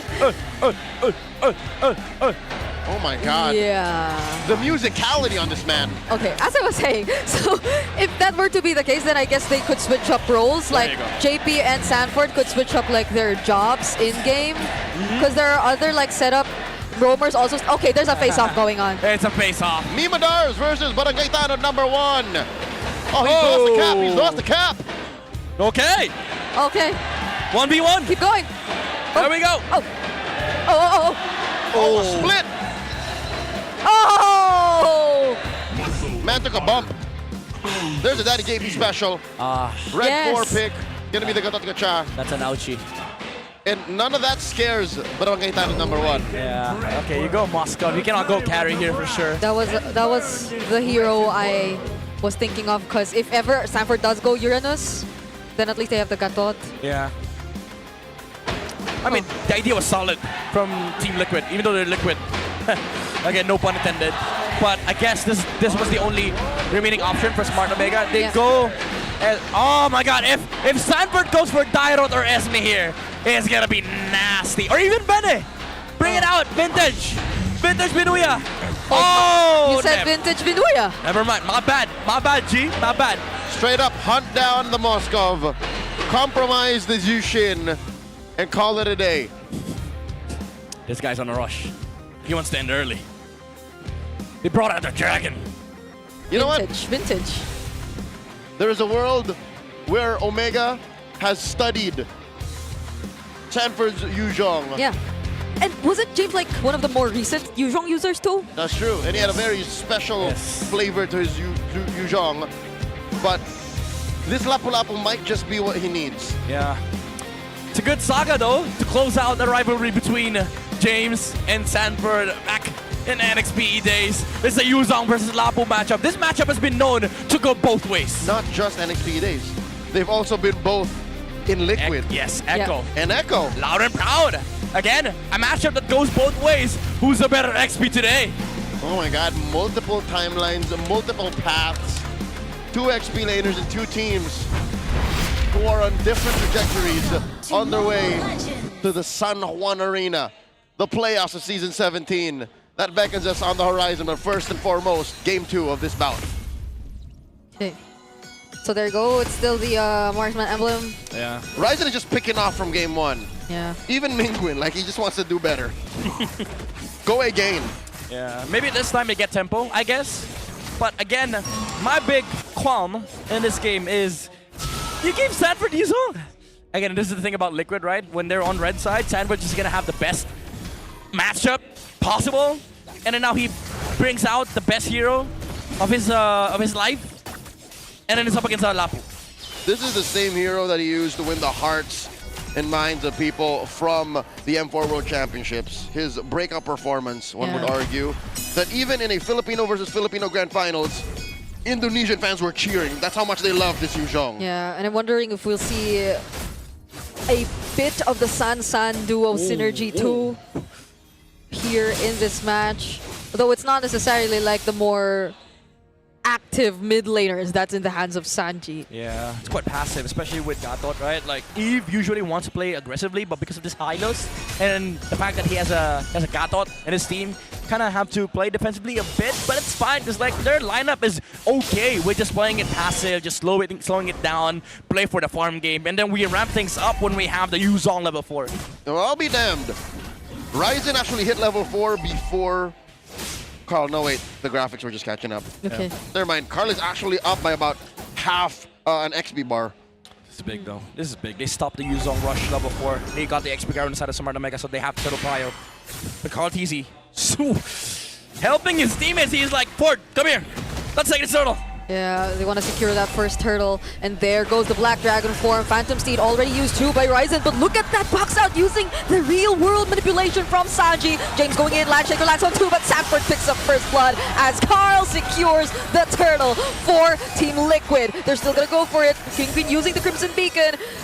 But they're not going to fight back. No one home for the SOD. Nevsky tried. That's not a bridge he's willing to cross. And because of Liquid's dominance on half the map, Teddy gets a double lane. Yeah. You know what? Like, it's funny. Some people think playing Yuzong is easy because Sanford plays it. It's kind of hard. Like, you gotta know how to zone, who to zone, how to proc your passive. But man, Sanford made that turtle look so easy for TLPH. Yeah, and I think Sanjay too with that placement of the real world. Yes. Because Ryzen was about to go in, and speaking of going in, Carl nearly tried to take out Mingwin there. Still has the flicker though. Okay, they're fine. Let's take a look at this gold lane matchup. Confirmed, Teddy did get a double lane. Yeah. Nevsky, he's kind of left here, stuck. But that is just about, what, 200 gold between them. Yeah, but the problem is TLPH, again, they don't have to care about lanes, especially because of the fact that they have this River Prio against Smart Omega with the turtle advantage as well. They could just play the long game for this Claude. We don't need to fight this Moscow. We're gonna pressure him in the near future, maybe 5-minute mark or something. But for TLPH, it's just important for them that they have a safe way for Teddy to farm up. And double laning is usually the response. And because of the fact that, again, there's no contention for Smart Omega in the river, they're not gonna be able to stop this. Smart Omega, I think they're still finding their footing. They're figuring out, what do we do for the next minute here, gentlemen? Do they contest? That's a big question I have for sure. And I bet they're asking themselves that too, because they're down 2,000 goals almost. Yeah. Big game James can't play a big game. He tried. That was a valiant effort he did there. Yeah, to be fair, like if you put down the the Glorious Pathway and the Phantom Steed at once, I think that's a lot of ways to enter. Yeah. But Liquid, always being first to the scene, I think keep them under control, not unless they started here. JP gets knocked up with a Lantern Flare. Another Black Dragon form coming in from Sanford, trying to target the back lines right here. Still doesn't use a Petrify. SOD thrown out two, but it's Carl. And the two-man knockup, making sure that Omega will be falling down one by one. AOG doesn't land, but it forces Mingwin to flicker out. Sanford is colossal. The landing of all landings. Yeah. And Liquid just convert through the wazoo. Grand Theft Orange.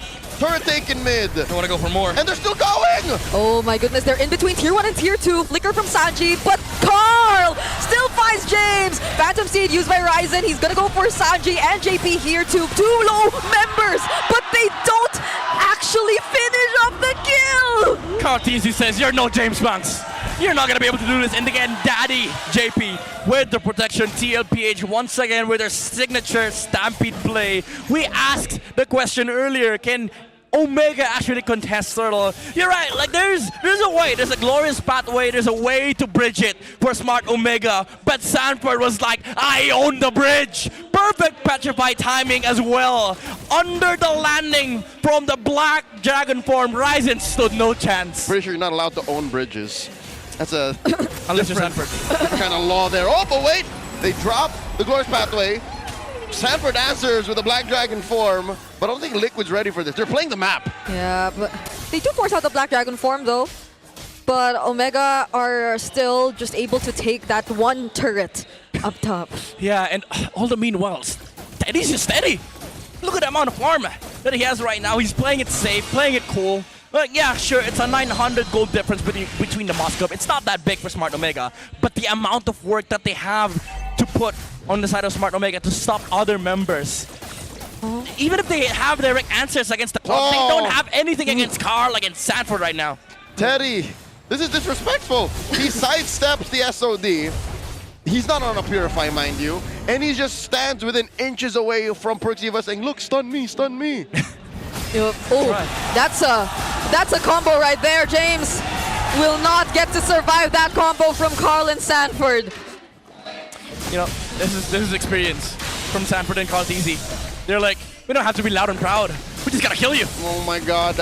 Before James won an MPL AD title in Season 15, Carl and Sanford won one in 2022. What a crazy timeline, bro.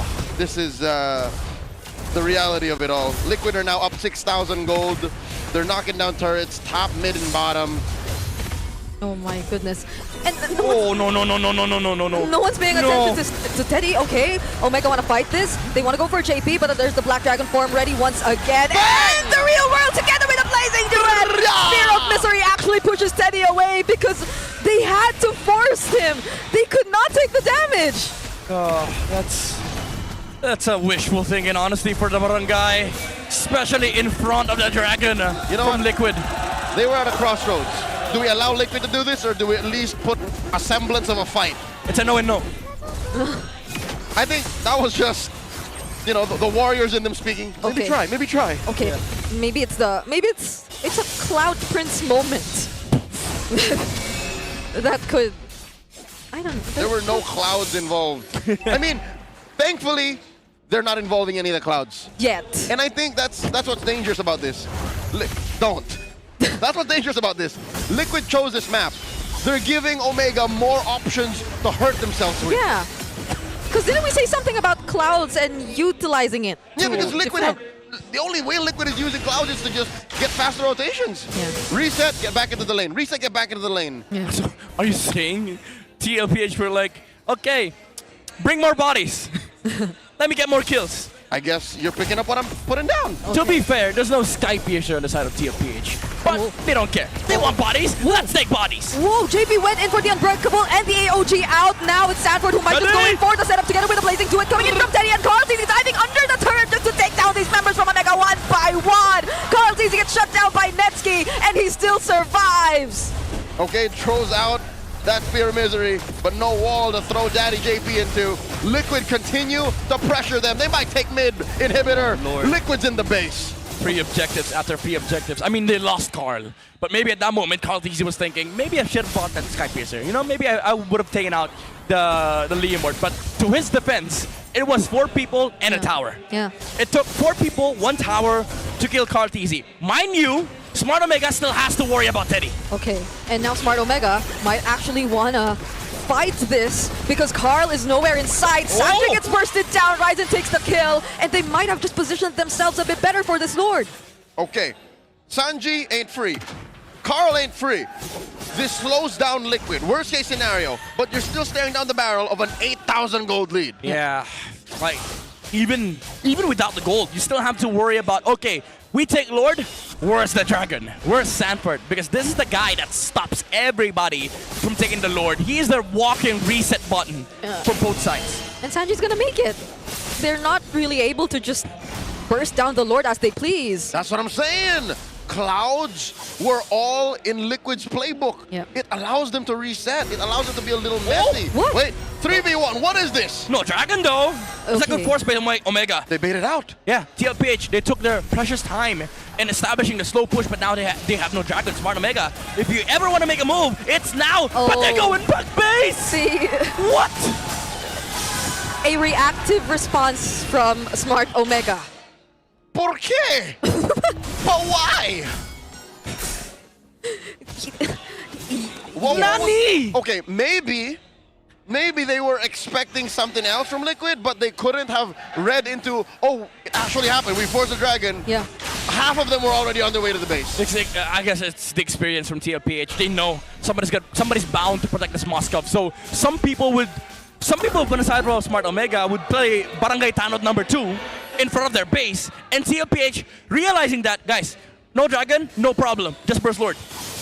That's what I'm saying. It's like Liquid made the decision faster, and Omega were already on their way to do something else. So from the back foot, 10k down, Omega have to defend. Liquid got a Lord through mid, a wave up top. Black Dragon form starts it up. All right, there you go. Team Liquid Philippines are looking for the end here. Lord already inside the base as Teddy still takes that turret up top first. Mingwin gets to dodge the stun, and there goes the Glorious Pathway. But they counter with a Real World and an AOG from Daddy JP. Now that's 2 members eliminated from Smart Omega, but they still get to clear the waves. Oh, the recalls, man. 5-man flex down. Oh, Omega get to receive the damage from the blazing duet of Teddy, and Team Liquid are indeed in a hurry. They end the series 2-0. With no time wasted, Liquid are that much closer to securing their spot in the upper bracket. They indeed. And they did. You know what? After today's opening, I wanted to make sure. Yeah. So now we're sure. It's secure, and they just took away the clearance from the barangay. They say the B is ours as they own Barangay Omega. Oh my goodness, that's 12-0 for Liquid on Flying Clouds. 12-0. I mean, it was on their Flying choice. Clouds. Yes. It was their choice. GG well played. The Smart Omega. The streak ends here. Oh. No level of manifestation from Netsky. Oh, perks. And no amount of prior history will get you over the defending champions. Smart Omega will be in action once more this weekend, but today they take a bow. Let's take a look back at the happenings of this match. If there's something that Omega won against Liquid, I'd say, sorry Mimadars, but Barangay Tanod one got that. I mean, it's a downside of fighting a Titan, you know? Like, you see the bridge, but you also see the Titanic wall, the Titanic statues of the horsemen. You see Carl DZ, you see Sanji, you see JP, and you see the Raging Dragon from Sanford that stops everybody on the ground for Smart Omega. And Teddy. And Teddy. Yeah, every single one of them, honestly. There's just, and the difference between Liquid Stampede in Game 1 versus Game 2, despite or regardless of like the kind of lineup they go for, it's so terrifying to look at. You know what? Terrifying. Game 1 was faster, but this felt more dominant. Yes. Because at least game number 1, Look they at had the that, Freya. that's dominance. Yeah, they had the Freya. This game, they had a late game lineup, and TLPH said, doesn't matter. Ladies and gentlemen, Let's hear from Team Liquid Philippines. After securing their upper bracket slot, they're on stage with our hosts. It's the Cavalry putting on a show, a 2-0 sweep.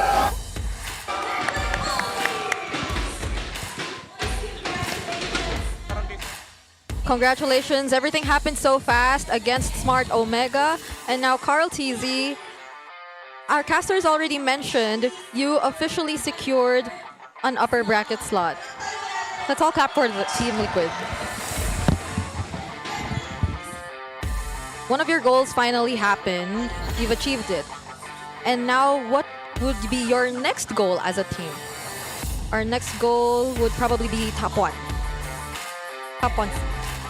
Of course, you have perks if you get top 1, but you know that we've been talking about, or the casters have been talking about, if you are the first ever yet to verify player, pero Carl, if you are yung personal goal mo aside first to hit level 15. Okay. What's your goal aside from the other goals that you mentioned? My goal would be to give a championship to our new coaches and to our new player. Okay, that's beautiful. It's for the team. And now, you've went up against the team that a lot of people had their eyes on because of the past matches that they've had. They've been on a win streak. What was the game plan or approach facing Smart Omega? We just did our usual, and maybe they were the ones who just overthink everything. It was the draft and the strategy that Liquid had. Dito sa side na to, Sanford. Okay, now let's talk to Sanford. Fans. We all know that there are a lot of fans from Liquid. Full house tonight. And we have a full house tonight. Fans ng Omega. And we also have a lot of fans from Omega. Laro, nagganto kami. How fun is it to play when you see that there's a lot of viewers? It's really fun because it's similar to my first international where there were so many people, and I want that to happen again. And because recently we had a lot of fans whenever we play, so it's just really fun to see a lot of people coming to support us. You had a stellar performance with... You've had a stellar performance with Terizla. Play na Okay, so now we will be taking a look at this play. Kung paano yung naging shot. And could you share with us what the shot call was and how the decision making went when you went for this play? That time, they were just planning to take down the turret. And I was just constantly telling them that I'm looking at you guys. So I went for it. Right, Odin? Yes, of course. And we're yet to find out kung sino ba ang ating match MVP. We're yet to find out It is. who our match MVP is. Who do you think it is? Our match MVP is...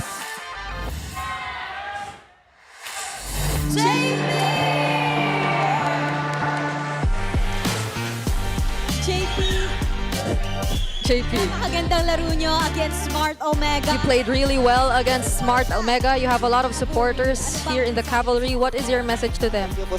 Thank you for supporting us, and hopefully we see you in the playoffs. Congratulations for another win, Team Liquid Philippines! You may now take your victory walk. Grabe, Odin. First game, it was about 11 minutes. Then the second game was about 12 minutes. It was a fast game, but grabe, yung level of plays. Of course. At alam mo nga, pinag-uusapan natin na isa sa mga players nila, which is Carl TZ, ay parang binibit ang kanyang sarili palagi. And bukod doon, talaga namang gusto niya na buong team nila ay umaangat. Kaya naman, let's find out kung ano nga bang nangyari in that game too with our casters. Casters, palag na to. Congratulations to our match MVP again, season 16 Grand Finals MVP, JP. But again, the breakdown. I like hearing about how simple things actually are despite the chaotic approach and what it seemed like from our view. Yeah, it's the individual roles that TLPH just instinctively knows from each player because, you know, they have their own roles, they have their own plays in the game. It's just a matter of executing. If I need to go, let me go. And that's the beauty of TLPH. Everybody just commits to their play style. And you know who's committed to the sin? Yep. Our MVP, Daddy JP, whatever it is that the team commands him to do, he just does it. He remains accountable. Yes. I really love that one moment where he just went in for the unbreakable and then used the AOG out, and it was already enough. I guess it also was because of the massive gold lead that was already in hands of Liquid, but even then, as you mentioned, they just stay committed to their play, their games, their play style, and it's something Omega were never really able to figure out throughout the first 2 games. Or maybe, in the words of Carl in the interview, maybe they just think too hard about or overthink everything. Yeah. And for TLPH, life's simple, you know? We fight, we go. JP, I either jump or I save. And in this game, he saved so many heroes. He saved Sanji a lot of times. And he's also like very annoying in the team fights, like the taunts up against the the Leomords, the Hyluses, even the Lapu. He was always there to make sure that Carl TZ is able to do what he wants, and Sanford was enabled to go do normal use on things. Be annoying in the front line, go petrify somebody. I got Carl TZ. I got the entire team on my back. He's been doing that since game 1. Yeah. Again, the Hilda is a hero that's responsible almost single-handedly for them taking down Aurora in the grand finals of last season, right? In game 2, it's the Gatot, who I think, you know what, if I mention Gatot Kacha in first pick, people will say 99% of the time JP. Yeah. It's him! He's him. JP, I would say, still very underrated to this day because he just does so much, and it goes almost unrecognized by a lot of the times because he does it so consistently that we get to highlight the other 4 players in this team. And I feel like for JP, it's just a regular day for him, like just doing the normal things that he gets to do, and that's what makes the synergy from Liquid great. Like every single player on the squad just knows what they're supposed to do in the game. Am I not overstating or being a little too crazy if I say JP is one of the top 3 roamers of all time? That's not an overstatement, sir. If I dare say so, he's the best roamer in the league right now. Am I categorically correct? Yes. In the what? Fundamentally, yeah. In the decade history of MLBB esports, he's got to be up there. For the past 2 years.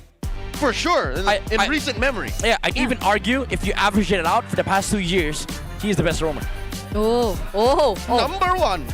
Average it out. Average. Okay.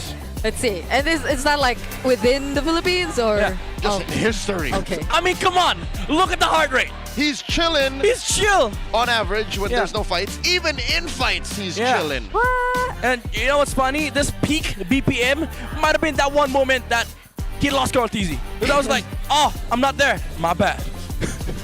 My fault. Just that. It's probably the only moment we ever got to see his heart rate spike, but yeah, even the progression tells you a lot about how this game really turned out. I guess if this was not the Omega I really expected to come into this match. I mean, what are we looking for? I'll tell you now, if you're facing off against Liquid and you're a team like Omega who has been on a hot streak and has shown, their game, this is technically their game. Like game 2 is a draft that looked like something they could have played. Yeah. Game 1, I don't count game 1. It's kind of hard to. Yeah, that draft is not a draft that I expect them to win, even through the matches they won streaks with. Yeah. So, you know what, Smart Omega? You got one more chance to qualify for the playoffs, or there might be some permutation of our leaderboards that allow for you to qualify some way, somehow. There's one, but it's up against another It's against Falcon. Is it tomorrow or on Sunday? I think it's Sunday. Oh my god. It is Titan territory that they found themselves in. Yeah. It's okay to be scared. Yeah. As a member of the barangay, I am with you in spirit. It's okay. There's that bridge, but there's also the Titans. Kind of hard to cross it. Unfortunately, we won't be able to hear from Netsky about his thoughts on that, but we will hear the Infinix mic check.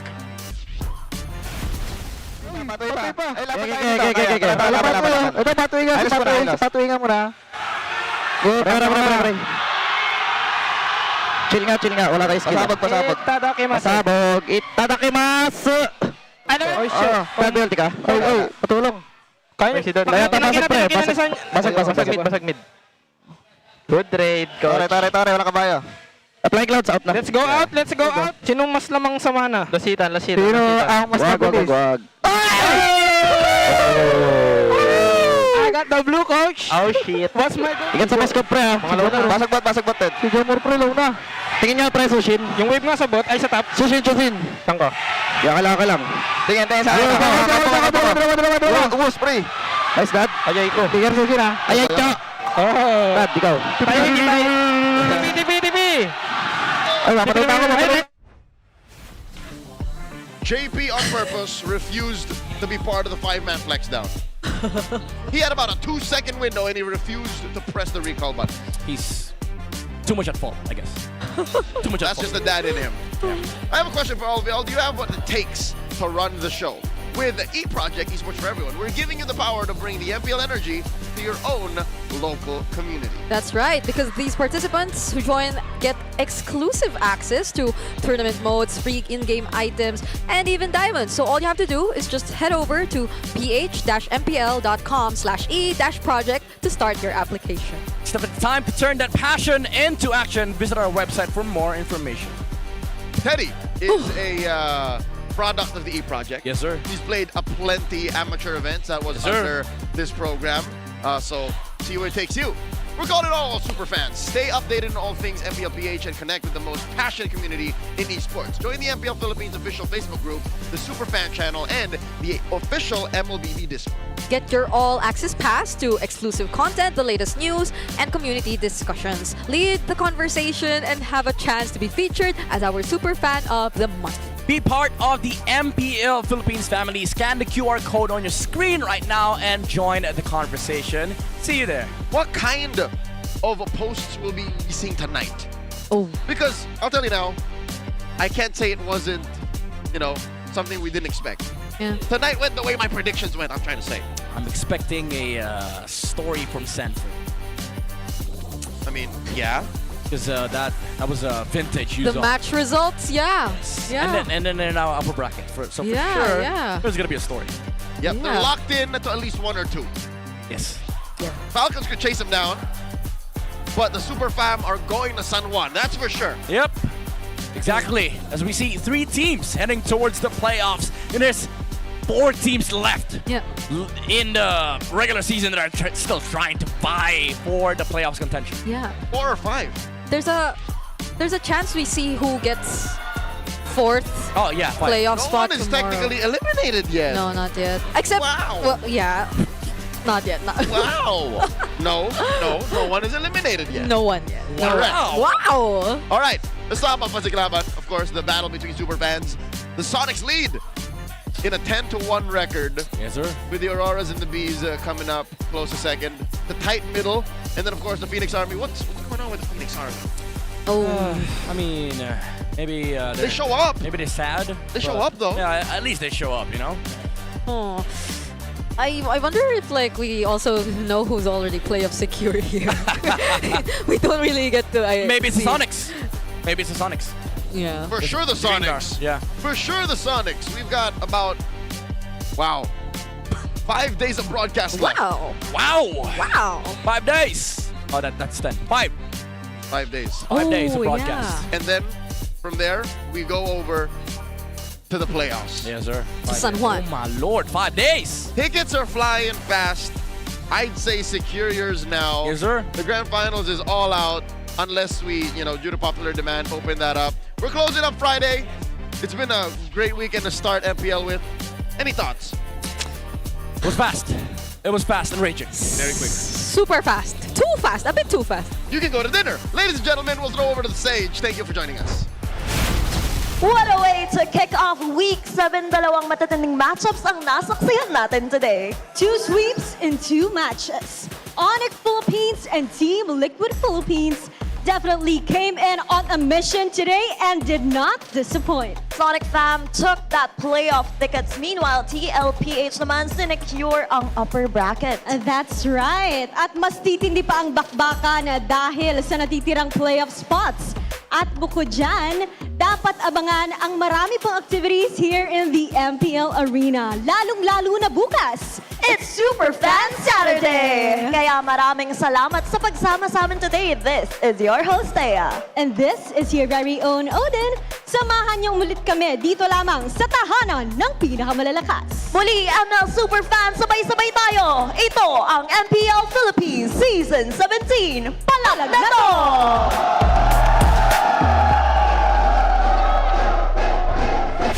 17th season of MPL Philippines is brought to you by the following sponsors. Infinix, the official gaming phone partner, the power behind every Madlang gamer. Smart, the simply reliable connectivity partner of the MPL. Our partner in esports, Clear Men. And our strategic partners, TT Racing, Ferry, and SIP. Don't miss any MPL action by following our official Facebook and subscribing to our YouTube channel. Follow MPLPH on TikTok for more content. Experience the lakas ng Pinas of MPLPH Season 17 live at Victoria Sports Tower. Grab your tickets now via the official MPLPH website. MPL Philippines is monitored and supervised by the Games and Amusement Board. Let's go, Liquid! Let's go, Liquid! Team Liquid! Let's go, Liquid! Let's go, Liquid! Team Liquid! Team Liquid! Team Liquid! Team Liquid! Count easy! Count easy! Count easy! Count easy!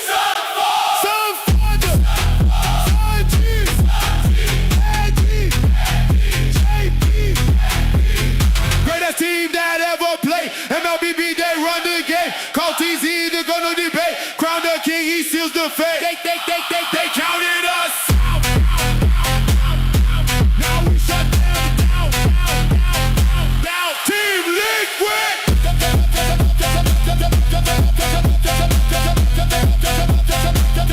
Let's go Liquid. Sanford on the front line, never fall. Signed you with the plays, ice cold. Teddy lock it down, hold the line. JP coming through every time.